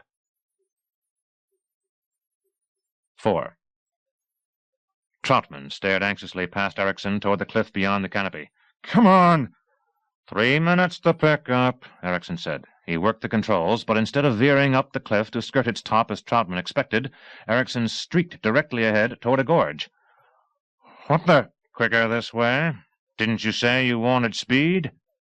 At once they were in it, the cliffs on either side rebounding the chopper's roar, amplifying. The gorge was like a wind tunnel, bouncing, buffeting the chopper. Troutman braced himself. The quicker the better. The chopper lurched. In back, his legs still dangling from the open bay, Doyle whooped, Here comes the cavalry! 5. Aiming the AK-47, Rambo shot yet another soldier charging over the slope. He shouted to Coe, Get back! The soldiers would have figured this out by now. Instead of coming up the slope, they'd circle around, take cover in the forest, and, dragging Banks through the bushes around the clearing, searching for a semicircle of rocks that would give him better protection, he shouted again to Coe, Get back! The forest on the other side! Before the soldiers surround us! But I want to go with you! The soldiers will be here before the chopper is! Damn it, go! The deal's off! Get the hell out of here! Crouching behind low rocks, facing bushes that rimmed the slope, he saw frantic movement to his right, farther over, the soldiers. They'd scrambled up a different part of the slope. Darting through undergrowth now, they gained the strategic seclusion of the forest. That's it, Rambo thought. It's almost over. He heard the increasing sound of the chopper, but too far away yet. He couldn't see it, and his rifle was just about empty. If I didn't have Banks, I could get away, he thought. But that was the problem. He did have Banks, and he wasn't about to leave him. He stared toward the clearing, toward where Coe had been standing. And that was one good thing at least. She'd done what he'd said. She was gone. 6. The chopper rushed from the gorge. As the amplified, deafening roar diminished to a merely unbearable noise, Troutman stared at the narrow valley below him, the treetops incredibly close, then saw another cliff looming ahead, and this time Erickson did veer up to skirt the wooded top. "It should be, yeah, ahead of us," Erickson pointed. "There." Heart pounding, Troutman squinted.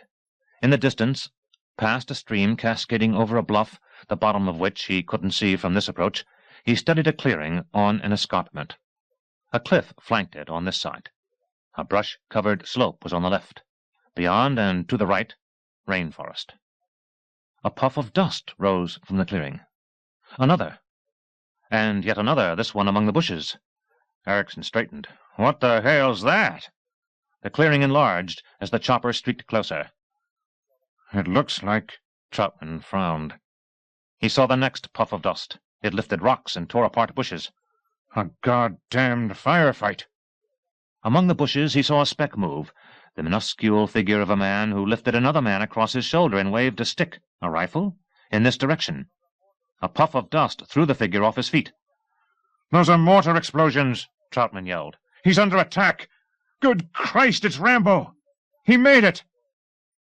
"Well, why don't we even the odds?" Doyle shouted, scrambling to his feet. With a grin, he aimed the M60. "Just a little closer, baby!" The pickup sight became more large and clear with every second. Troutman saw Rambo aiming his rifle toward the forest, jerking with the weapon's recoil. Made soundless by the chopper's roar, the firefight looked eerie. He picked up the other figure, lurching through bushes toward the clearing. "But who's he got with him?" Erickson asked. "There's not supposed to be—" "Holy shit, you don't guess!" "That's an American! Christ! Relay to command! He's found one! He's brought back one of ours!" 7. Murdoch glanced again at his watch as he paced in front of the radio console in the hangar. Why, in God's name, were they taking so long? The chopper should have— "Sir," a technician said behind him. Expectant, Murdoch spun. The technician tried to sound impersonal, though he was obviously excited. "I have an AWACS relay. Dragonfly reports they've sighted Rambo. He has what appears to be—" "Well," he blurted, "go on." "An American POW with him." "What?" Murdoch lunged toward the console. "That's right, sir." The technician grinned broadly. "They've got one of ours." Murdoch's face went blank with shock. "Of ours?" In a rage, he swung toward the other technicians. "This station is now on condition Bravo. Harrison, Myers, Goodell, all of you, out! Now!" The technicians stared puzzled at him. "Out, I said! Move your asses! Now!" Half angry, half totally confused, they set down their headsets, gravitating toward each other, drifting toward the hangar's exit, glancing back. "No, not you," Murdoch told the technician who'd spoken to him. "Go to your Comint priority frequency. Give me that mic." "Dragonfly," he shouted into it. "This is Pack Leader at Wolf Den. This is an Alpha Kilo Victor command priority." Static crackled in the headset. Erickson's voice broke through it. "Roger, Pack Leader. Go ahead." "I want you to abort the operation at once. Repeat, abort at once. Return to Den." 8. In the chopper rushing toward the pickup site, seeing Rambo fire another burst from his rifle at soldiers breaking from the forest, Erickson blinked, puzzled at the orders he'd just received. He adjusted his headset. "Say again, Pack Leader. Repeat." "Abort, for fuck's sake, abort!" Murdoch's static-riddled voice insisted. That certainly sounded affirmative enough. "Roger," Erickson said, and turned to Troutman. "I've just been ordered not to pick them up." "Not... He must be crazy," Troutman said, his face leaning rigidly, savagely close. "Confirm it." "That isn't necessary. Believe me, the orders are clear." "My ass!" Erickson felt his headset yanked off. His ears stung.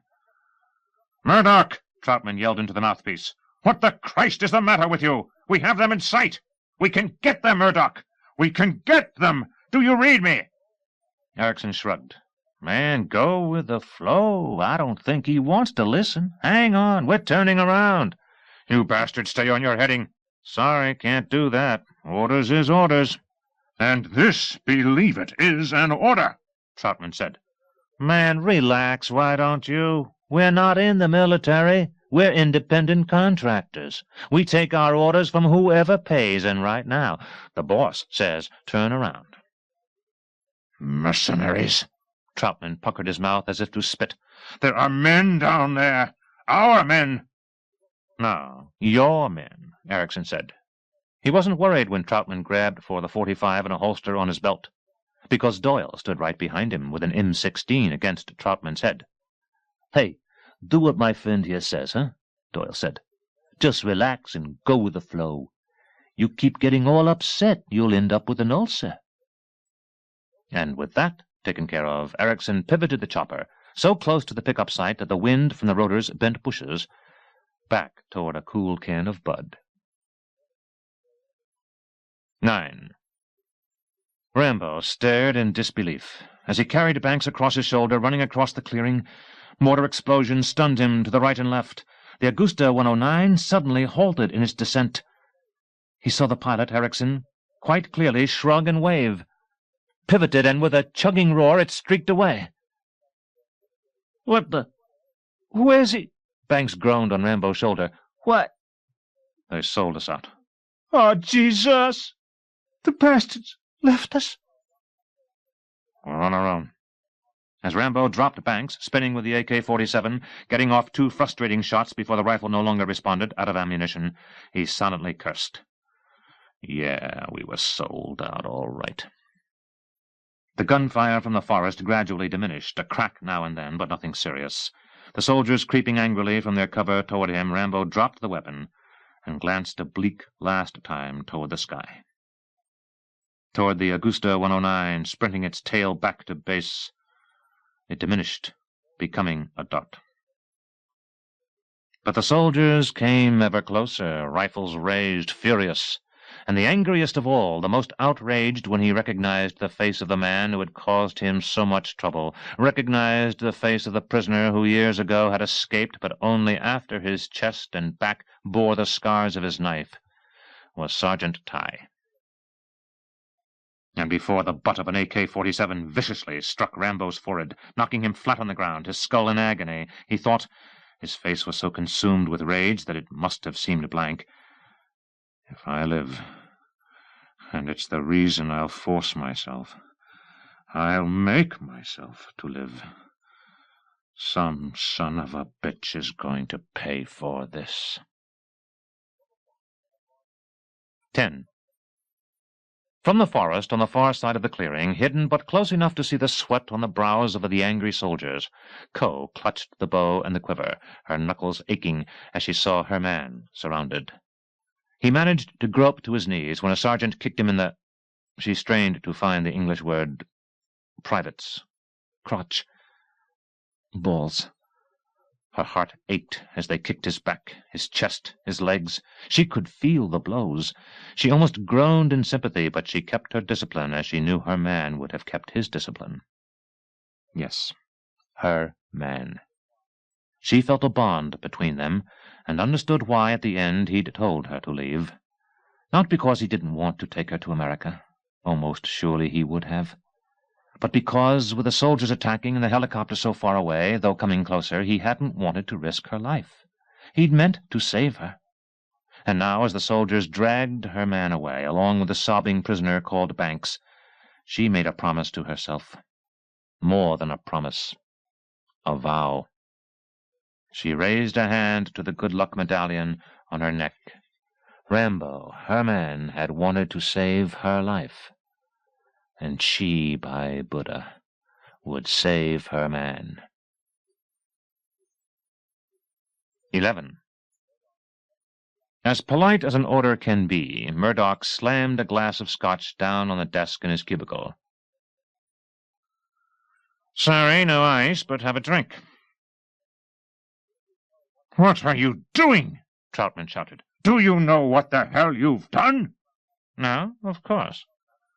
But have you got 5 hours, 10, while I tell you about former administrations and secretaries of state and secretaries of this and that and committees to fund committees and diplomatic relations and..."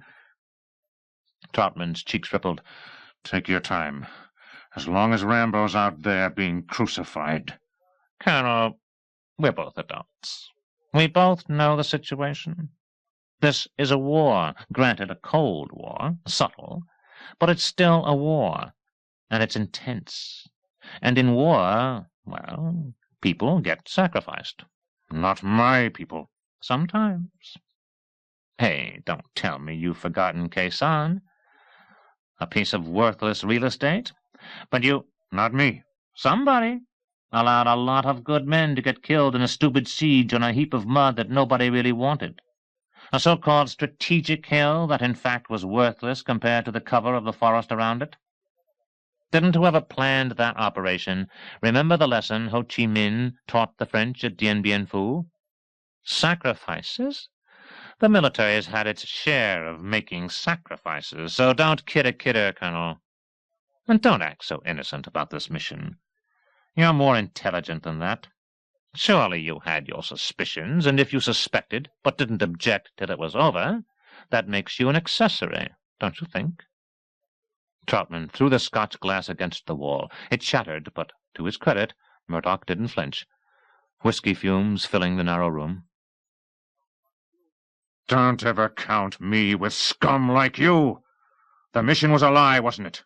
Just like the whole damned war. A lie." "That's ancient history. Something the politicians decided." Staring at Murdoch's impassive face, Troutman tried to calm himself. "All right," he inhaled deeply. "So why did you pull the plug?" "Me? Hey, no, not me. I've got my orders, too. I've got a mortgage, Colonel, a wife and kids. You think I like hurting people?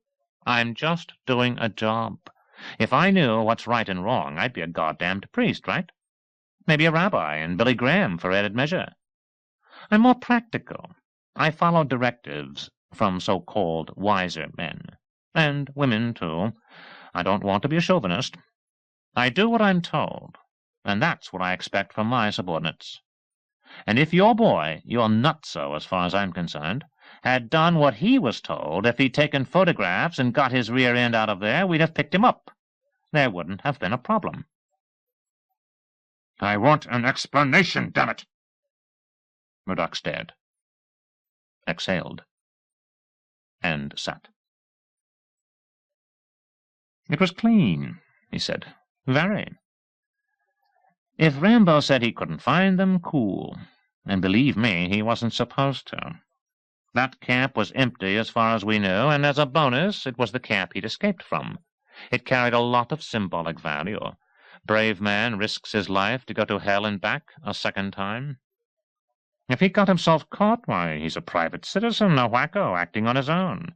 And if he somehow got lucky and did find proof, well, the proof would have been lost somewhere between Thailand and Washington. Airtight, lean and clean. No POWs. The Congress buys it. The Legion of Families buys it. Maybe even the vets buy it. Except, who could have figured that the camp was due to be reoccupied? And your boy had to be a hero. He wasn't satisfied with taking pictures. No, he had to bring back a souvenir. Can't stop being a hero. So I had to cancel. No choice." "Terminate with extreme prejudice." "That's a crock. The agency never said that. Never. Do you have any idea what would have happened if he brought that guy back? We're talking ransom here. In '72, when the war was winding down, we were supposed to pay $4.5 billion to North Vietnam to get those Americans back. That's billion with a B, Colonel. For a few guys who've had their brains in a blender for a third of their lives. A pain in the ass to everybody. No way. There's just no way." "So the ransom wasn't paid, and the same lies just keep on, and there never was a Phase 2 rescue team?" "What the hell would you suggest we do if some burned-out POW shows up on the 6 o'clock news? Fight the war all over again? Have an armed invasion? Bomb Hanoi? Do you honestly think that anybody is going to get up on the floor of the United States Senate and ask $4.5 billion for a couple of forgotten ghosts? Have you read about the national deficit lately? Ghosts. Troutman's spine went rigid. Were you ever in combat, Murdoch? And don't give me that crap about the unit you claim you commanded in '66. You never got closer to the war than the 6 o'clock news. But they were in combat. And some of their buddies died in combat. But by comparison, these men weren't that lucky. They might wish every day with all their souls that they could die, but they're not ghosts yet, you bastard. And $4.5 billion or not, somebody has to bring them back. Murdoch shook his head. It just isn't going to happen. God help you. This conversation's pointless. Murdoch swallowed his own glass of scotch. I should have known it's useless to try to explain to, well, let's say, outsiders. You've got to give me credit, though. I tried. So, I'm going to forget this conversation ever took place. I suggest you do the same. Don't bring this subject up again. You'd make a mistake. No, you're the one making a mistake. Yeah? What mistake? I said God help you. I know him better than you do. Him? You didn't figure on him. You should have. Rambo. 12. Groggy from repeated blows to his face, his vision blurred by pain, Rambo dangled from a bamboo cross, his arms tied above him, as Sergeant Tighe's raging features loomed before him. For a moment, Tighe seemed a rabid ferret in a nightmare. Then a shadow passed in front of the ferret, and Rambo's vision cleared sufficiently for him to see a knife, to recognize Tighe's face, and his swirling mind convinced him that he'd never escaped from here, that he hadn't gone back to America, that the cop in the town hadn't been real, or the prison, and he hadn't come back to Nam. He hadn't been recaptured. All of it had been an illusion, a hoax, produced by delirium, as Sergeant Tighe persisted in trying to flay him, but keep him alive. But the knife kept getting closer, and Rambo's vision cleared even more, enough to identify the knife. Not Tighe's, but his own, its black blade distinctive, its saw teeth on the back, its screwdrivers on the guard. And was that, too, part of the illusion? How could the knife be his if he had never escaped and come back and been recaptured? Such a beautiful knife, Tighe spoke in Vietnamese. How kind of you to have brought me this present. How thoughtful. You must have missed me very much to have gone through so much trouble coming back here to give it to me. Rambo's mind stopped swirling. Everything clear now. Terribly so. The chopper veering away, the soldiers surrounding him, Tighe striking him with a rifle butt. Where's Banks? Tighe slapped his face. Banks? You mean our prisoner who left without asking permission? He missed his friends so much that we finally gave in to his pleading and put him back with them. In the cave? Dangling, his arms in agony, Rambo squinted past the buildings toward the cliff and back. Temporarily. He'll join us later. In the meantime, we've arranged an entertainment. Indeed, an instructive example of what happens to prisoners who try to escape. I haven't forgotten, by the way. I still remember chasing you through the forest. 3 days. But even as weak and sick as you were, you got away. My commander was furious. The other soldiers made jokes about me. I lost much face. Sometimes I think that's why I was never transferred out of... He scowled toward the rainforest, his mouth working as if to select a word bad enough to describe his surroundings. This. A voice spoke from the side. Rambo turned as Tighe did. A Vietnamese captain approached from a building, his uniform immaculate, his bearing military stiff, the only soldier in the camp who seemed determined to maintain his dignity. Get on with it, Sergeant. I was just explaining the procedure, sir. The officer stopped rigidly before Rambo. My name is Captain Vin. And your name? Rambo didn't answer. You will tell me soon enough. I have already contacted my superiors about your arrival. They want information. You obviously didn't come here on your own. A helicopter failed to pick you up. It had no markings. Who was in the helicopter?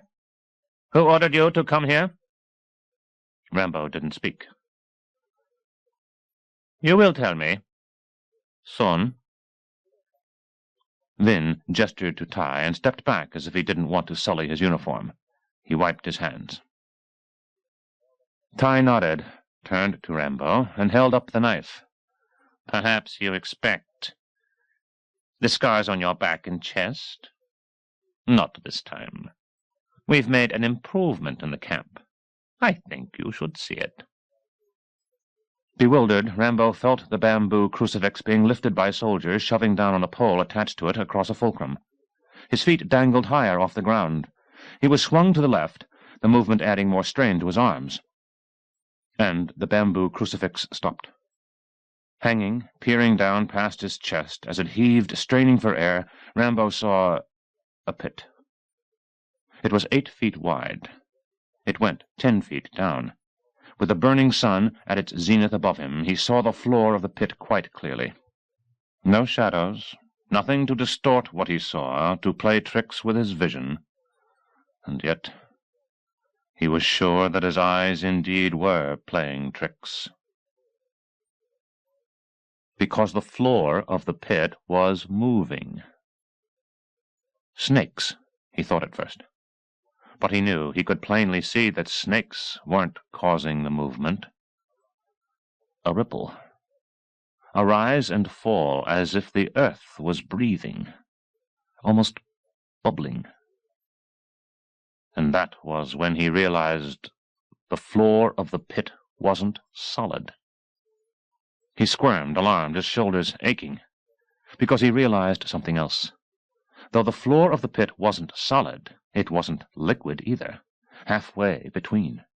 Viscous, it reminded him of quicksand, of muddy sinkholes in a swamp, of... The ripple repeated itself, a wave that moved from one side to the other. Eddies. More bubbles in the... slime, he decided. That was the only way to describe it. Slime. And the bubbles weren't caused by heat. No, there was something underneath. In the green-brown slime that gave off an almost unbearable, nauseating odor. Excrement, rotten food, decomposing animals, filth of every description, left to decay and seep and merge, to become an open cesspool, a semi-liquid compost pit. It lived. It heaved and rippled and bubbled because there were things beneath its surface. Slugs and insects, worms and leeches. And the bamboo cross began to descend. Thrashing his legs, trying to raise them above the heaving slime as long as he could. He wanted to scream, but he didn't. He wouldn't give Ty the satisfaction, and more, he had to shut off his mind, to quell his horror, to pretend he was a particle on the strand of a gossamer spiderweb, which wasn't real. But the slime pit was real. He couldn't convince himself that it wasn't. Not enough time. Though he held up his legs, they slowly wearied with a gradual descent of the cross, and finally they drooped, his boots sinking into the slime, which had the consistency of pudding, green-brown pudding. But his skin had not yet touched it, only his boots, so he couldn't feel it yet, could only stare in revulsion at the increasing ripples in the slime. And all at once the bamboo cross dropped him knee-deep into the slime, and he felt its warm, greasy squish around his legs. The cross dropped him farther. He felt sloshy mud around his groin. His privates shrank up close to his abdomen. Something small and squirmy tickled them. And he suddenly was dropped shockingly to his neck. Things clung to his chest, sucking, stinging, biting. In America, when he'd escaped from jail in that town, racing ahead of a posse into the mountains, using every trick and weapon he could think of to stay alive, he'd been forced to take cover in a mine shaft. Indeed, had been trapped in there, sealed in. Searching for another way out, he'd groped farther, deeper into the mine, and at last had crawled sightless through a narrow passage, reaching a massively echoing, completely dark cavern, where he stood waist-deep in guano, beetles nipping his skin. And then the bats had attacked him, swarming in a cluster around his head. He thought that he'd go insane, that the bat cave was the limit to what his mind could endure, that nothing worse could possibly ever happen to him. But now he realized that he'd been wrong. In the heaving, rippling slime, its stench so foul that it made him want to vomit, tiny creatures attached themselves to his body, nibbling, sucking. He peered up in desperation toward the top of the pit, where Ty watched with interest. "Please," Rambo wanted to scream, "lift me out of here." But Ty, grinning, waved farewell, gestured sharply behind him, and Rambo went all the way under. Darkness. It became unspeakable. Straining to hold his breath, feeling the slime rush into his ears, shoot up his nostrils, thrust at his lips, he scrunched his eyes shut. Pressure squeezed them inward, making him feel they would burst like grapes. Down he went, down, and his lungs burned, demanding air. And his flesh cringed.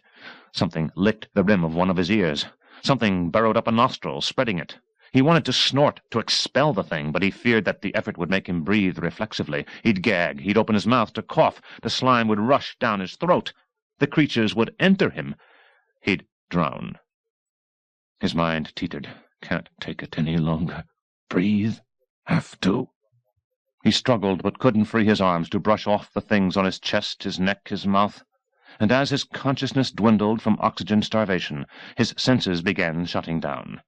He moved as if in a nightmare, walking in place, going nowhere. And then the slime pit and its creatures at last were no longer real. He'd achieved the ultimate Zen condition, the threshold of death. The next thing, he had a vague sense of being jerked. He suddenly saw dim light beyond his closed eyelids. He felt the pressure on his chest decrease, slime dripping off him, air on his face.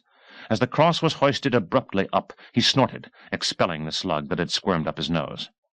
He rubbed his ear against his shoulder, squashing a worm. And breathed. Oh, Jesus, he could breathe. "Another time?" Ty asked and grinned. "Or perhaps you'll answer the captain's questions now." Fuck you. Beside Ty, Captain Vind straightened in outrage. "I should have warned you," Ty said. "The captain doesn't like foul language. I think I'll let you stay down there a little longer." He gestured to the guards. The bamboo cross began to descend. And peering down past the liver-colored, feeding, twitching leeches on his chest, Rambo knew that this time he'd die. Or else go crazy. Then answer their questions. Like hell. The Huey thundered into view across a bluff. Rambo tensed excitedly. American. They didn't leave me. They saw the soldiers back at the pickup site and went to get another chopper to bring in reinforcements. His boots dangled closer to the slime. God damn it, hurry! If they drop me in here, you might not find me. I'll drown while you look for me. The Huey grew, whooping louder, raising dust, bending bushes as it settled on the ground before the barracks. Any second now, Rambo knew the Delta Force team would lunge out, rifles stuttering, machine guns strafing. But why did they wait to touch down before they started to shoot? Two roaring transport trucks sped jouncing through the compound's gate, their brakes grinding as they stopped a safe distance from the Huey. The backs of the trucks banged open. From one, 15 Vietnamese soldiers jumped out. From the other, still more soldiers. But this second group was different. And now Rambo understood why the Huey hadn't opened fire on the camp. The soldiers from the second truck were Russians. He recognized the insignia on their dark fatigues. They belonged to the elite Soviet Airborne Division. Despair overcame him. The side door of the Huey slid open, the rotors whining slowly to a halt, and still more Russians appeared. 3 Soviet Airborne Division soldiers. And 2 lieutenants. At once the Soviet group formed ranks and snapped to attention, saluting. The officers studied them critically, walking past them. As Rambo dangled, his arms in agony, over the pit, afraid that the Vietnamese would let him drop to be smothered, a part of him nonetheless couldn't help noticing the contrast in discipline, or lack of it, between the Vietnamese and the Soviets. And maybe Captain Veen, with his immaculate uniform and his hand-washing gestures, wished that he was in a better army. The Soviet officers were huge, their eyes utterly cold. They looked like walking doom. Well, when you care enough, Rambo thought, you send the very best. The officers stared in Rambo's direction and paused in disgust. One snapped an order to Captain Veen, who, though higher in rank, approached them with quick, respectful obedience. Rambo couldn't hear what they said, but their gestures were angry, impatient. Captain Veen nodded repeatedly, abruptly turning, shouting, "Sergeant, get the prisoner out of there!" Ty knew enough not to argue. In 15 seconds Rambo stood, his legs wobbling, dripping slime on the wonderfully solid ground beside the pit. The Soviet officers came over, glanced up and down at Rambo, and wearily sighed. "These people are so crude," the blonde said in English. "So vulgar." He noticed Rambo's knife in its sheath, tucked into Sergeant Ty's belt, and pulled it away. When he drew the blade, he nodded, admiring it. "This, on the other hand, is not crude." Stepping closer, he traced the knife among what Rambo guessed must have been 20 huge, blood-gorged leeches on his chest. With a casual gesture, the Soviet used the razor-sharp tip to sever one leech from the side of Rambo's neck, near the jugular. Rambo felt the steel against his vein. Like a master surgeon, the Soviet flicked the blade and threw the leech onto the ground. "They lack compassion, I suspect," he said. "But we, however, I should introduce us. This is Lieutenant Yashin. I am Lieutenant Podolsk. I do not know who you are yet, but I will." He swung toward Ty and 2 other Vietnamese soldiers. "He stinks. Clean him up. Then take him," he pointed toward the middle barracks, "inside." 13. From the cave at the back of the camp, Banks stared through the bamboo bars, watching the Soviet officers stride away from the pit. The Vietnamese cut Rambo from the cross, threw a bucket of water over him, and dragged him away. Behind Banks, a sickly prisoner wheezed, "We were pulling for you." "Next time," Banks said. "Sure?" Without conviction. "Next time." Another prisoner coughed, and again hacking terribly. "Banks, were you ever tortured by the Russians?" "Yeah." "Well, what do you do? I mean, how do you keep from talking?" Banks dismally stared toward the middle barracks. "Hope they kill you by mistake." Chapter 6. The Grave. 1.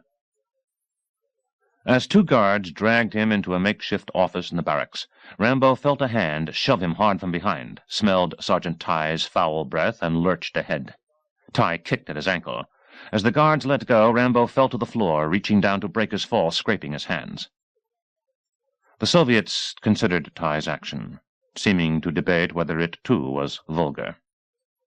"Not on the floor," Podolsk said. "The chair." Ty gestured sharply. The guards yanked Rambo to his feet and shoved him onto the chair. "Keep cool," Rambo thought. "It's not my turn yet. Just keep cool." He glared at the Soviets, at Ty, at the guards. The room was small. A single bare bulb gleamed weakly from a dangling wire in the ceiling. On a metal desk, a microphone and a radio transmitter caught his attention. "Thank you, Sergeant. You can go now," Podolsk said. "But leave one guard, please." Ty squinted, frustrated, but he did what he was told. 15 seconds later, he and the second guard were gone. Through the open window, Rambo saw that shadows had begun to form outside. The sun had passed its zenith. Podolsk leaned against the metal table. Though as tall as his fellow officer, he was slighter of build. He wore wire-rimmed glasses, and with his intelligent, even sensitive, but finally calculating features, he resembled the stereotype of a bank president. Yashin was another story. He had a broad slab of combat mustache, his hair cut short like a scrub brush. His features were as thick and broadly emphasized as communist sculpture, suggesting a Nordic, Mongolian, Circassian heritage. A pine tree patch on his shoulder showed his status as a Kastun, a Cossack scout. The silent moment ended as Podolsk approached, holding Rambo's knife, gesturing with it toward the scars on Rambo's chest. "I see you are no stranger to pain. Possibly you have been among my Vietnamese comrades before?" He waited. "No answer? No matter. Captain Veen has already informed me that you once were a guest here. My question was only, how do you say it, to break the ice?" He found this very amusing. "Is that how you say it? Perhaps you will tell me your name. What harm can it cause? A name." Rambo stared at the floor. "Well," Podolsk said, "what a poor beginning for an intimate relationship. I assure you, by tomorrow, or the next day, you will tell me things you would not even tell a lover." "You're as goddamned ignorant as the people back home," Rambo thought. "Lover? I don't want a lover." And at once he thought, disturbed, about Ko. Where was she? Had she managed to get away? "But surely you know how senseless it is to resist," Podolsk said. "In the long run, pain is a poor substitute for intelligence. But let us begin. Are you working directly for the American government? Who are your local contacts? Where is your base? What arrangements were made to rescue the other prisoners? On and on. I have quite a list of questions. Will you tell me these things freely?" Rambo glanced out the window toward the shadows as they lengthened. "Of course you won't," Podolsk said. "But as a moral man I felt compelled to ask.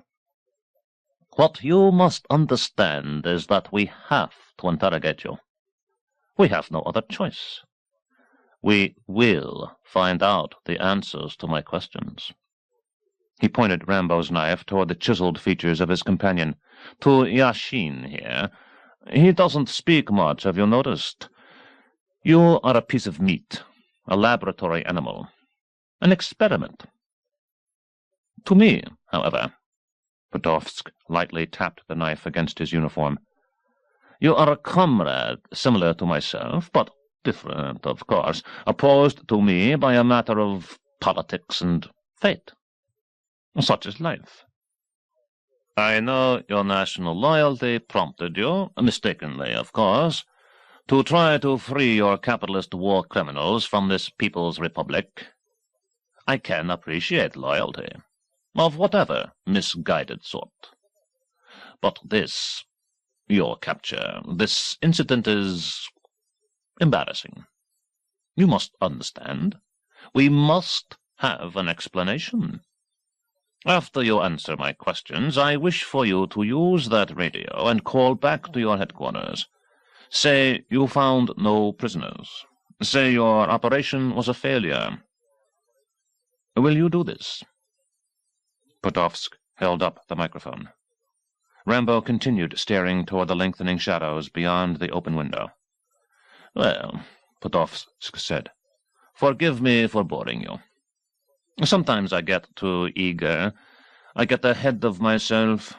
Skip steps. Is that how you say it in America? Skip steps. Even that you won't answer. You wish to test your strength against pain. Very good. I sense that my friend has become impatient. I do not wish to frustrate him. Yashin, proceed." The dark-haired, mustached Cossack scout stepped forward. Perhaps he smiled. It was hard to tell. What Rambo most noticed were the pliers he was holding. 2. Night. Hearing the fart-burp-sputter of an ill-maintained Honda cycle, the guard in the sentry box at the gate glanced up from a black market translation of a perfectly disgusting American trashy sex book and saw a headlight enlarging toward him. The cycle stopped before him, fart-burp-sputter, and the guard was able to distinguish a penis-arousing woman in a skin-tight dress and coolie hat who made a suggestion straight out of the book he was reading. "Both ways?" He pretended to think about it, but he knew already what his answer would be. From pride, he even haggled about the price, but if she insisted, he decided he'd pay what she demanded. The local business was certainly improving. This girl on the cycle was so innocent-looking that the thought of having her both ways, he remembered, though he wondered if he was capable of it, made him almost ejaculate in his uniform. Yes, the night was certainly improving. He hadn't heard the prisoner who was being tortured in the barracks scream even once. Soon, though, he thought. Yes, very soon. The girl made an obscene gesture with her index finger into the encircled fingers of her other hand. She raised her eyebrows suggestively, and after he opened the gate to let her through, the sputter of her cycle receding, he cursed because of the stain at the crotch of his pants. 3. Feeling filthy merely because she'd talked to him, Co directed the noisy cycle, she'd stolen it from the nearby village, down the lane toward the barracks. Her tight dress and coolie hat as well were stolen. But despite that risk, she'd overcome a greater risk. The leering guard had let her through without a question about the leather tube, Rambo's quiver and disassembled bow, that she had strapped to the far side of the cycle. If the guard had asked, she would have told him that the tube contained supplies for doing it an exotic third way. But as she had expected, the guard didn't ask. He was too preoccupied by the inventive complexity she'd added to the first way. She approached the faint lights in the barracks, her cycle sputtering, but despite its noise she heard a sudden terrible scream. Rambo's scream. And whatever had caused it, she knew, her heart beat angrily, that because he was her man, the cause of his scream must have been beyond any human endurance. She would kill whoever had done this. 4. Rambo, standing upright, his wrists tied to metal bed springs tilted against the wall, shuddered uncontrollably. There wasn't any will involved. His reaction was reflexive, spasmodic, like a frog attached to electrodes, as he had been attached to electrical wires that led back to a generator. And that wasn't all. In the shadowy background, while Yashin impassively but with fascination worked the generator, Podolsk stirred Rambo's knife into a pot of gleaming, blazing charcoal. "It will be frustrating," Podolsk said, "if we cannot have a nice chat. Very, very frustrating.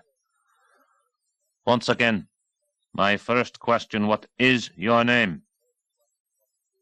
Bound to the upright springs, with a black metal plate the size of a paperback taped to his stomach, wires leading from it to the generator, Rambo stopped screaming as the current tapered off. Dripping water that Yashin had thrown on him, the liquid indistinguishable from the huge drops of sweat splashing onto the wet boards at his feet, he stared with the eyes of a frantic animal toward the night past the open window, toward the sweeping gleam of a sputtering cycle's headlight going past, and bit his lip, determined that next time he wouldn't scream. "Not yet?" Podolsk asked. He left the knife in the blazing charcoal, turned angrily, and threw another pail of water over Rambo. "Again," he told Yashin. The current surged abruptly through his body, searing the contact point beneath the black metal box on his stomach, filling the room with a stench of scorched flesh, convulsing his nerves and muscles at every extremity of his body. Shameful urine dribbled down his leg. He couldn't control his response. Pride didn't matter. Discipline didn't matter. Pain was what mattered, and convulsively, despite how desperately hard he tried not to, he screamed and screamed till he thought that his vocal cords would burst. The jolt of powerful current made the overhead light bulb flicker, and Yashin turned the switch down. Exhausted, Rambo hung from the bed springs, heaving, shivering, gasping. "Comrade," Podolsk said patiently, "surely you'll see how boring this is. I was scheduled for a leave, and you... There must be something you'd rather be doing." He patted at something in his jacket pocket. "Oh, yes, I almost forgot. Here, I have something you might be interested in." He drew a piece of paper from his uniform, unfolded it, and brought it over, holding it up to Rambo's pain-widened, raging eyes. "A transcript. The conversation between your helicopter pilot and his commander, codename Pack Leader, as the pickup crew abandoned you on that hill.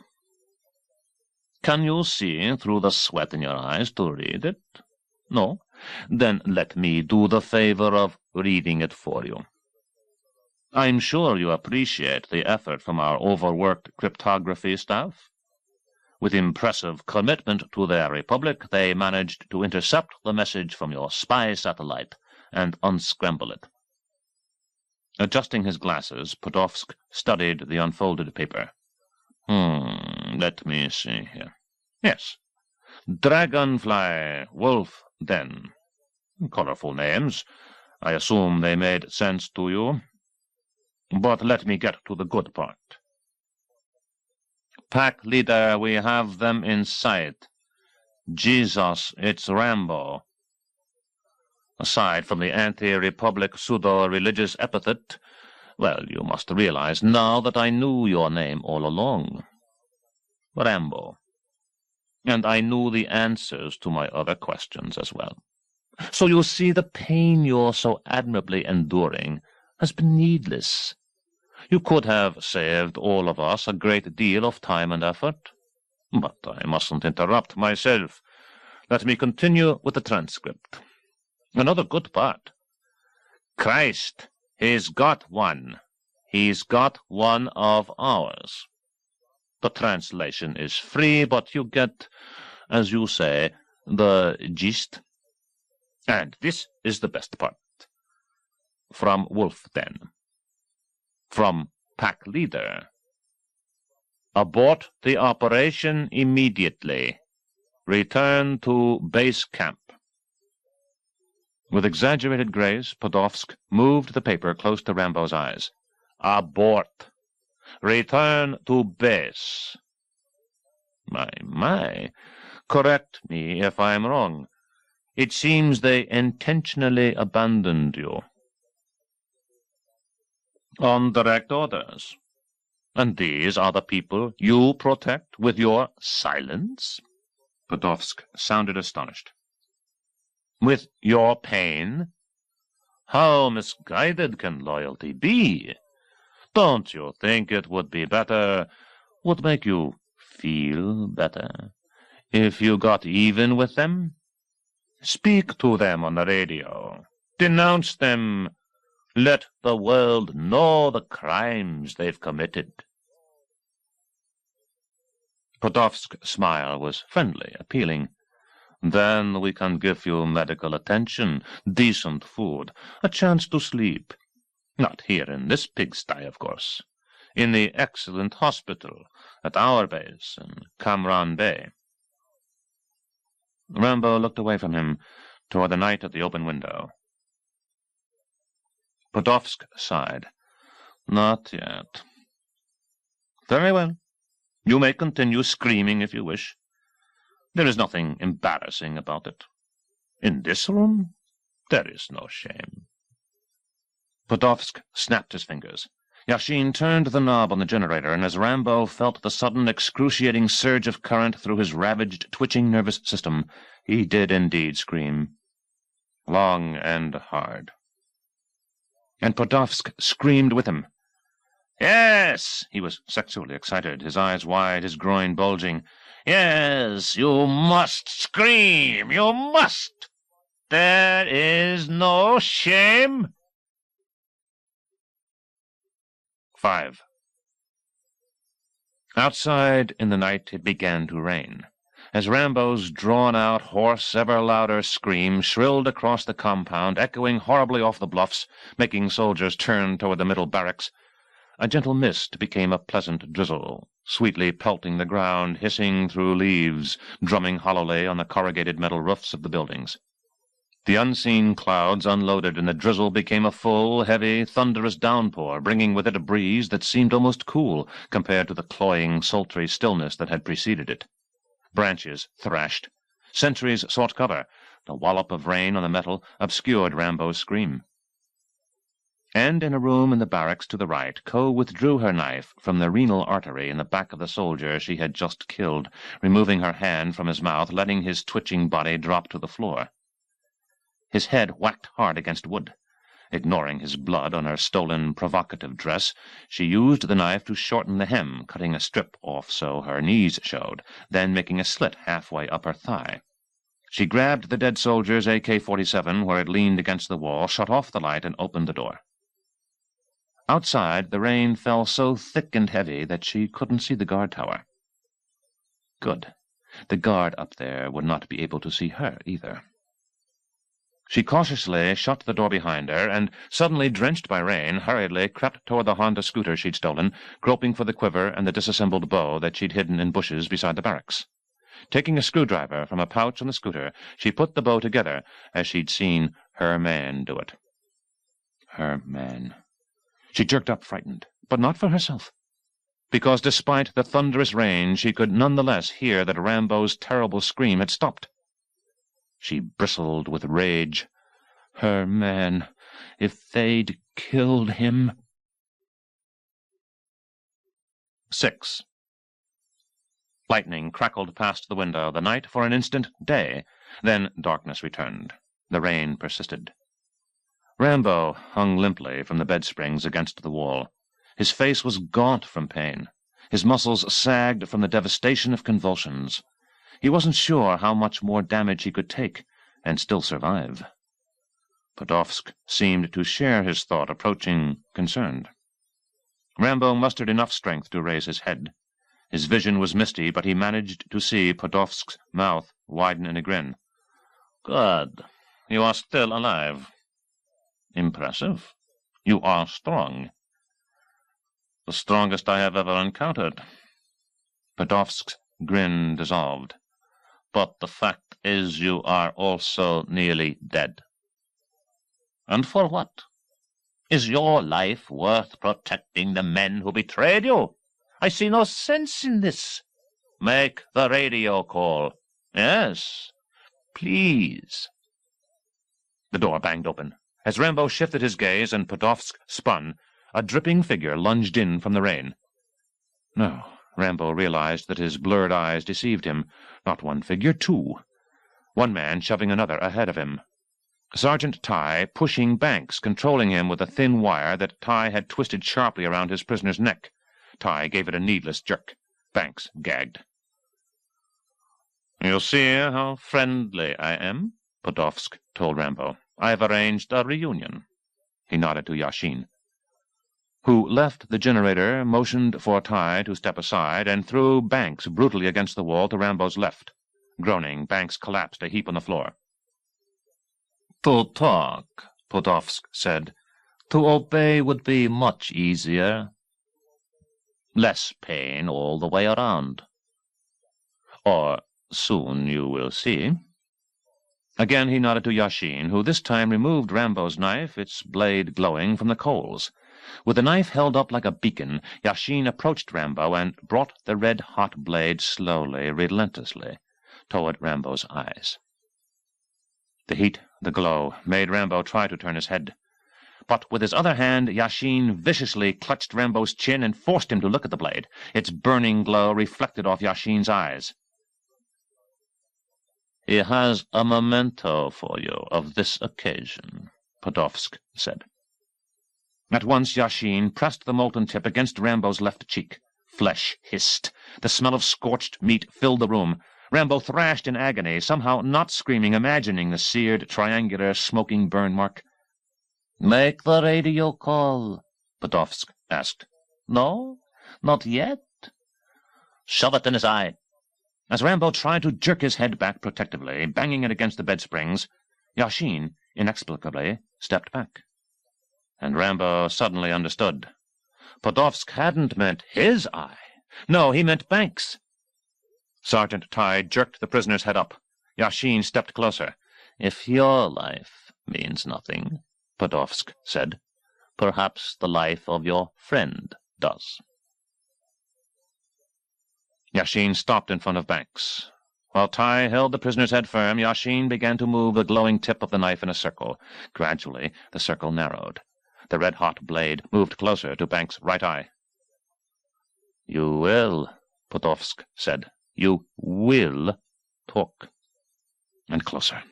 Rambo thrashed, desperate. "Yes," Podolsk said, his face flushed with excitement again.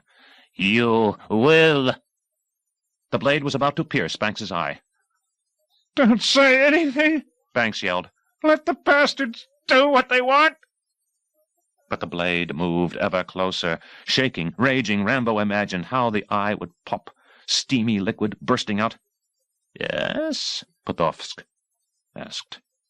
And Rambo, sagging, nodded. Yashin stepped back with the knife. Tighe let go of Banks, who fell hard on the floor. Podolsk smiled. "Excellent. We're finally making progress. I applaud your wisdom. Only a fool dies for a lost cause, or allows a friend to die." He stepped to the metal table and turned on the radio transmitter. "Our specialists have determined the frequency. But I trust you know the proper transmit codes, yes?" Again Rambo nodded, furious, sullen. "Don't do it!" Banks yelled. "These bastards won't let us—" "Shut up!" Tighe kicked him in the face, splitting his lips, knocking him unconscious. Rambo winced, and forced himself to look away. Podolsk picked up the microphone. "You will state your name, that you've been captured as a spy. You will state that the mission was a failure, and all missions will fail.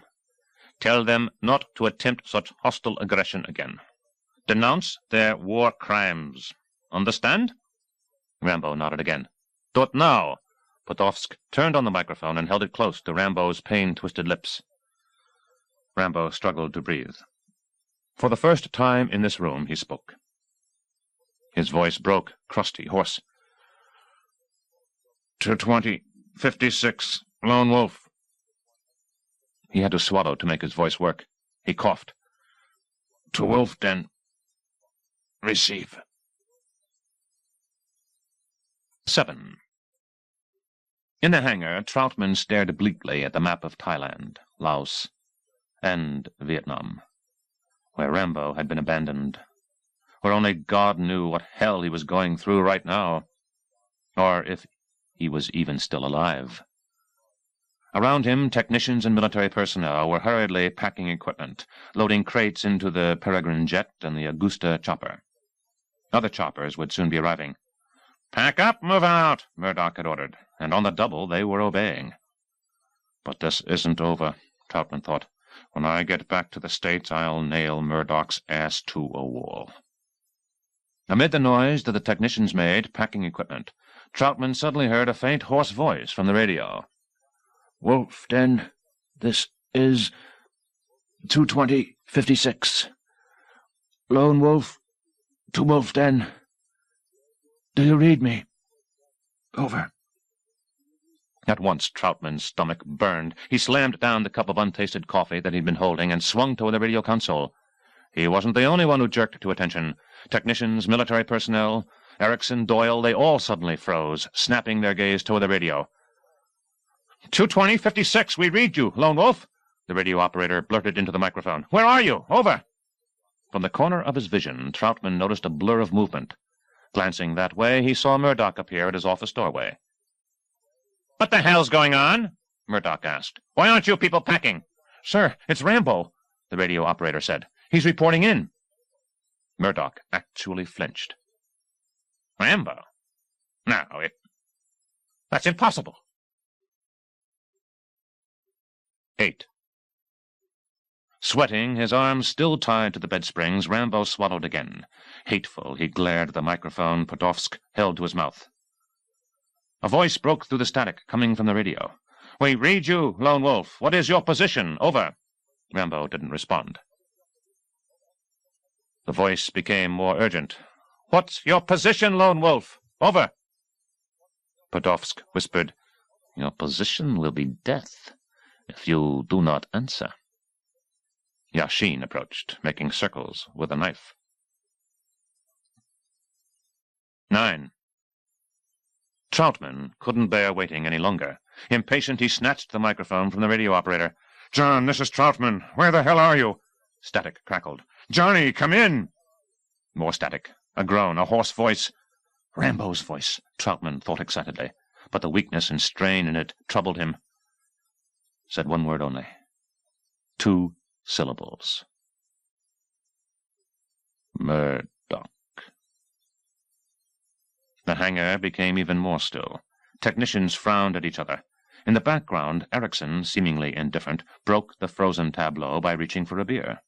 But Murdoch stiffened, his face a welter of conflicting emotions. Nervous, puzzled, self-conscious as everybody turned to him. He's here. Troutman's eyes narrowed as he shoved the microphone over. And Murdoch gripped it apprehensively. He glanced around, everybody staring at him, and forced a grin to his face. A shit-eating grin, Troutman thought. Rambo, Murdoch sounded delighted. This is Pack Leader. We're glad you're alive. Where are you? Give us your position, and we'll come and get you. Over. Troutman wanted to puke in disgust. Static. Murdoch. The silence lengthened. I'm coming for you. Someone inhaled sharply. Murdoch's face lost its color. His grin dissolved. He lowered the microphone.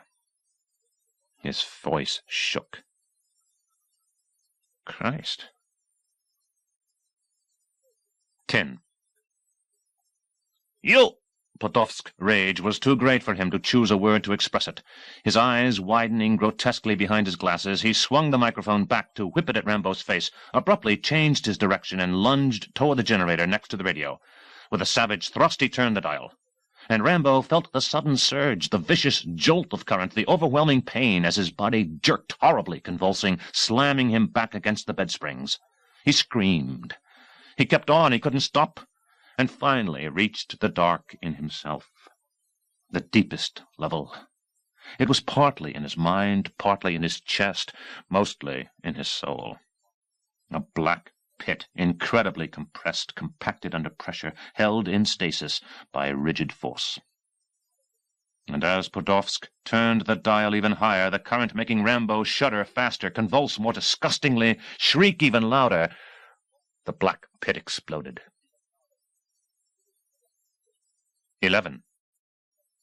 With his hand on the generator's dial, turning it ever higher, watching this American pig jerk spastically against the bed springs, Podolsk suddenly realized that something was wrong. Possibly very wrong. His experience had taught him that the jolt of current was not yet high enough to account for the prisoner's increased violent agitation. The shriek was more fierce than Podolsk would have predicted. Indeed, to put it mildly, the prisoner seemed to be going berserk. His body was an out-of-control machine, lashing, tearing at the bed springs. His scream, having risen to a shriek, was now a ferocious howl. He sounded like an animal, a horribly frightening animal. Unnerved, Podolsk left the generator, its dial turned up. Almost hypnotized by the furious, deafening spectacle, he approached the obscenely shuddering prisoner, whose howl had become more feral. The springs began to twist, creaking, warping under the disgusting American's frenzied assault. Podolsk realized too late that the current was merely the stimulus. The American was adding to it, propelled into such a rage that welds broke, springs popped. Podolsk took a reflexive step backward. Not soon enough. He saw a hand, suddenly freed, shoot toward him like a grappling hook. He stood in a pool of water that had dripped from the prisoner, and felt the current. No! Seize him!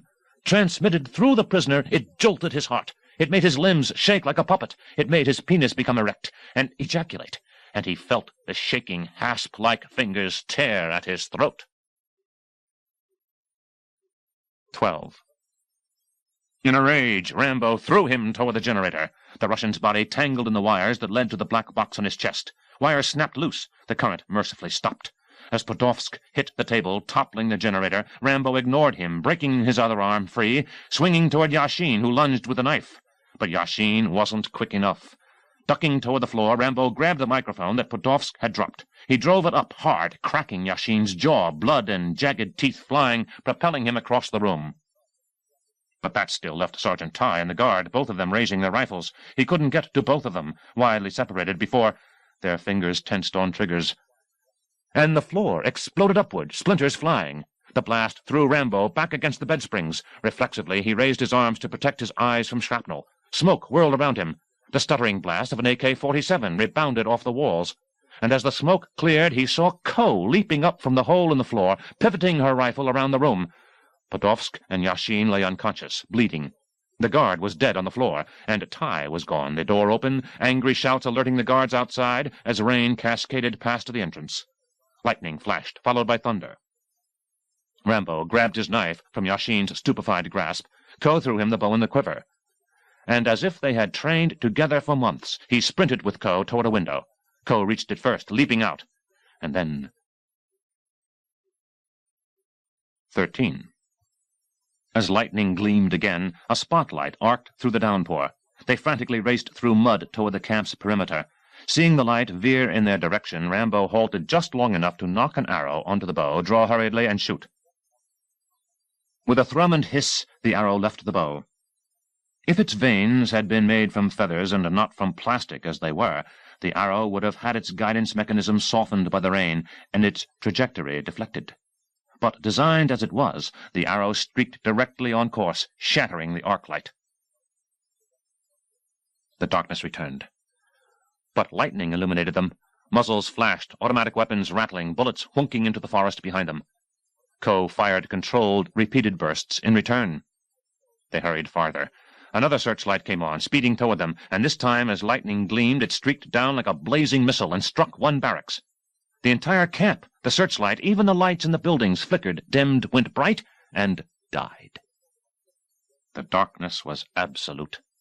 But tracer bullets pierced it, their phosphorus-coated tips whipping toward the jungle, gleaming, beautiful, deadly. The stutter of gunfire was louder than the thunder that suddenly shook the encampment.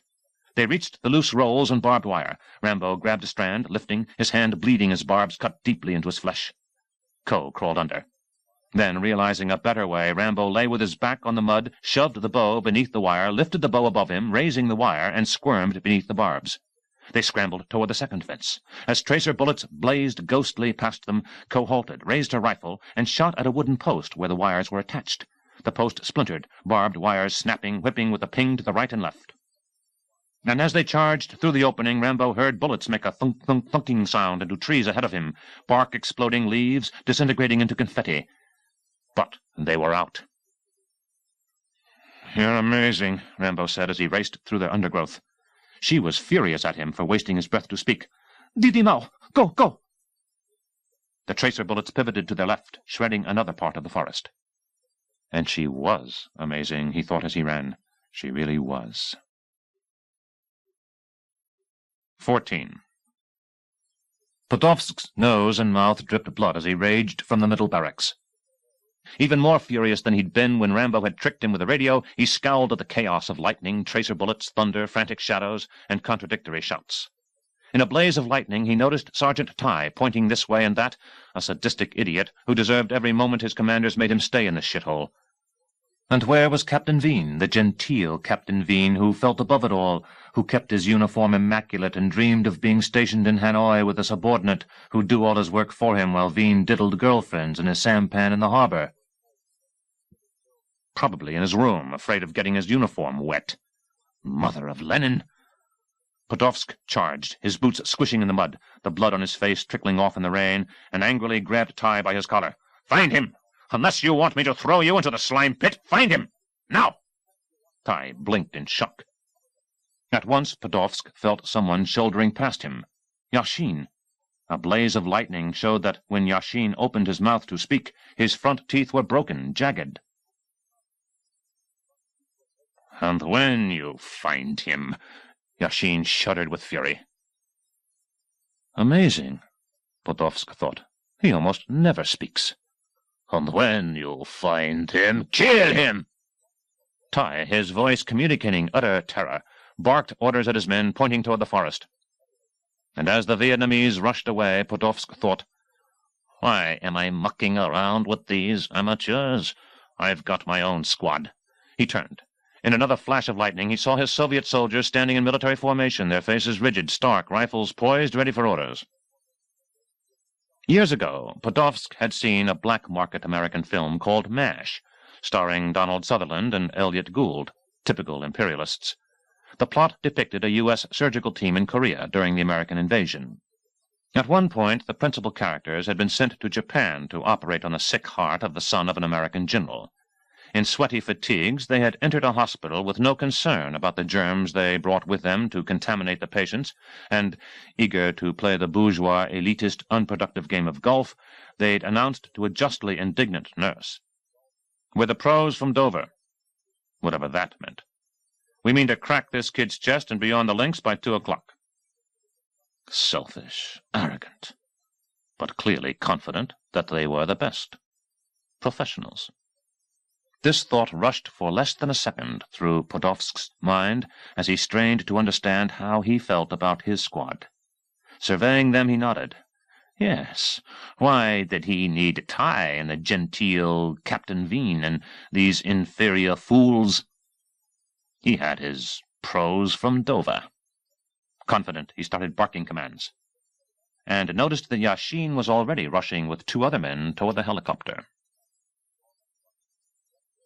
15. His heart pounding excitedly, thrilled to be free, Rambo zigzagged through the dark of the forest, Ko scrambling next to him. They reached a slope and clawed at slippery tree roots, struggling through the rain up the muddy incline, slipping, sagging, straining harder, reaching the top. Abruptly he stiffened. He heard the chugging roar of helicopter rotors, and turning, he frowned as 2 powerful searchlights rose from the forest, sweeping back and forth, their shafts competing with a burst of lightning to determine which was brighter. And the roar of the engine competed with the subsequent roll of thunder. Crouching on the hill, Rambo tensely scanned the dark, rain-obscured forest below him, and saw hand lights searching, broken by trees as they swept in one direction, then another. Shouts down there. Frantic gunfire. A pig squealed. Stopped. The helicopter, massively outlined as lightning blazed, tilted in the gusting rain. It must have been piloted by a maniac. Only the most obsessed, determined, outraged of pilots would dare to risk flying the chopper in this storm to search after them. And Rambo suddenly knew who it was. The silent one. The Cossack. Yashin. 16. Clutched the Huey's controls, working the rudder pedals, trying to compensate as the huge chopper tilted from yet another powerful gust. The chopper's responses were sluggish. He concentrated, managed to steady it, and angrily ignored the risk of flying above the forest in the storm. A slight miscalculation in the dark, a too strong surge of wind, and the Huey's landing skids could easily snag in a treetop, flip the chopper over, and kill him in an atomizing ball of flame. But the risk didn't matter. Only the prisoner mattered, and whoever had helped him. His mind retained a hate-producing photograph of the prisoner swinging the microphone at him.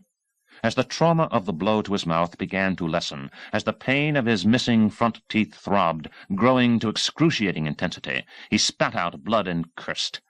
He felt as if broken glass had been rammed beneath his gums. He strained not to miss the slightest movement down there as the Huey's searchlights scanned the forest.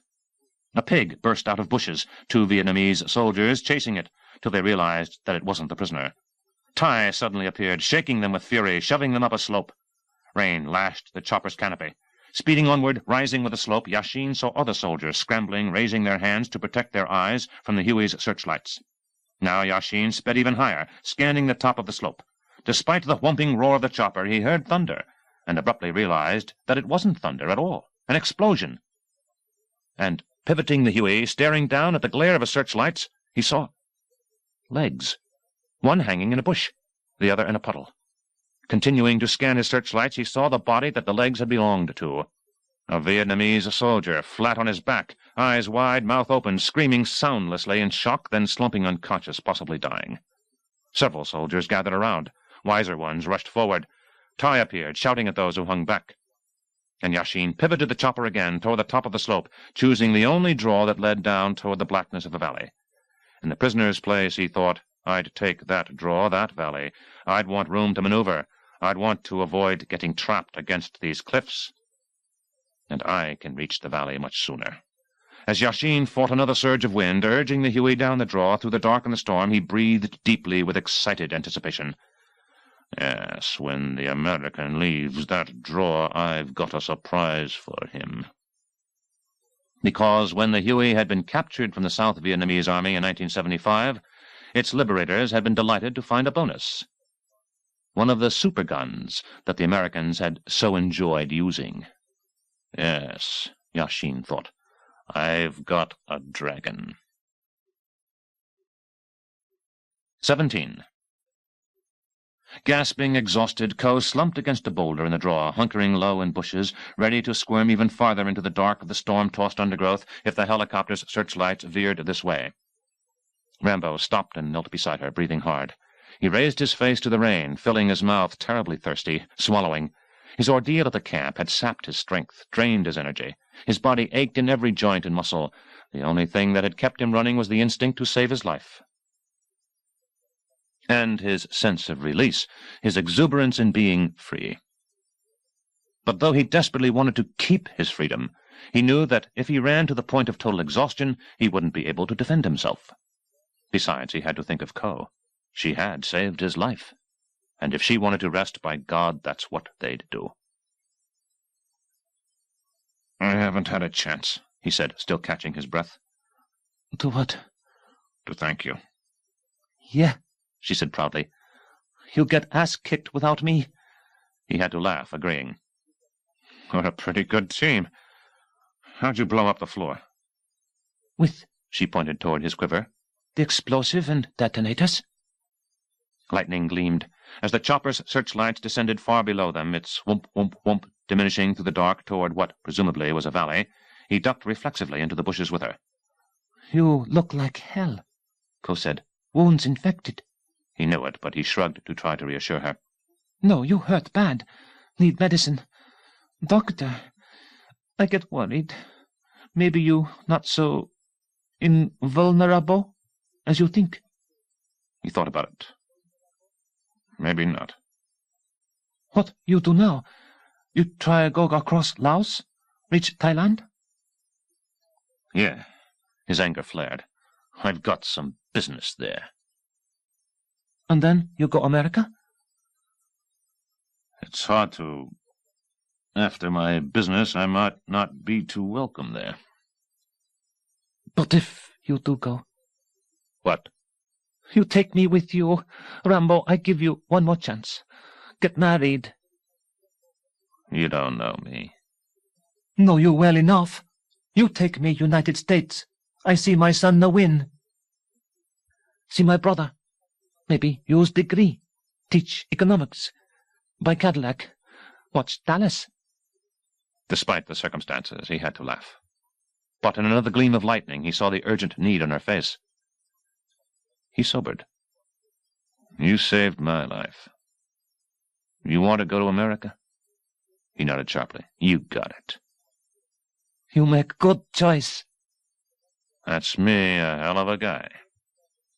He swung toward angry shouts up the slope from them. As the glare of hand lights swept through the underbrush, he murmured, We'd better get moving. But as they scurried through the dark, gusting rain, heading farther down the draw, he again felt distressed by the skill with which these soldiers were tracking him.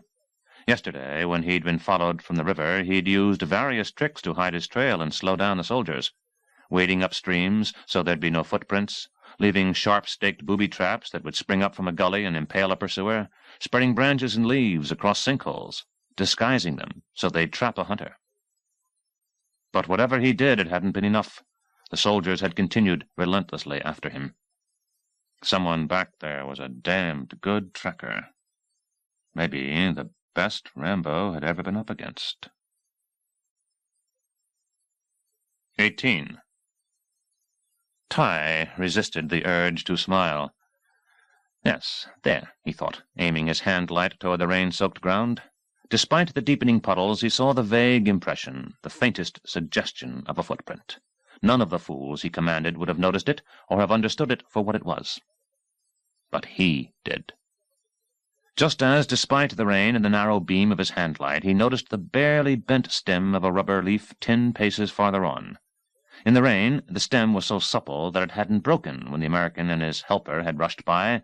Instead, it had snapped back almost into place, leaving hardly any sign that someone had passed, except for the pinched, wrinkled spot halfway down its stem.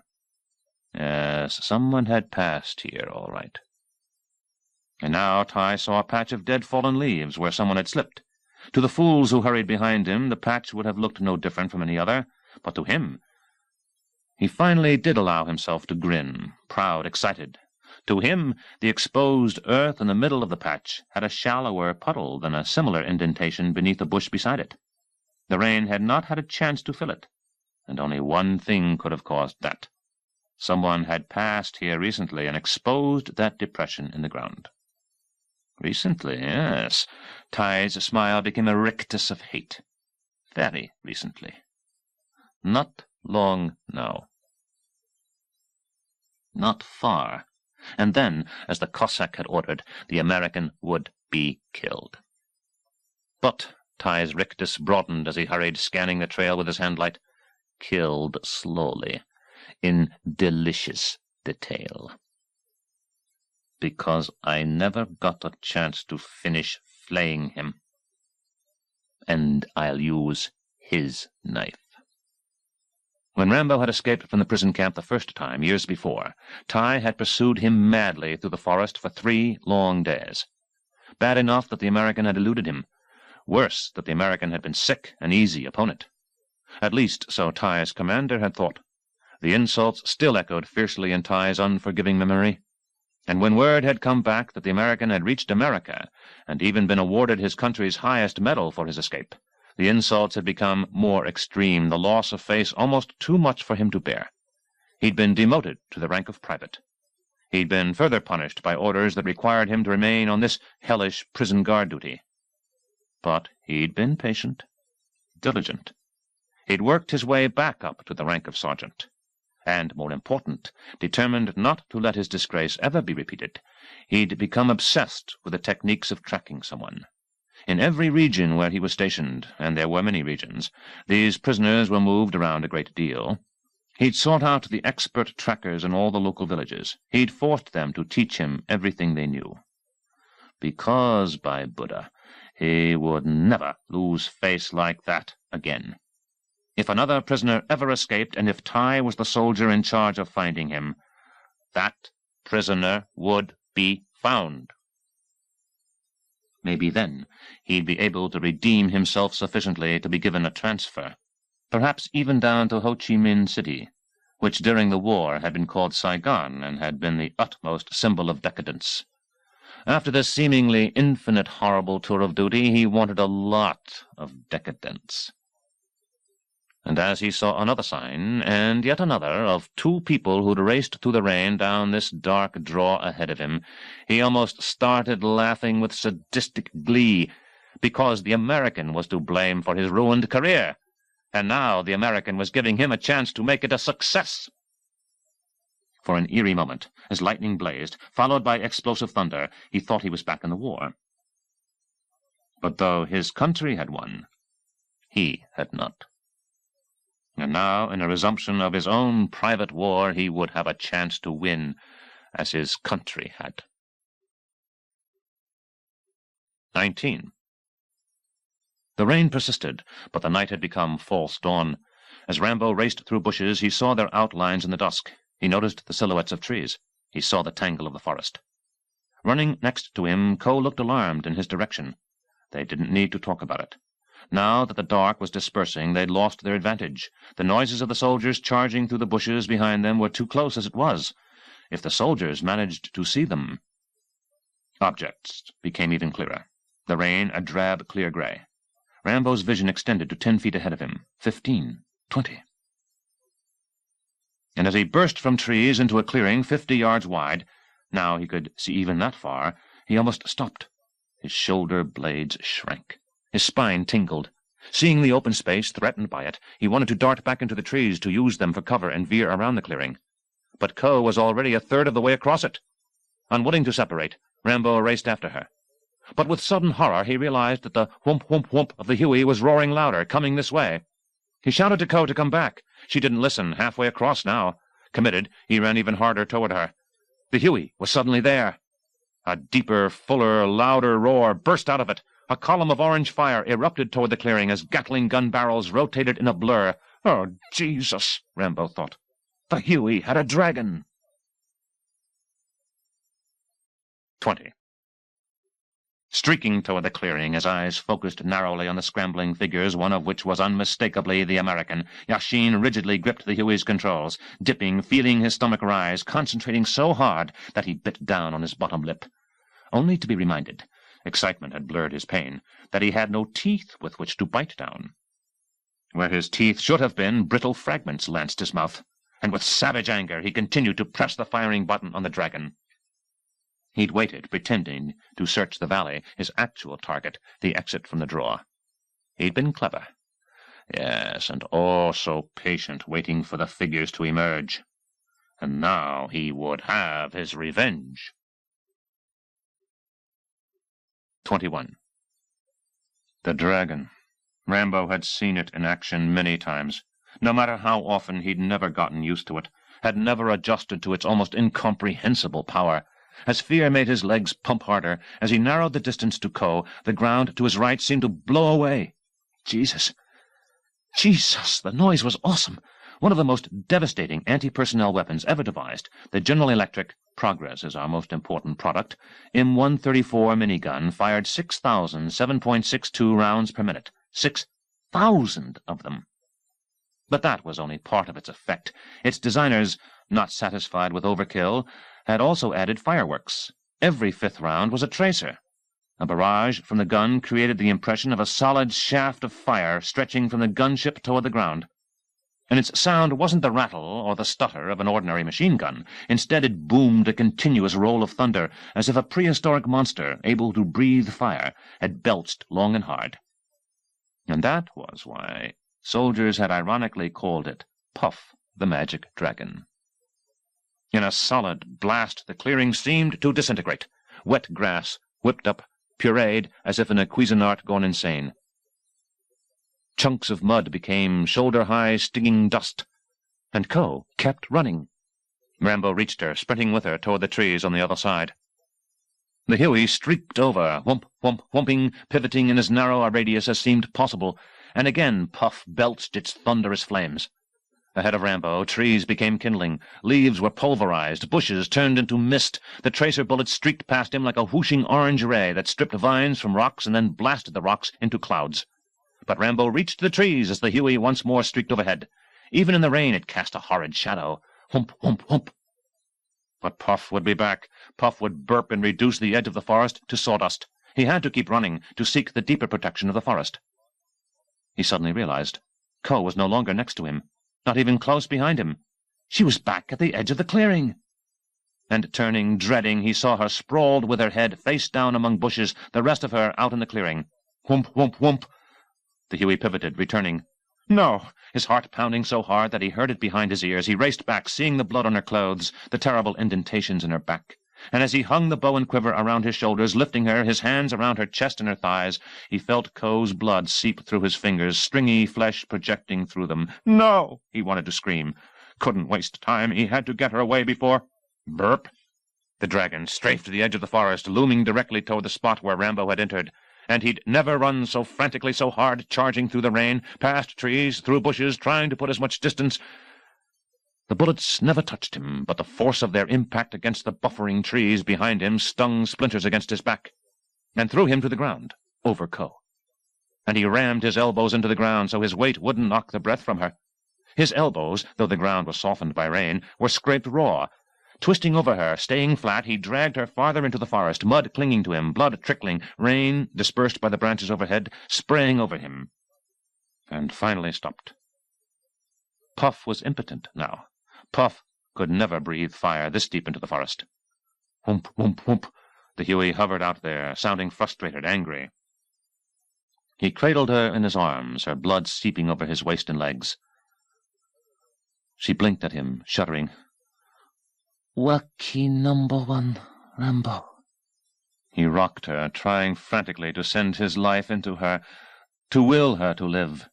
Anguish contorted his face till its muscles cramped and ached. "Not Rambo? John. My name is John." Her cloudy eyes peered up at him, puzzled. "It doesn't hurt. Why?" She strained to breathe. "Why doesn't it?" Feeling her body sag in his arms, he started to sob. "You good man, John. Good. Ever not forget me?" No. Believe it. And she was dead. He'd cradled too many dead soldiers, buddies, friends, not to recognize the weight that a soul left after it soared from the body. Meat. No longer beautiful, no longer dignified. Meat. Dead meat. And with all the power in his body, he screamed. 22. "Do you really think you can threaten me, Colonel?" Pacing in fury, Troutman glared down at Murdoch, who, adjusting his glasses, flipped through several status reports on his desk and tilted the tensor lamp so he could see them better. "I want the rescue team ready to go in 1 hour, Troutman said flatly. "You want?" Murdoch peered up as if he couldn't believe what he'd heard. "Colonel, you're risking your career, your reputation, even your family's security." He took off his glasses and blinked in amazement. "Do you honestly believe that any one person is worth that much?" "Yes," Troutman said, straightening. "Yes, I do. Rambo is." Murdoch's mouth opened. For a moment he was speechless. "I'm giving you a direct order to withdraw from this project." "Do I get the rescue team?" Troutman said, even more furious, wanting to strangle the son of a bitch. "Or do I have to go over your head?" Murdoch somehow found this amusing. He actually laughed. "You don't seem to understand. I'm in charge here. You're just a cog." He gestured toward Erickson and Doyle. "We're the machine." Abruptly bored, he said, "Erickson, I want him placed under arrest. He's not to leave the base." Not only Erickson, but Doyle as well stood, responding to Murdoch's orders. Doyle, the truly crazy one, had his hand on his holstered .45.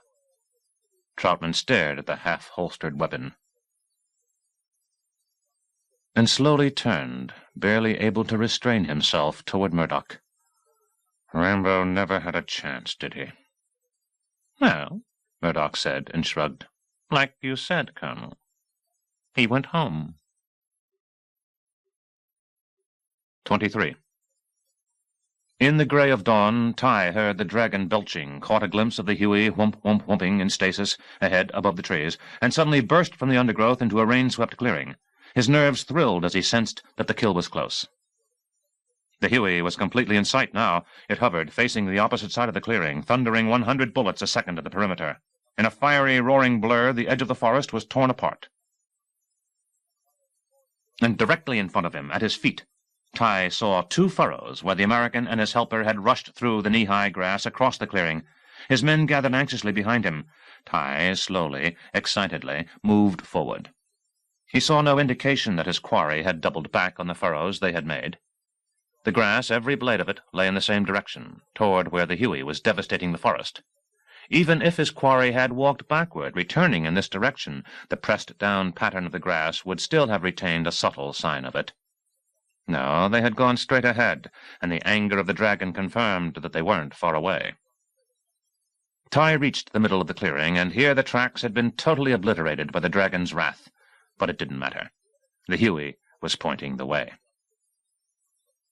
But lest it kill him by mistake, Ty used his field radio to contact the Cossack, to alert him that the ground team had arrived, and as the gun stopped belching, Ty passed below the rotor wash and the whomp-whomp-whomp of the Huey, stalked through the devastated edge of the forest, and reached the continuation of the prisoner's trail.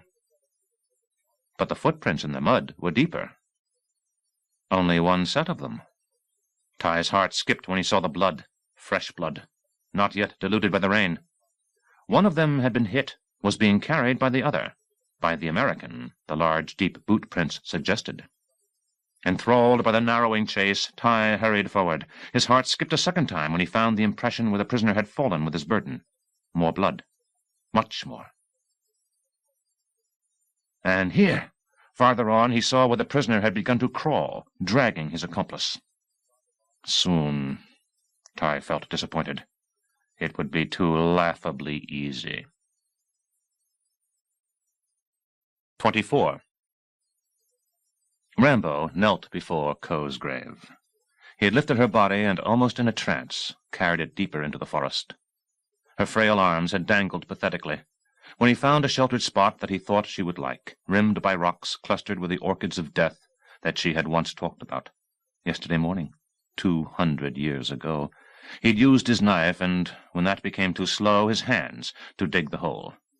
He'd known that he was taking a risk by using up precious time to bury her. He didn't care. She herself had been precious, and if he could help it, no scavenging animals would ravage her body. He dug until he reached thickly meshed, impassable roots, and gently, with reverence, lowered her into it. About to cover her, he obeyed an impulse, removed her golden Buddha good-luck medallion, and hung it around his neck. He cut a strip of cloth from her dress, and with great deliberation, as a priest would dress for a ritual, tied it securely, a sweatband, around his forehead.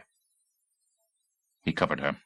The wet earth sinking over her, he saved her face till last, imagining how even a dead face must feel to have mud sink over it. When her lovely features, too, were gone, he brought stones to the mound and pulled vines over them, disguising the burial site, and once again kneeled, almost as if in prayer. But with his bow and the quiver of arrows slung across his back, with the primeval muck of the forest clinging everywhere to him, his hair, his face, his chest, his arms, he felt less like a priest than a warrior, from far back, long ago, when all of this had begun, and had never stopped. As rain streaked past his eyes, blurring them, he realized that what really blurred them were tears. At the camp, when he'd been tortured, seared by his own knife, jolted with electricity, he had cried. But those tears had been reflexive, an unwilled response to pain. These tears, though, were different, caused by grief, an emotion he'd thought he was no longer capable of. He rose to his feet, clenched his fists, spread his muscular arms, raised his anguished face to the stormy sky, and shrieked, his vocal cords straining, bulging like knotted strands of leather. The scream rose louder, fuller. He couldn't stop. His years of frustration released their total fury. The first time he hadn't asked to come here. He'd been told to come, because other people had their reasons, people who went to sleep at night between clean sheets with their bellies full. It wasn't my war, but I fought it for them, and became an embarrassment to them because they knew there'd been too many lies, and the way to undo a lie is to pretend it never happened, so they made believe I'd never existed. And others called me baby killer. The second time I didn't want to come here either. But they said they were willing to clean up the mess they'd made, to try to correct their mistakes, and someone had to get those prisoners back, because the people who slept between clean sheets sure as hell couldn't do it. So I fought their war a second time, and again they lied and did what they could to keep me from winning it, and wanted to make believe I never existed. Well, I'm through fighting other people's wars. Yes, this time I'll fight my own. And this time no one's going to stop me from winning. Far away he heard the whomp, whomp, whomp of the Huey, but closer he heard men charging through the forest. All right, he thought, squinting with hate and grief as he stared at the grave. If you guys want a fight, you got it. The war had begun. Chapter 7. The Blood Zone. 1.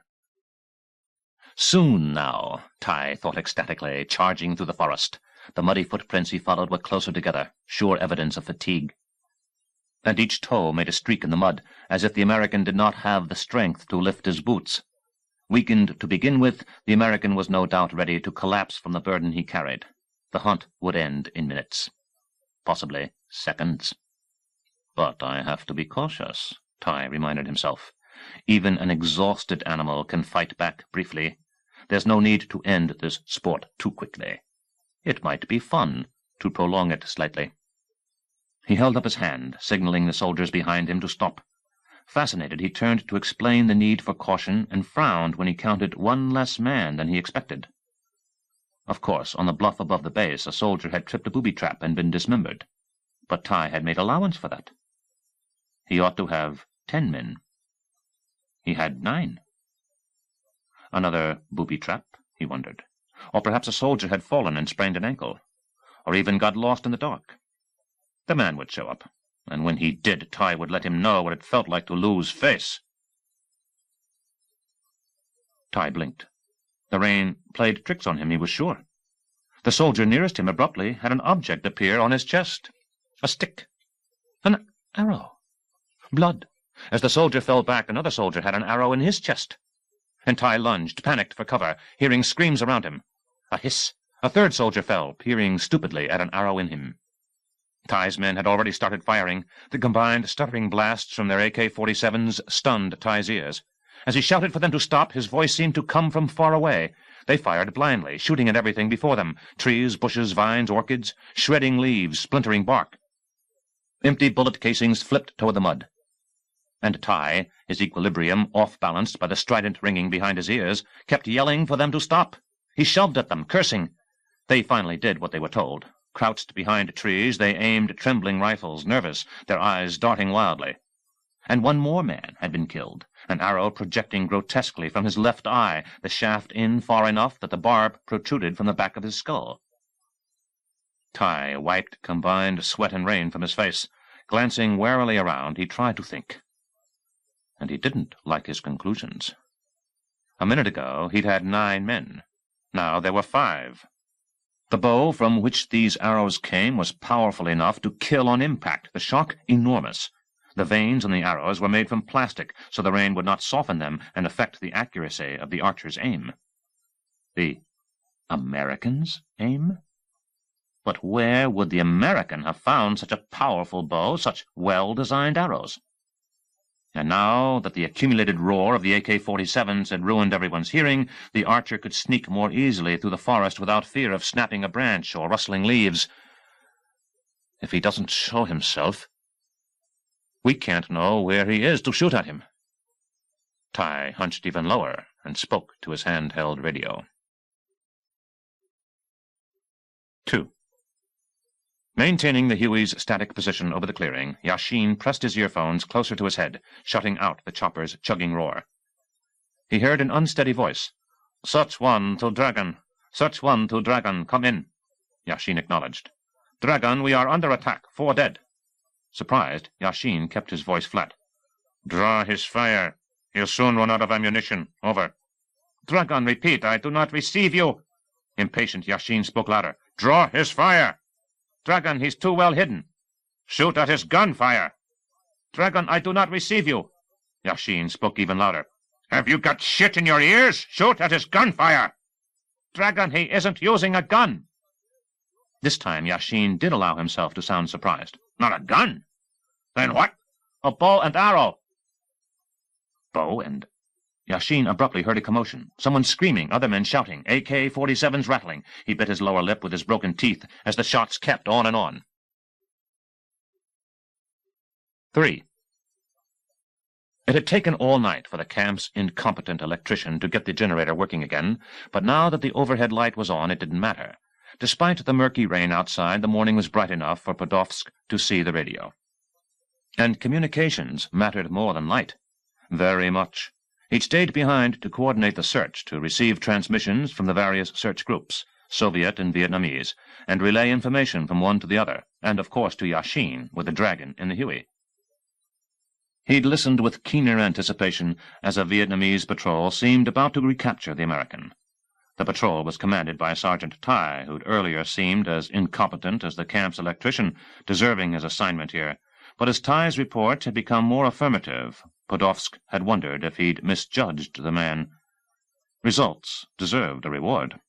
If the sergeant brought back a trophy, Podolsk decided, he'd earn himself a transfer out of here. But that had been 15 minutes ago. Now, as Podolsk's enthusiasm drained sickly from him, the sergeant's chances for a transfer became almost non-existent. The change in the situation was startling, depressing. Podolsk stared at the radio, almost unable to believe the transmission Yashin was relaying to him. 2 minutes ago, Tai had reported that his group was under attack. 4 men killed. By a bow and arrow? What was going on out there? Then the radio had crackled with shooting. And now Tai reported that 3 other men had been killed. Tai, his voice distorted by panic, and 2 remaining men were in retreat. A bow and arrow? Podolsk abruptly switched to another frequency. "Search 2! Search 2!" His own voice was not as steady as he preferred. "This is Huntmaster. Do you read me? Over." He spoke in Russian, gratified when he heard static broken by Russian acknowledgement. "Search 2, proceed at once to northeast sector. Contact Dragon. Quarry has been located. Repeat, Quarry located." "Huntmaster, roger, on our way." Though the Russian voice sounded loud, it wasn't from nervousness, not like that coward Tai. No, Podolsk's men always spoke that way, brusque, authoritative, confident. The pros from Dover. Now that Tai had demonstrated that Podolsk's initial opinion of him had been valid, it was time to let professionals take charge. And if the American was foolish enough to chase Tai and his few remaining men, that was all to the good. Podolsk's airborne squad would have to go less distance to intercept him. And the American would soon discover that a bow and arrow were not much use against a unit that knew what it was doing. A sudden angry thought made him leave the barracks. Captain Vin. For several hours now, Podolsk hadn't seen him. Vin was in camp, though. Podolsk was sure of that. Vin had insisted that he had to remain here in charge of the soldiers who guarded the camp and its prisoners. Well, that's what he thinks, Podolsk decided, furious, striding through rain and mud toward the neighboring barracks. Vin can get his uniform dirty the same as his men do, the same as my men, the same as me.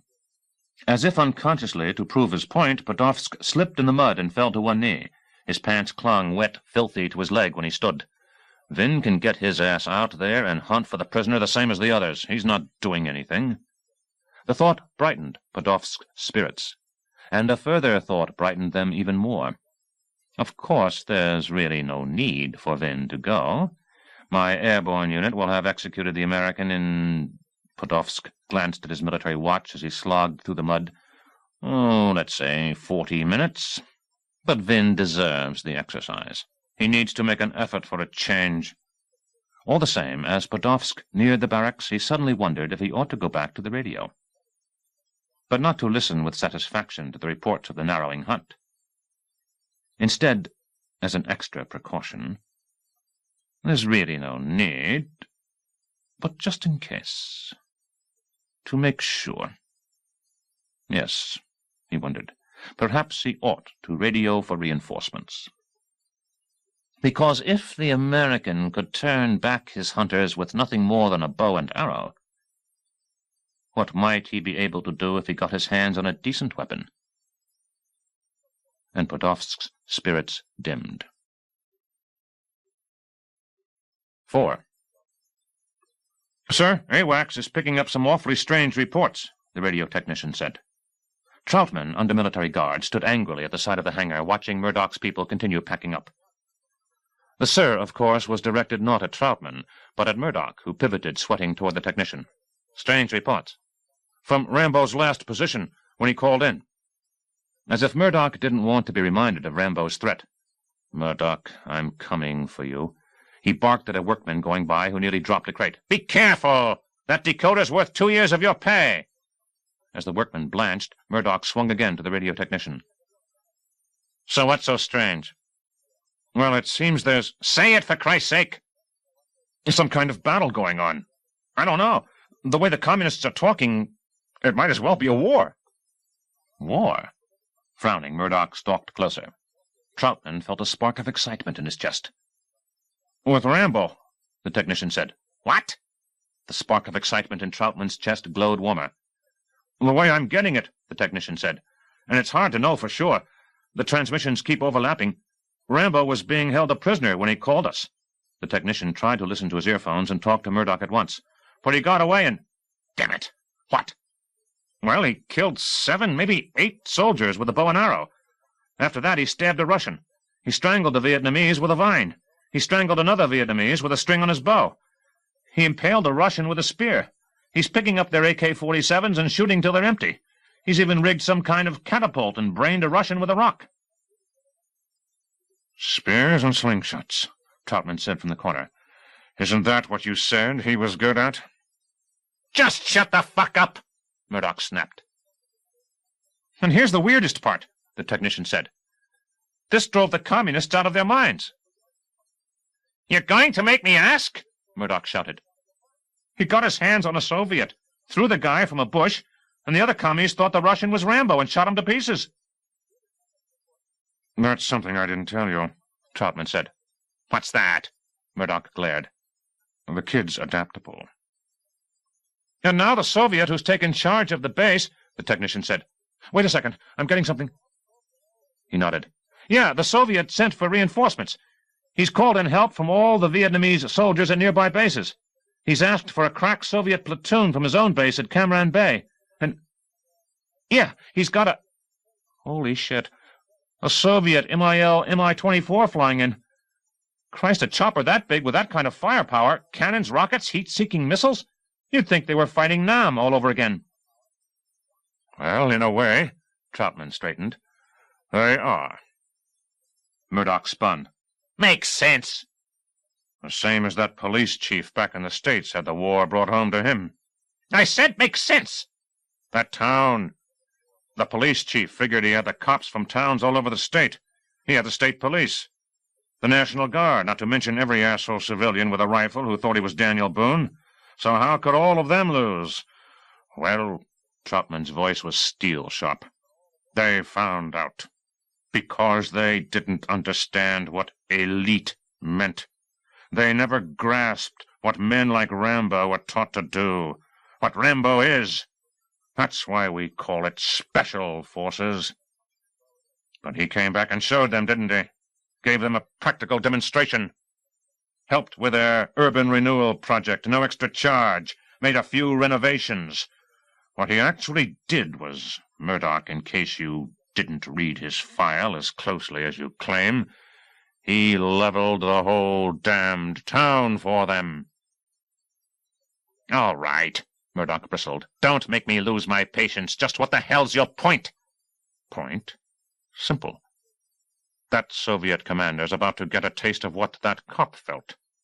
A practical demonstration all his own. He's going to learn how this is done." "You've got an awful lot of misplaced confidence in your so-called—" "Confidence I ought to have. I trained him, after all. And when he's finished in Nam— "If, Colonel. When he's finished over there, remember what I told you. He always finishes what he starts. That cop found out. So will that Soviet commander. And so will you. When he's through kicking ass over there, he'll do what he promised. He'll come for you. 5. Breathing hard, trailing vines, camouflaged by branches tied to his back and arms, Rambo burst from the dense, tangled forest as if a chunk of it had assumed human shape. Squawking chickens flapped off in all directions. Surprised, he faced the muddy dooryard of a hooch, one of 12 in this small village. Pigs scattered, grunting as he sprinted across the yard, leaped over a low rail fence, and darted between 2 huts. Behind him, louder than the chickens and pigs, he heard the angry shouts of soldiers, both Soviet and Vietnamese, as they broke hurriedly through the underbrush. From the hooches, he veered left down a muddy, narrow lane, pushing through villagers, clearing a swath. The peasants didn't need encouragement. They bolted, terrified, toward huts, shouting in panic. Their reaction was understandable. Bad enough, the sudden, unexplained arrival of a fierce American. Worse, he was a giant by their standards. And, worst of all, he looked like a mud-caked nightmare, vines and brambles on him, his face a mask of dark, bloody earth topped by filth-encrusted hair. He crashed against a gaping young man on a bicycle, spilling them both in a clatter of spokes. In a roll, he came up running. Ahead, he saw a battered truck jouncing out of the village, its backfires like gunshots, and changing his course, he raced to intercept it. The truck, rusted and mud-caked into a brownish lump on wheels, hauled a load of chickens in wire mesh cages and back. He reached the cab, leaped onto the running board, and as the startled old man at the wheel reflexively took his foot off the accelerator, Rambo pointed his knife and shouted in Vietnamese, "Keep driving!" The old man obeyed, increasing speed again. Rambo clung to the doors. The truck bounced and rattled along the rutted road. On his left, a line of trees ended. The road now cut through a field of tall, thick elephant grass. To the right, he saw soldiers charged from the forest. Behind him, other soldiers raced down the road from the village. And this time what he thought were backfires were gunshots. A bullet shattered the filthy back window, chickens squawking in terror. From ahead, a bullet burst the muddy windshield. As glass flew into the cab, the old man at the wheel flung his hands to his face. The truck veered out of control, sped toward a ditch, and slewed abruptly down, jolting, water flying as the truck flopped onto its side. Rambo tumbled clear, hearing the old man sob helplessly. "I'm sorry," Rambo thought, as chickens scattered from their broken cages. "I didn't have a choice. At least you weren't hurt." He grabbed a rusted gas can from the twisted wreckage in the truck's bed and sprinted toward the thick, tall grass, at once disappearing. 6. But he'll leave a trail, Ty thought, overcome with fury. A stupidly obvious trail through the grass, and this time he'll need more than a bow and arrow against all of us. As Ty ran up to the overturned truck, pausing to catch his breath, he felt encouraged by the many soldiers who joined him. All of us, indeed. Podolsk's urgently radioed orders had resulted in a massive build-up of personnel. Units from everywhere around had rushed here to join the hunt. The more men the American killed, the more the soldiers were determined to pay him back. 200. More on the way. And that didn't count the MIL helicopter, the massive flying arsenal that Podolsk had sent for. Ty's chest expanded as he anticipated deliciously his revenge. 2 troop trucks roared along the road, skidding to a stop, throwing mud. Captain Vin jumped down from one cab as soldiers tumbled from the back. Ty hid his amusement at the muck that splashed onto Vin's usually immaculate uniform. Thinks he's such a gentleman, figures he's above it all. Well, Podolsk kicked his ass for him, and now he's down here with the rest of us. We'll see how he likes it. Ignoring the stains on his uniform, Vin strode with exaggerated military bearing toward his men. He glared at the 8-foot-tall grass. He pointed down at the trampled stalks where the American had disappeared into the grass. There was blood on the path. Ty swallowed his anger, feeling Vin slap his shoulder. "There," Vin said. "You see? Now we find where he's crawled to die." Ty thought, "Sure, you're great at giving orders, but what you really mean is I'll have to find where he's crawled." Not that Ty minded. He was anxious to pay the American back for his accumulating insults. He stepped ahead and gestured toward soldiers to follow him. But Vin surprised him, slapping his shoulder again. "Not you. You've had your chance. Now I'll guarantee that the job is done correctly." Pushing past Ty, Vin stepped down into the watery ditch, shuddered as he waded through it, and stood at the entrance to the path through the towering grass.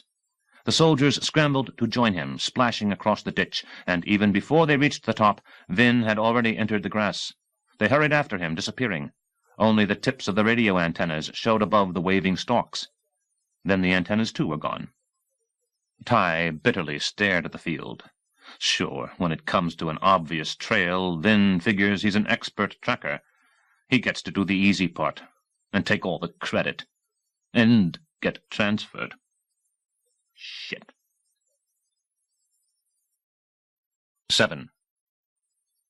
50 nerve-wracking paces into the grass, knowing he could not be seen from the road, Vin began to lag back, letting other soldiers move ahead of him. "Look sharply! Watch out for tricks!"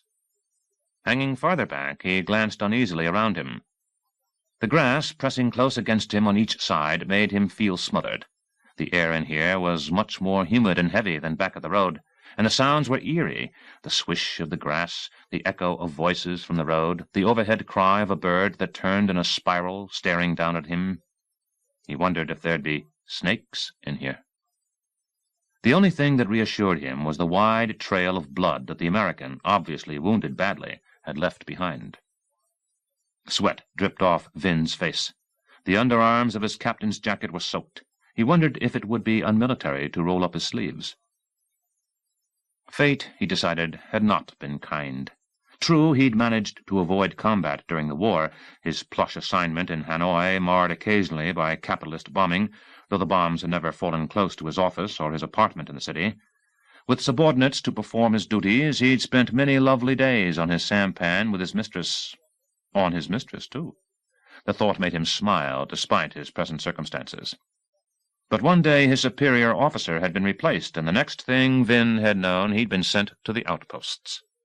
That thought made him frown again. At once, yet another thought brightened him, almost exactly as the clouds opened and the sun blazed down. Yes, but if I catch the American, I'll be a hero of the Republic. I'll soon be back in Hanoi. Puzzled voices ahead of him made him pay attention to what he was doing here. The column of men stopped. Vin pushed past them. "Well, what's the problem?" he asked indignantly. "Keep searching. Find him." As he reached the front, passing them all, he noticed the lead soldier's uncomprehending expression, and then frowned down at its cause. Blood. 2 chickens, their heads cut off, lay against a can. The cap of the can was on the ground between the chicken heads. It seemed some kind of shrine. No doubt the remnants of some bizarre religious ritual. These villagers, he thought with contempt, the primitive notions they get. Then, sniffing the air, he realized that the can had been used for carrying gas. He smelled something else. What was it? Smoke? The flames shot through the grass on his right, whooshing, snaking toward him through the waving stalks. "Get back!" Vin's command wasn't motivated by concern for his men. He didn't mean, "Get away before you get hurt." What he meant was, "You stupid idiots, get out of my way, clear the path." He pushed his men away, feeling sudden heat behind him. But his men had the same idea. Falling over each other, shoving, they blocked the trail. "Get back!" The flames reached the can. "Get—" Vroom! 8. The blast resembled a mushroom cloud, though the cloud was actually flames, a solid, rising ball of them, and its roar sent a visible shock wave rippling through the grass. It made Ty stumble back. On the road at the edge of the field he blinked in stupefaction. 1 second the field had looked so boring, so peaceful, the sun blazing down on it, that Ty had yawned. The next second a river of fire had streaked through the grass from the right, and a second after that the center of the field had exploded. He heard screams, gunshots. Black smoke billowed from the field. The flames spread from the middle, sweeping through the grass toward the perimeter. A man raced out of the grass, shrieking he was totally on fire, flailing his arms, swatting his chest. He staggered, fell to his knees, walked on them, and toppled into the ditch. Water hissed. The rising steam stank acridly of burned hair and scorched flesh. But though the body was face down in the water, though the man's features had been consumed, unrecognizable, when he lunged from the grass, Ty knew who he was. Part of the insignia on his uniform had not been obliterated. Captain Vin. The mutilated flesh was so obscene that Ty gaped in horror. He nonetheless had 2 distracting thoughts. "So you wanted to do the easy part and get all the glory, huh? And second, your uniform's dirty." 9. Rambo crouched on the wooden bluff beyond the burning field. Past the rising black smoke on the far side of the field, he saw the mass of soldiers react to the explosion in flames. Some rushed to help their comrades. Others stumbled back. He heard a whoomp, whoomp, whoomp that grew louder, and turning, he squinted with hate toward the Huey as it streaked above the village, approaching the field. Whoever was flying it had killed Coe. His grip tightened so hard on his bow that his knuckles ached, and the pilot he promised himself would pay. But first, his arrows had another feature. Besides their all-black color, their plastic vanes, their strong yet lightweight aluminum shafts, and their wide, four-bladed, serrated copperhead ripper tips, they were hollow. He unscrewed the middle of a shaft. From his quiver he removed a container of C4 plastic explosive, molded some of it into the shape of a worm, and dropped the worm down the hollow center of the shaft toward the tip. He reassembled the arrow and went through the same process with 3 others. Next he unscrewed the copperhead ripper from each shaft and replaced each with a look-alike broadhead. The look-alike had one important difference. It was a detonator.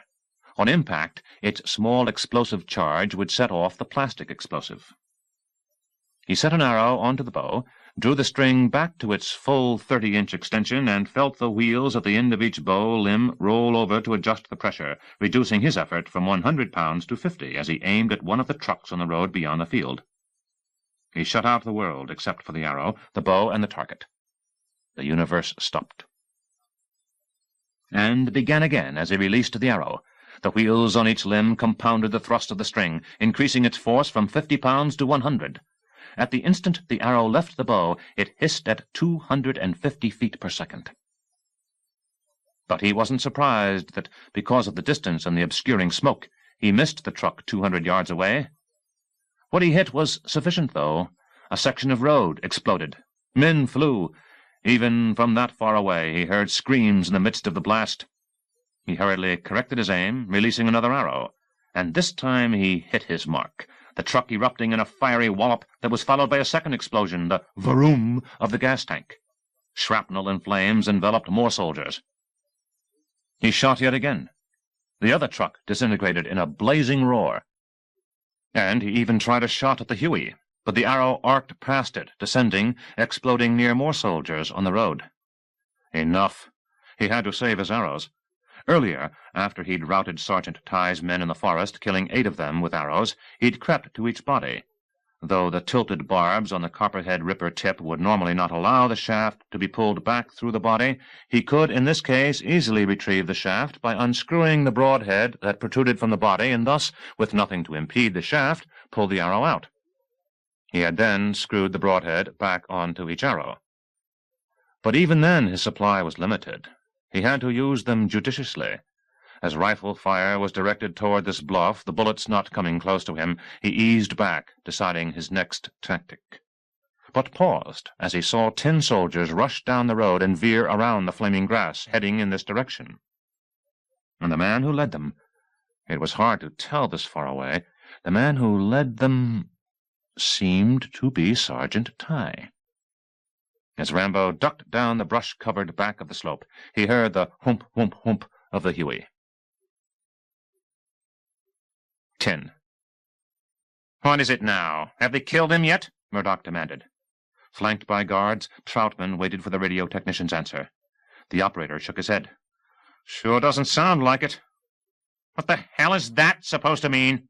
Murdoch's face was an angry red. "He just started a forest fire. He killed the Vietnamese officer in charge. He blew up 2 personnel trucks. And... No, this can't be right. Just tell me." "They're saying his body count is up to 110. Murdoch's lips moved, no sound coming out. Slowly he turned toward the open bay of the hangar, staring toward the wooded hills. Northeast, Troutman knew. Toward...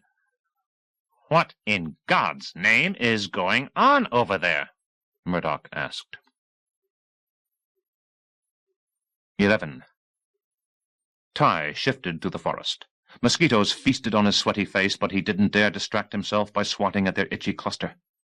His men were arranged in a spread-out phalanx formation, those at the sides and the rear, facing outward or backward as they crept warily through the steamy, clinging underbrush. Every sound made them flinch. Ty told himself he can't have many arrows left. All we have to do is keep tracking him, keep wearing his strength down. After what Podolsk and Yashin did to him at the camp, after the distance he's run, the fight he's put up, he has to be getting weak. But Ty was much less confident than he'd been at the start of the hunt. Indeed, he wondered why he'd been so foolish as to lead these soldiers up here. The excitement of the moment, perhaps. The need to avenge his comrades. The hope of earning a transfer. Yes, he decided. All of those. But were they enough to offset his fear? He'd assumed that many more men would follow him. The small group that actually had come along made him now feel exposed, even naked. But the factor that tilted the balance, that made him keep tracking, searching, was far too strong to be ignored. The simple truth was that, already consumed by hate because of his first humiliation when the American had escaped from him years before, he was now even more enraged because of his second humiliation when earlier today the American's arrows had made him flee in face-losing panic. Other soldiers had laughed at him, and for that the American would have his privates cut off and stuck in his mouth. The arrow struck the soldier ahead of him in the mouth, ramming past his teeth, protruding from the back of his skull. The death was so grotesque that the other soldiers broke from the phalanx, lunging for cover, shooting everywhere at nothing. And no! It was happening all over again, just like this morning, the need to panic growing in him, and this time, no, he wouldn't allow it. Shouting at his men, insulting them, shoving, kicking, his heart thundering, he forced them toward the direction of the archer. And suddenly one of them fell out of sight, enveloped by a sinkhole that the American had disguised. When Ty peered down, he saw stakes in the man, in his neck, his chest, his privates. The soldier stumbled back. "Keep moving!" Ty screamed, his stomach on fire, "or I'll shoot you myself!" A spear struck another man, and Ty almost shrieked in triumph. "He's out of arrows! Keep going after him! He'll soon be just throwing rocks!" The stutter of the AK-47 made him livid. From a soldier behind him, Ty turned in fury. "Not yet, you idiot! Don't waste your ammunition! Don't shoot till you see him!" Though Ty kept screaming, he already saw that the AK-47 was not being fired by one of his men. It came from farther back, from the undergrowth. The American had picked up a dead man's rifle. Ty's men fell, riddled by 7.62 millimeter bullets. Diving behind a fallen tree, Ty caught a glimpse of his quarry. The American, camouflaged with the vines, leaves, and brambles clinging to him, encrusted with mud, looked like a demon sprung from the earth. He crouched with the rifle aimed at Ty. Their angry gazes met. And the AK-47 stopped firing. The American stared down at the rifle, threw it away, and ran. But not in Ty's direction. In retreat. Ecstatic, Ty stumbled up from behind the fallen tree. He raised his rifle and began to fire, shredding leaves. He emptied the magazine and grabbed another AK-47 from the ground, stalking forward, shooting. He started to laugh. "You used all your arrows. You camouflaged the punji pit. You threw a spear. You even got your hands on a rifle, but now it's out of bullets and all you've got is your knife. Well, I've got lots of bullets, and after I empty a magazine into your chest, I'm going to use that knife to cut off your—" Ty stopped, amazed. He lost his balance, lurched back, but concentrated and regained his footing. He felt very puzzled. "I was sure," he thought.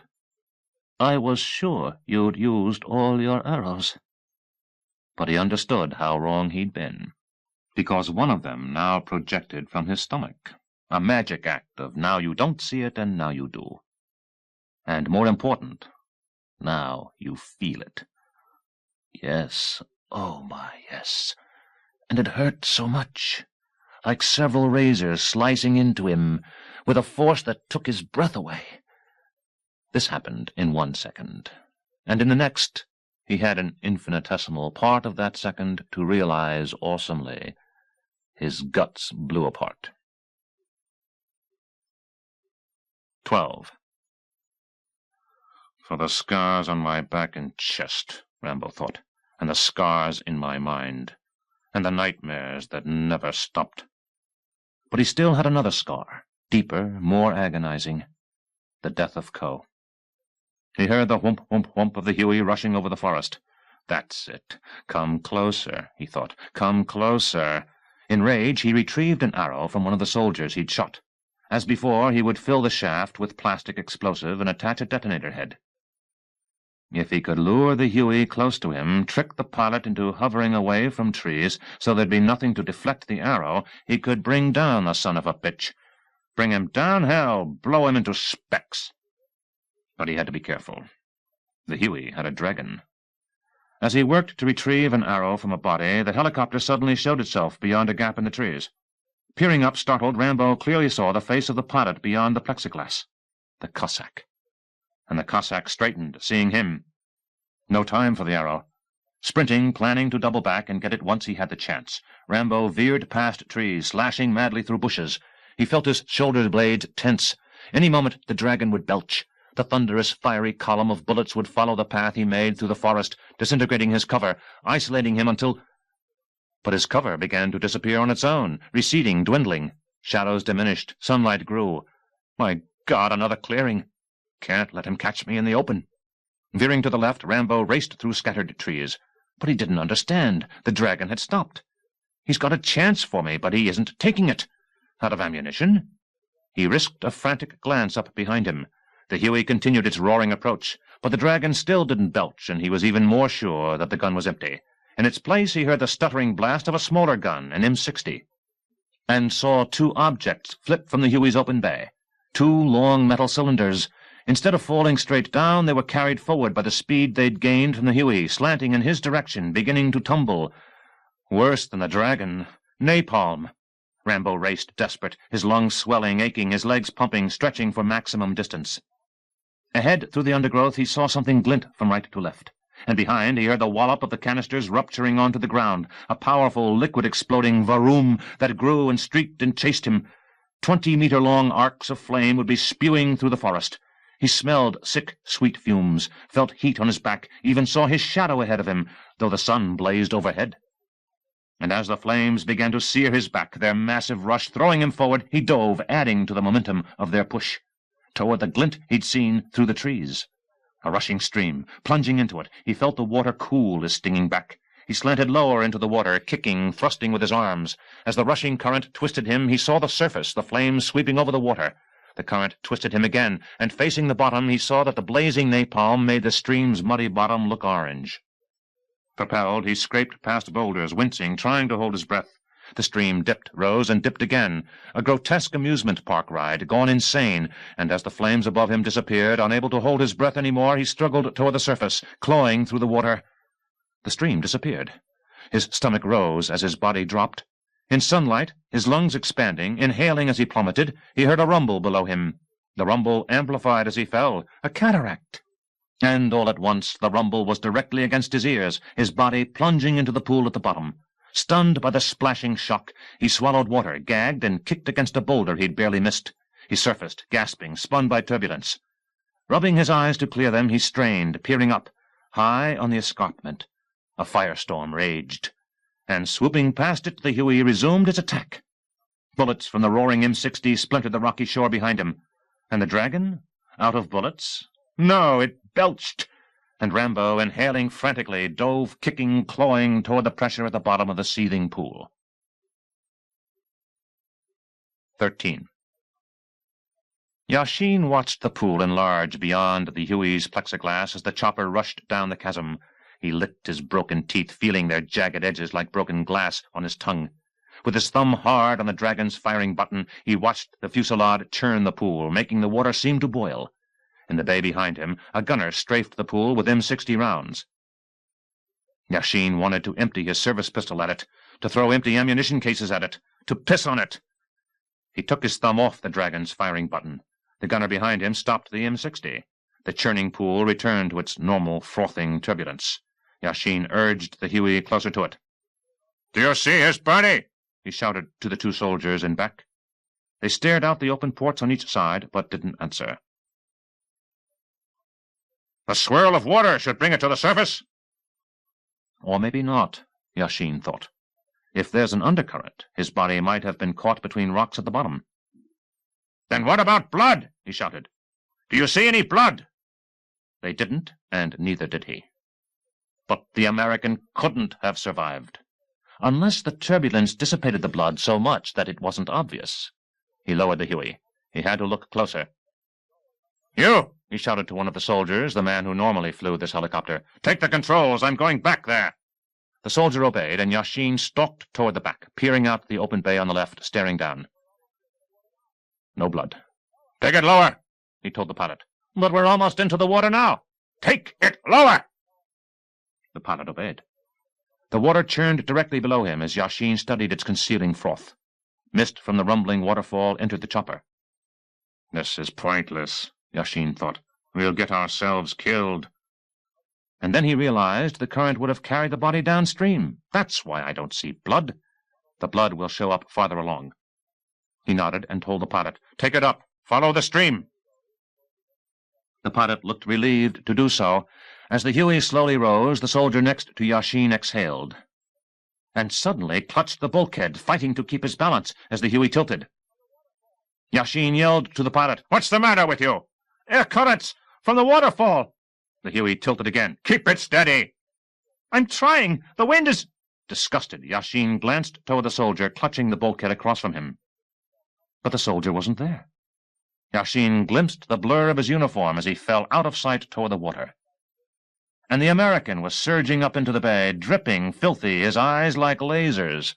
He'd been hanging on to one of the landing skids, Yashin realized. That was why the Huey had tilted, because its weight wasn't balanced. He must have lunged from the water as the chopper started to rise. These frantic thoughts occurred to him as he drew his pistol. But the American surged across the compartment, grabbing his wrist, preventing him from aiming. Yashin dug his fingers into the American's face, trying to jab out those burning eyes. Locked in a grotesque dance, they staggered back and forth, sideways, listing toward one open bay, then the other. Blocking a blow to his larynx, Yashin kicked at his enemy's crotch. But the American dodged and struck Yashin's gun arm, his wrist, the blow so powerful that Yashin's fingers opened reflexively, the pistol clattering onto the metal floor, sliding out the bay. Like wrestlers, they crouched, circling each other. The Huey tilted again, but this time Yashin knew exactly why. The pilot was trying to make the American lose his balance. "If I don't lose mine first." They struck at each other, crashing against the wall by the Dragon's ammunition canister. The Huey yawed and recovered. Open space roared outside as Yashin aimed a blow toward the bridge of his enemy's nose. The Huey pitched again. The next thing Yashin knew, as his heart pounded wildly, he'd stumbled backward half out the door. He grabbed its side, suspended horribly, hanging above a rushing blur of forest. Wind tugged his uniform, and with an angry scream he surged back into the helicopter. This time the Huey pitched in the other direction. The American tumbled back as Yashin struck his chest, and the American went out the door. 14. Rambo grabbed at the first thing he saw as he left the bay, the M60 door gun on its mount. He snagged its handles as he went past. The gun swung with him. The bolts that held the mount to the floor took a terrible strain as he dangled, leaves rushing past his boots. The Soviet screamed in triumph, stalking forward. Releasing one hand from the grips at the back of the gun, raising that hand, Rambo pulled the M60's bolt back, arming it. The barrel pointed inside the chopper. And shuddering as he dangled, he pulled the trigger, firing a point-blank burst at the Cossack. The roar seemed louder than the rotors in the windstream. As empty casings glinted through the air, bullets shattered the Russian's chest, jerking him back through the other door. He saw an explosive spray of blood. "For Ko," he thought. "For Ko." And the Russian was gone. But Rambo felt a lurch as the Huey descended closer to the treetops, pitching, dipping, the pilot obviously trying to sweep him off. With both hands on the M60 now, Rambo pulled himself higher. Straining, sweating, he grabbed the side of the door and scrambled in. He angrily drew his knife. He surged toward the pilot, who flinched as the knife touched his neck. "I'll give you a choice." The pilot took the second option. Avoiding the knife, he squirmed from his seat, backing toward the open door, and fell out, screaming as the Huey pitched again, and Rambo grabbed the controls. 15. "That's it. Except for the generator, everything else is loaded," Murdoch said. "We need the radio." The hangar was a massive, echoing shell. Outside its gloom, the Peregrine jet and Augusta chopper waited in sunlight, crammed full, ready for takeoff. Other choppers had landed to transport the other equipment. Men stood ready to board. but the radio technician pressed his earphones closer to his head and held up a hand as if he didn't want to miss something. "I said dismantle the radio," Murdoch ordered. Troutman, still under guard, came to attention when he saw the fascinated look on the radio technician's face. "I think you'll want to hear this," the technician said.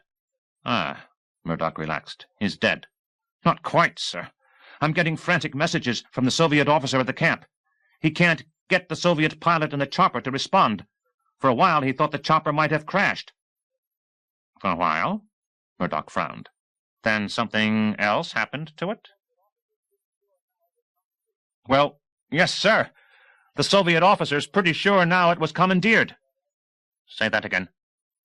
"Rambo. It seems he, took it." "What?" "He took it." "Christ almighty, that can't be true." "Well, the reason the Soviet thinks so, the reason he's making frantic calls for help," Troutman wanted to grin. "The chopper's attacking the camp. Fact is, it's blowing it to hell." Murdoch stared as if with utter incomprehension. "I told you," Troutman said. "The kid's adaptable." Murdoch sighed and slowly swung toward the loaded Peregrine and Augusta, the other choppers packed with equipment, the men getting ready to board. He shouted, his voice startlingly amplified by the cavernous hangar. "Everybody, I want that stuff unpacked. Get it all back in here." "What?" An aide walked mystified to the hangar's entrance. Erickson and Doyle stood suddenly next to the man. "Get it all back in here!" Murdoch seemed to swell. "This fucking mission isn't over yet." 16. The heat haze cleared, and through the Huey's plexiglass, Rambo saw the camp. He pressed his thumb on the Dragon's firing button. A flash descended. The guard tower on the left disintegrated, becoming a cloud of falling splinters. The Dragon's thunder rolled across the valley. He pivoted the Huey. The Dragon roared again. Orange lightning vaporized the tower on the right. And even more furious, he kept pivoting, pressing the trigger. Guards raised their rifles, aiming, bursting apart like balloons gorged with blood. The barracks on the right no longer existed. The one in the middle, where he'd been tortured, erupted into specks of flaming wreckage. He vaporized the sentry post at the gate. 3 soldiers who ran behind a truck were atomized when the truck exploded, ripped open like aluminum foil, shrapnel flying. Red haze and tattered uniforms floated through the air. Yes. He wanted to scream it. Yes! Or maybe he did scream.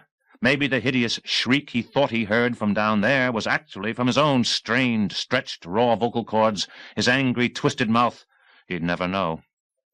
He flattened, annihilated, obliterated the barracks on the left, where he himself had been held. Yes! And he kept shooting, couldn't stop himself, the Dragon roaring, raising another guard post, blowing apart another truck. Everything. The nightmares might end if he sent it all to hell, if he made it no longer exist. But nothing existed. Wasn't that what his tribesman teacher had taught him? The way of Zen? Then why did it feel so good to destroy what didn't exist? Because you're imperfect. No, because I've had it, man. I got pushed in that town, and these bastards pushed me here, and Murdoch abandoned me, and Coe got killed. And now I'm pissed. He settled the Huey onto the ground. He shut off the engine, charged toward the rear, and detached the M60 from its mount. Clutching it, ignoring the terrible weight, its ammunition belt slung over his back, he stalked from the Huey angrily through the heat haze and smoke. Encrusted with mud, vines, branches, brambles, blood, sweat, feeling his eyes blaze like an angry burst from the Dragon, he aimed the M60 from his waist and shot at everything that wore a uniform. He killed, and killed, and killed. And finally it was over. 17. Except for the crackle of flames, the camp was deathly silent. Striding exhausted through the smoke and the wreckage, aiming the heavy, shoulder-aching, back-straining M60 this way and that before him, he approached the cave behind the camp. A soldier skittered, terrified, from behind a heap of rubble, racing in panic, weaponless, toward the forest. Rambo ignored him. Another soldier shot at him from behind a tree. Rambo ricocheted bullets off a boulder next to the tree and sent him arcing into bushes. And now through the smoke he saw the bamboo bars that held the prisoners in the cave. and the Soviet officer, Podolsk, standing in front of the bars, aiming his pistol toward the prisoners. "We have what I believe is called a standoff," Podolsk said in English. His words suggested confidence, but his face was drained of all color, and his voice shook. Rambo kept coming. "If you shoot me, my finger will jerk on the trigger, and one of these men will die." Rambo came nearer. "You didn't do all this, so one of them would die at the moment of rescue." "Take the chance and shoot the son of a bitch," Banks growled behind the bars. Rambo felt glad to hear his voice. He'd been afraid that Banks had been killed as a punishment for Rambo's escape.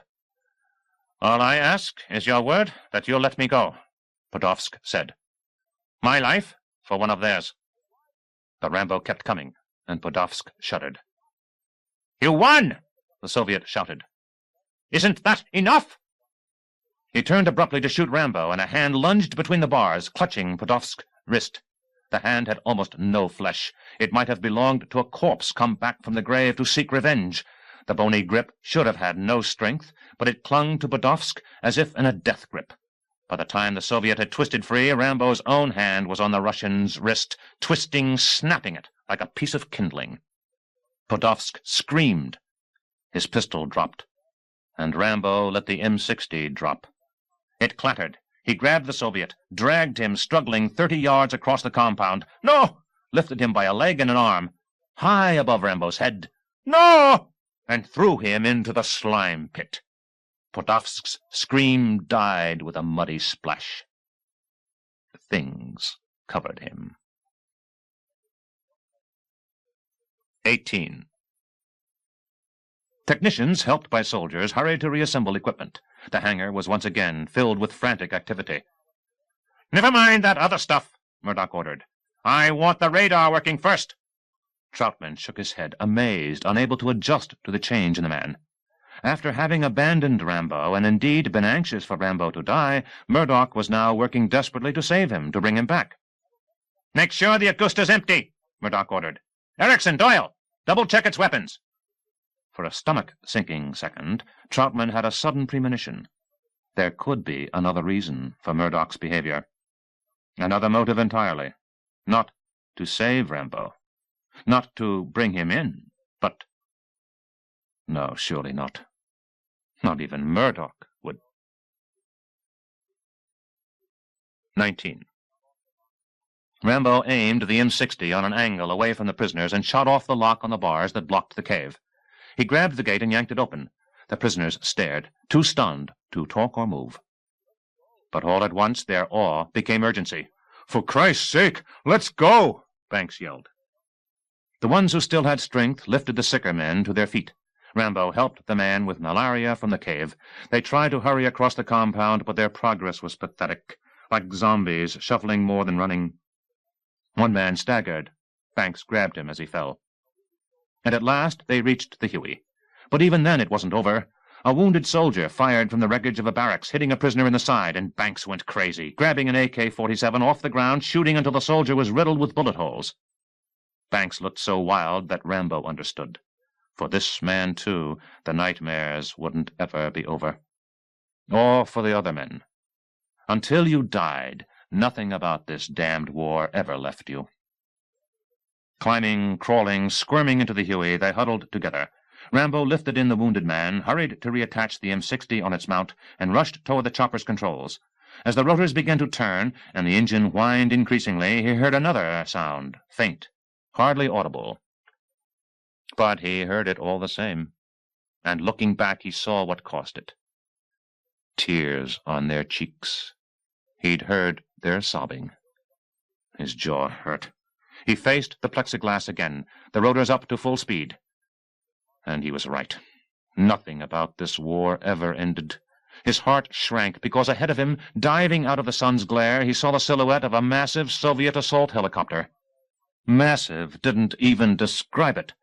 A Soviet Mi-24. And even so far away he recognized it because the silhouette made the MIL look like a monstrous hybrid of chopper and plane, a boxcar with rotors. Jesus Christ, the sucker had wings. and under the wings hung an arsenal, weapons, shit, of every description. Cannons, rockets, missiles, their bulky silhouettes awesome. And the damned thing streaked down with unbelievable grace. Rambo popped the Huey off the ground, soaring toward the tree line. The assault chopper opened fire. The ground erupted to the right of the Huey, fountains of earth chasing it as it climbed. But packed with men, the Huey barely cleared the trees in time, and Rambo veered hard to the left, trying to avoid the nose gun's aim. The prisoners jolted against each other. He peered up hurriedly and saw the Soviet chopper swing wide, once again aiming in his direction. He veered the opposite way, to the right now, as the tops of trees exploded. The M60 roared in back, Banks clutching its handles, returning fire. The ground reeled, the horizon tilting as Rambo nosed the Huey down, increasing speed. Tail high, it whipped above treetops, its nose radio antenna slashing upper foliage. The assault chopper rolled on its side. Its wings providing stability, it managed an amazing sharp turn despite its bulk. It was easily twice the size of the Huey, with twice the power, and it loomed ever closer. Frantically guiding the Huey, Rambo stared down at trees that rushed by, seemingly inches away, at 120 miles an hour. The prisoners slammed against the bulkheads, the Huey plummeting and swerving. 2 rockets flashed by, exploding, fireballs rising from the jungle. As the Soviet gunship zoomed even closer, Rambo saw a zigzag opening in the trees and swooped down over a river. The trees on each side formed a narrow canyon, the walls of which overhung the river. The Soviet gunship was too big to come down here. But maybe we shouldn't have either, Rambo thought, as the Huey flashed in and out of thick shadows. Ahead, branches curved so densely over the river that he had to fly under them, the Huey's landing skids throwing up spurts of muddy water. 2 more rockets flashed past. One exploded in a tree on the bank. The other hit the river. As Rambo passed the fireball, liquid spattered against the Huey's left side. And the river kept turning, curving, concentrating almost with eerie second sight. Rambo anticipated, twisting, veering. The forest exploded on the right, the shock wave punching the Huey. Whap! Shrapnel shattered the canopy. Jagged chunks of plastic and metal lanced Rambo's shoulder and chest, the pain so sickening that for a moment he feared his arm was broken. In back, a prisoner groaned as if hit. The Huey shuddered. Its controls felt mushy. Its momentum slowed. We're finished, Rambo thought. If another rocket explodes that close to us... Never mind, close. The Huey was chugging so lethargically now that the Soviet gunship would have no trouble aiming at it. 10 more seconds, maybe 5, and... Rambo eased back on the throttle, slowing the Huey even more, veered back and forth as if the chopper was out of control, and entered a long, dark canopy of trees above the river. As soon as he reached its middle, he hovered in place. Banks, look around back there. See if you can find a flare gun. You want me to shoot at that thing with a stupid flare gun? No, at the edge of the forest. Can you find one? Yeah, Do it! The flare exploded against the edge of the forest, smoke and flames rising. Rambo tried to imagine what the Soviet pilot would think when the Huey didn't reappear on the other side of the canopy. The conclusion he hoped his enemy would reach was that the Huey had sustained serious damage, enough to force it down. The smoke and flames would add to his suspicion. The pilot would wait a few seconds, and when the Huey still didn't appear, he'd check the entrance to this tunnel-like section of trees, and when he was sure of his conclusion, he'd hover, destroying the entire section with rockets. 7, Rambo counted. He inched the Huey forward. 6. He paused again, yelling back, Grab onto something! 5. He increased the Huey's power. 4. He wiped blood and sweat from his eyes, his arm in agony. 3. His thumb was over the dragon's firing button. 2. 1. With the Huey held back at maximum power, he had the odd sense of a dragster spinning its wheels. He suddenly let it surge. Streaking forward from the canopy, he felt his stomach press against his spine, but at once it sank toward his bowels as he veered up sharply. Pivoting even more sharply, praying the chopper's controls would respond, he found himself alarmingly face to face with a Soviet gunship, so close that he saw the stupefied surprise on the pilot's face. The last emotion the pilot would ever feel. Rambo pressed the dragon's firing button. Lightning, thunder, the sky exploded. 20. Lone Wolf to Wolf Den. Lone Wolf to Wolf Den. Do you read me? Over. Murdoch had ordered all radio transmissions switched to speakers instead of being channeled through the headset. He tensed when he heard the voice. Rambo's voice. Exhausted. Tortured. Answer him, Murdoch said. We hear you, Lone Wolf. The technician said. Come in. Prepare for... Rambo sounded as if he inhaled sharply from pain. Prepare for emergency landing. Arriving with... Another sharp breath, almost a groan. American POWs. Over. The men who had crowded around the console stared expectantly at Murdoch, and when he didn't answer, they frowned. Some fidgeted angrily. Murdoch studied them, aware of their hostility. Tell him... Murdoch thought about it. Tell him... Emergency landing confirmed. Good work, Lone Wolf. The party has already started. Someone whooped, the impulse contagious, others joining in. They shouted, reminding Murdoch of a high school football team after winning a championship as they raced toward medical equipment, stretchers, fire extinguishers, foam for the landing pad. The area quickly cleared, except for the radio technician, Erickson, and Doyle. Well, what the heck? Murdoch shrugged. He's earned it, I suppose. Give him an escort. Fine with me. We'll have to wait, though. Erickson peered at the radar screen, till we see which sector he's using. He nodded. Yeah, I see him now. And frowned. But he's moving awful slow.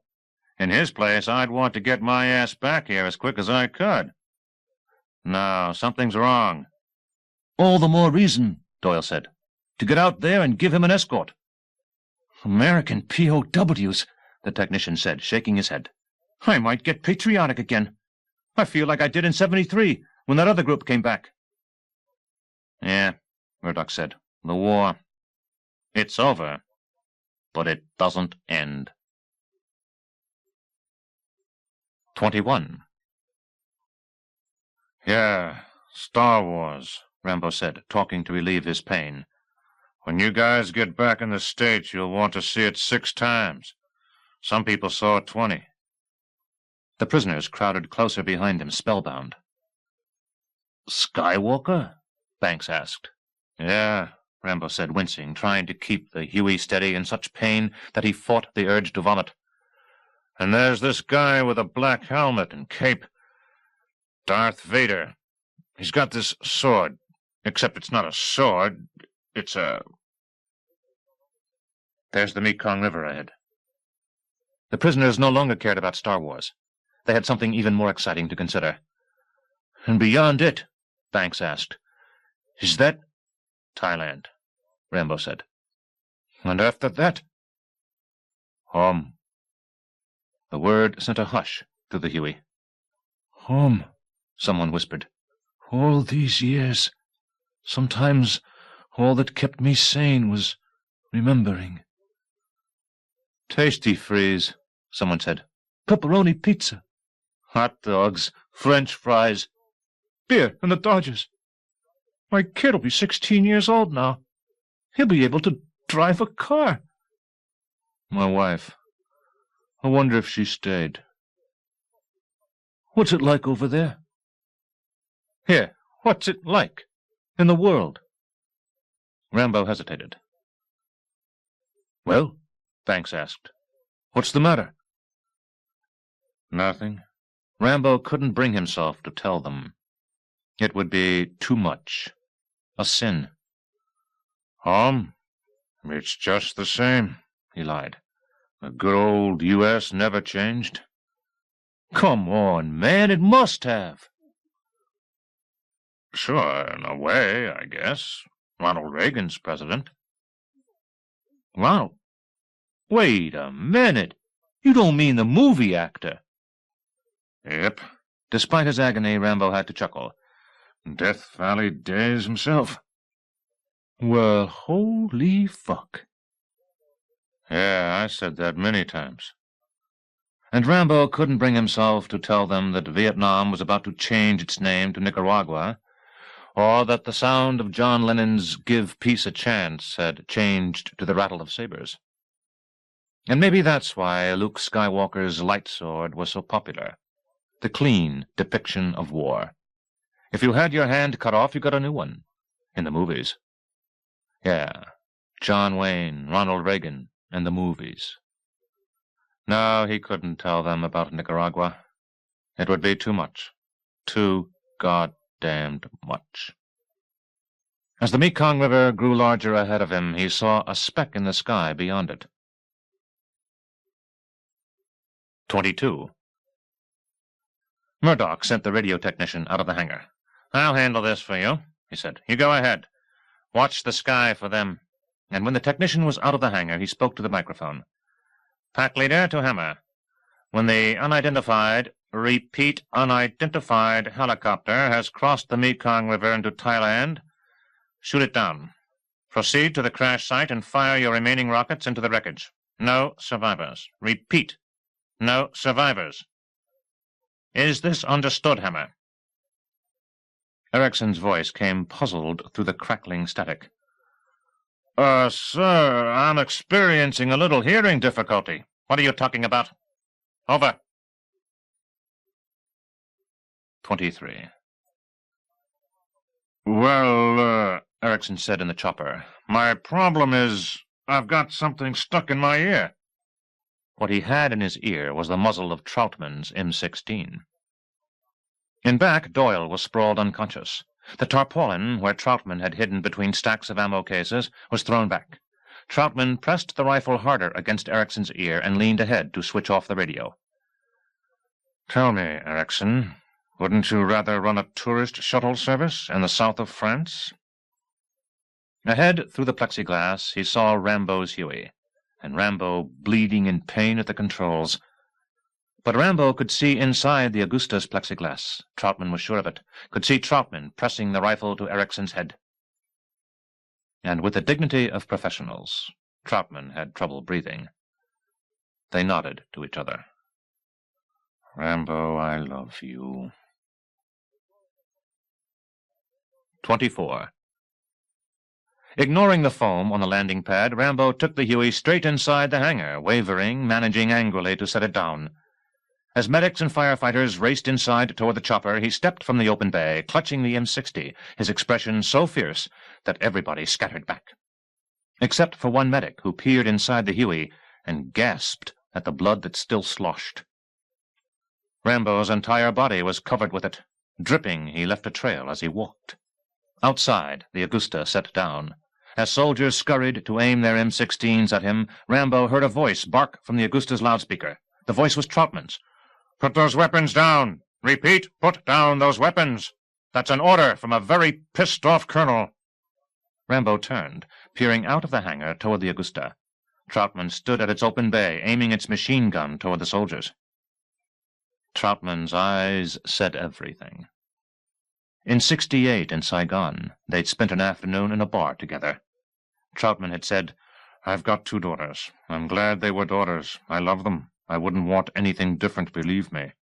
But if I had a son, I'd want him to be you." And Rambo had replied, "My father drank and beat my mother. I was glad to be in the army, to get away from... If I had a decent father, I'd want him to be you." And now, exchanging glances, Rambo understood. He had permission. He swung his M60 toward the computer banks, the radar, the radio, all the other consoles. He pulled the trigger, shuddered from the recoil, and blew the shit all to pieces. Blasted it, as he had the prison camp, to hell. Consoles exploded, computers disintegrated, radar screens erupted. It gave him great satisfaction. But not enough. No way. Swinging the machine gun, he focused on Murdoch, who cringed against a wall. Stalking toward him, Rambo raged. His heart pounded. "You!" he shouted. "You! You're what's wrong. Because of maggots like you, I went over there the first time, and the second time. And both times you betrayed me. You wouldn't let me win the first time. And you did your damnedest to keep me from winning the second time, but I won anyhow. Didn't I?" His neck muscles bulged so much he felt strangled. "Hey," Murdoch said, and scrambled farther back. "Don't confuse me with the guys that give the orders. I'm a middleman. I'm—" "A tool," Rambo said, advancing with the machine gun. "A fucking tool. And what I'd like to do with your tool—" "Now, wait a second." Murdoch skittered farther back. "You've got to—" "What?" You've got to let me explain. Explain that guys like you and the politicians who give you orders would cause a lot less wars if you had to fight them? Well, sure, I mean... Murdoch shook and huddled in a corner. If you say so. Hey, whatever you say. What I say is this. Rambo raised the M60, pointed it at Murdoch, and pulled the trigger. Click. Murdoch shit his pants. The saturating yellow liquid streamed down his pant legs, gathering on the floor. More men are out there, Rambo said. More prisoners. You find them, or I'll find you, and maybe, finally, this war will be over. Rambo threw his machine gun onto the floor and turned to walk toward Troutman. 25. They paused and stared at each other's eyes. In the States, at the prison, his father said, I asked you what you wanted. Remember what you answered? Rambo nodded. I wanted someone to tell me. I'll say it back to you. You did good, John. You did good. And mean it. Rambo's throat constricted. And now? Troutman asked. Don't know. You want some company? Yes, I do, but... He almost vomited from what he'd been through, from the emotions he was feeling. Not right now. I understand. I'd better let you go. You'll need those medics. But do you think... Rambo waited. It is now finally over? After going through it a second time? But this time you won. And for what it's worth... Rambo waited again. For this, you'll get a second Medal of Honor. That's never happened before. Rambo turned to the men being carried in stretchers. His heart went achingly out to them. Give it to them. But what about you? Me? Hey, don't you remember what you taught me? The trick is to survive. That's all. The question reminded him of a similar question that Coe had asked him. Coe. That's all, Rambo said. What else is there? In the background, Banks, on a stretcher, raised his thumb. Hey, man! You did good! End of Rambo, First Blood, Part 2, by David Morrell. From the screenplay by Sylvester Stallone and James Camerson. Narrated by Roy Avers in the studios of the American Printing House for the Blind, Louisville, Kentucky, for the Library of Congress, December 1985. For special distribution as authorized by Act of Congress under Public Law 89-522, with the permission of the copyright holder and the publisher. The Berkeley Publishing Group, 200 Madison Avenue, New York, New York, 10016. End of book.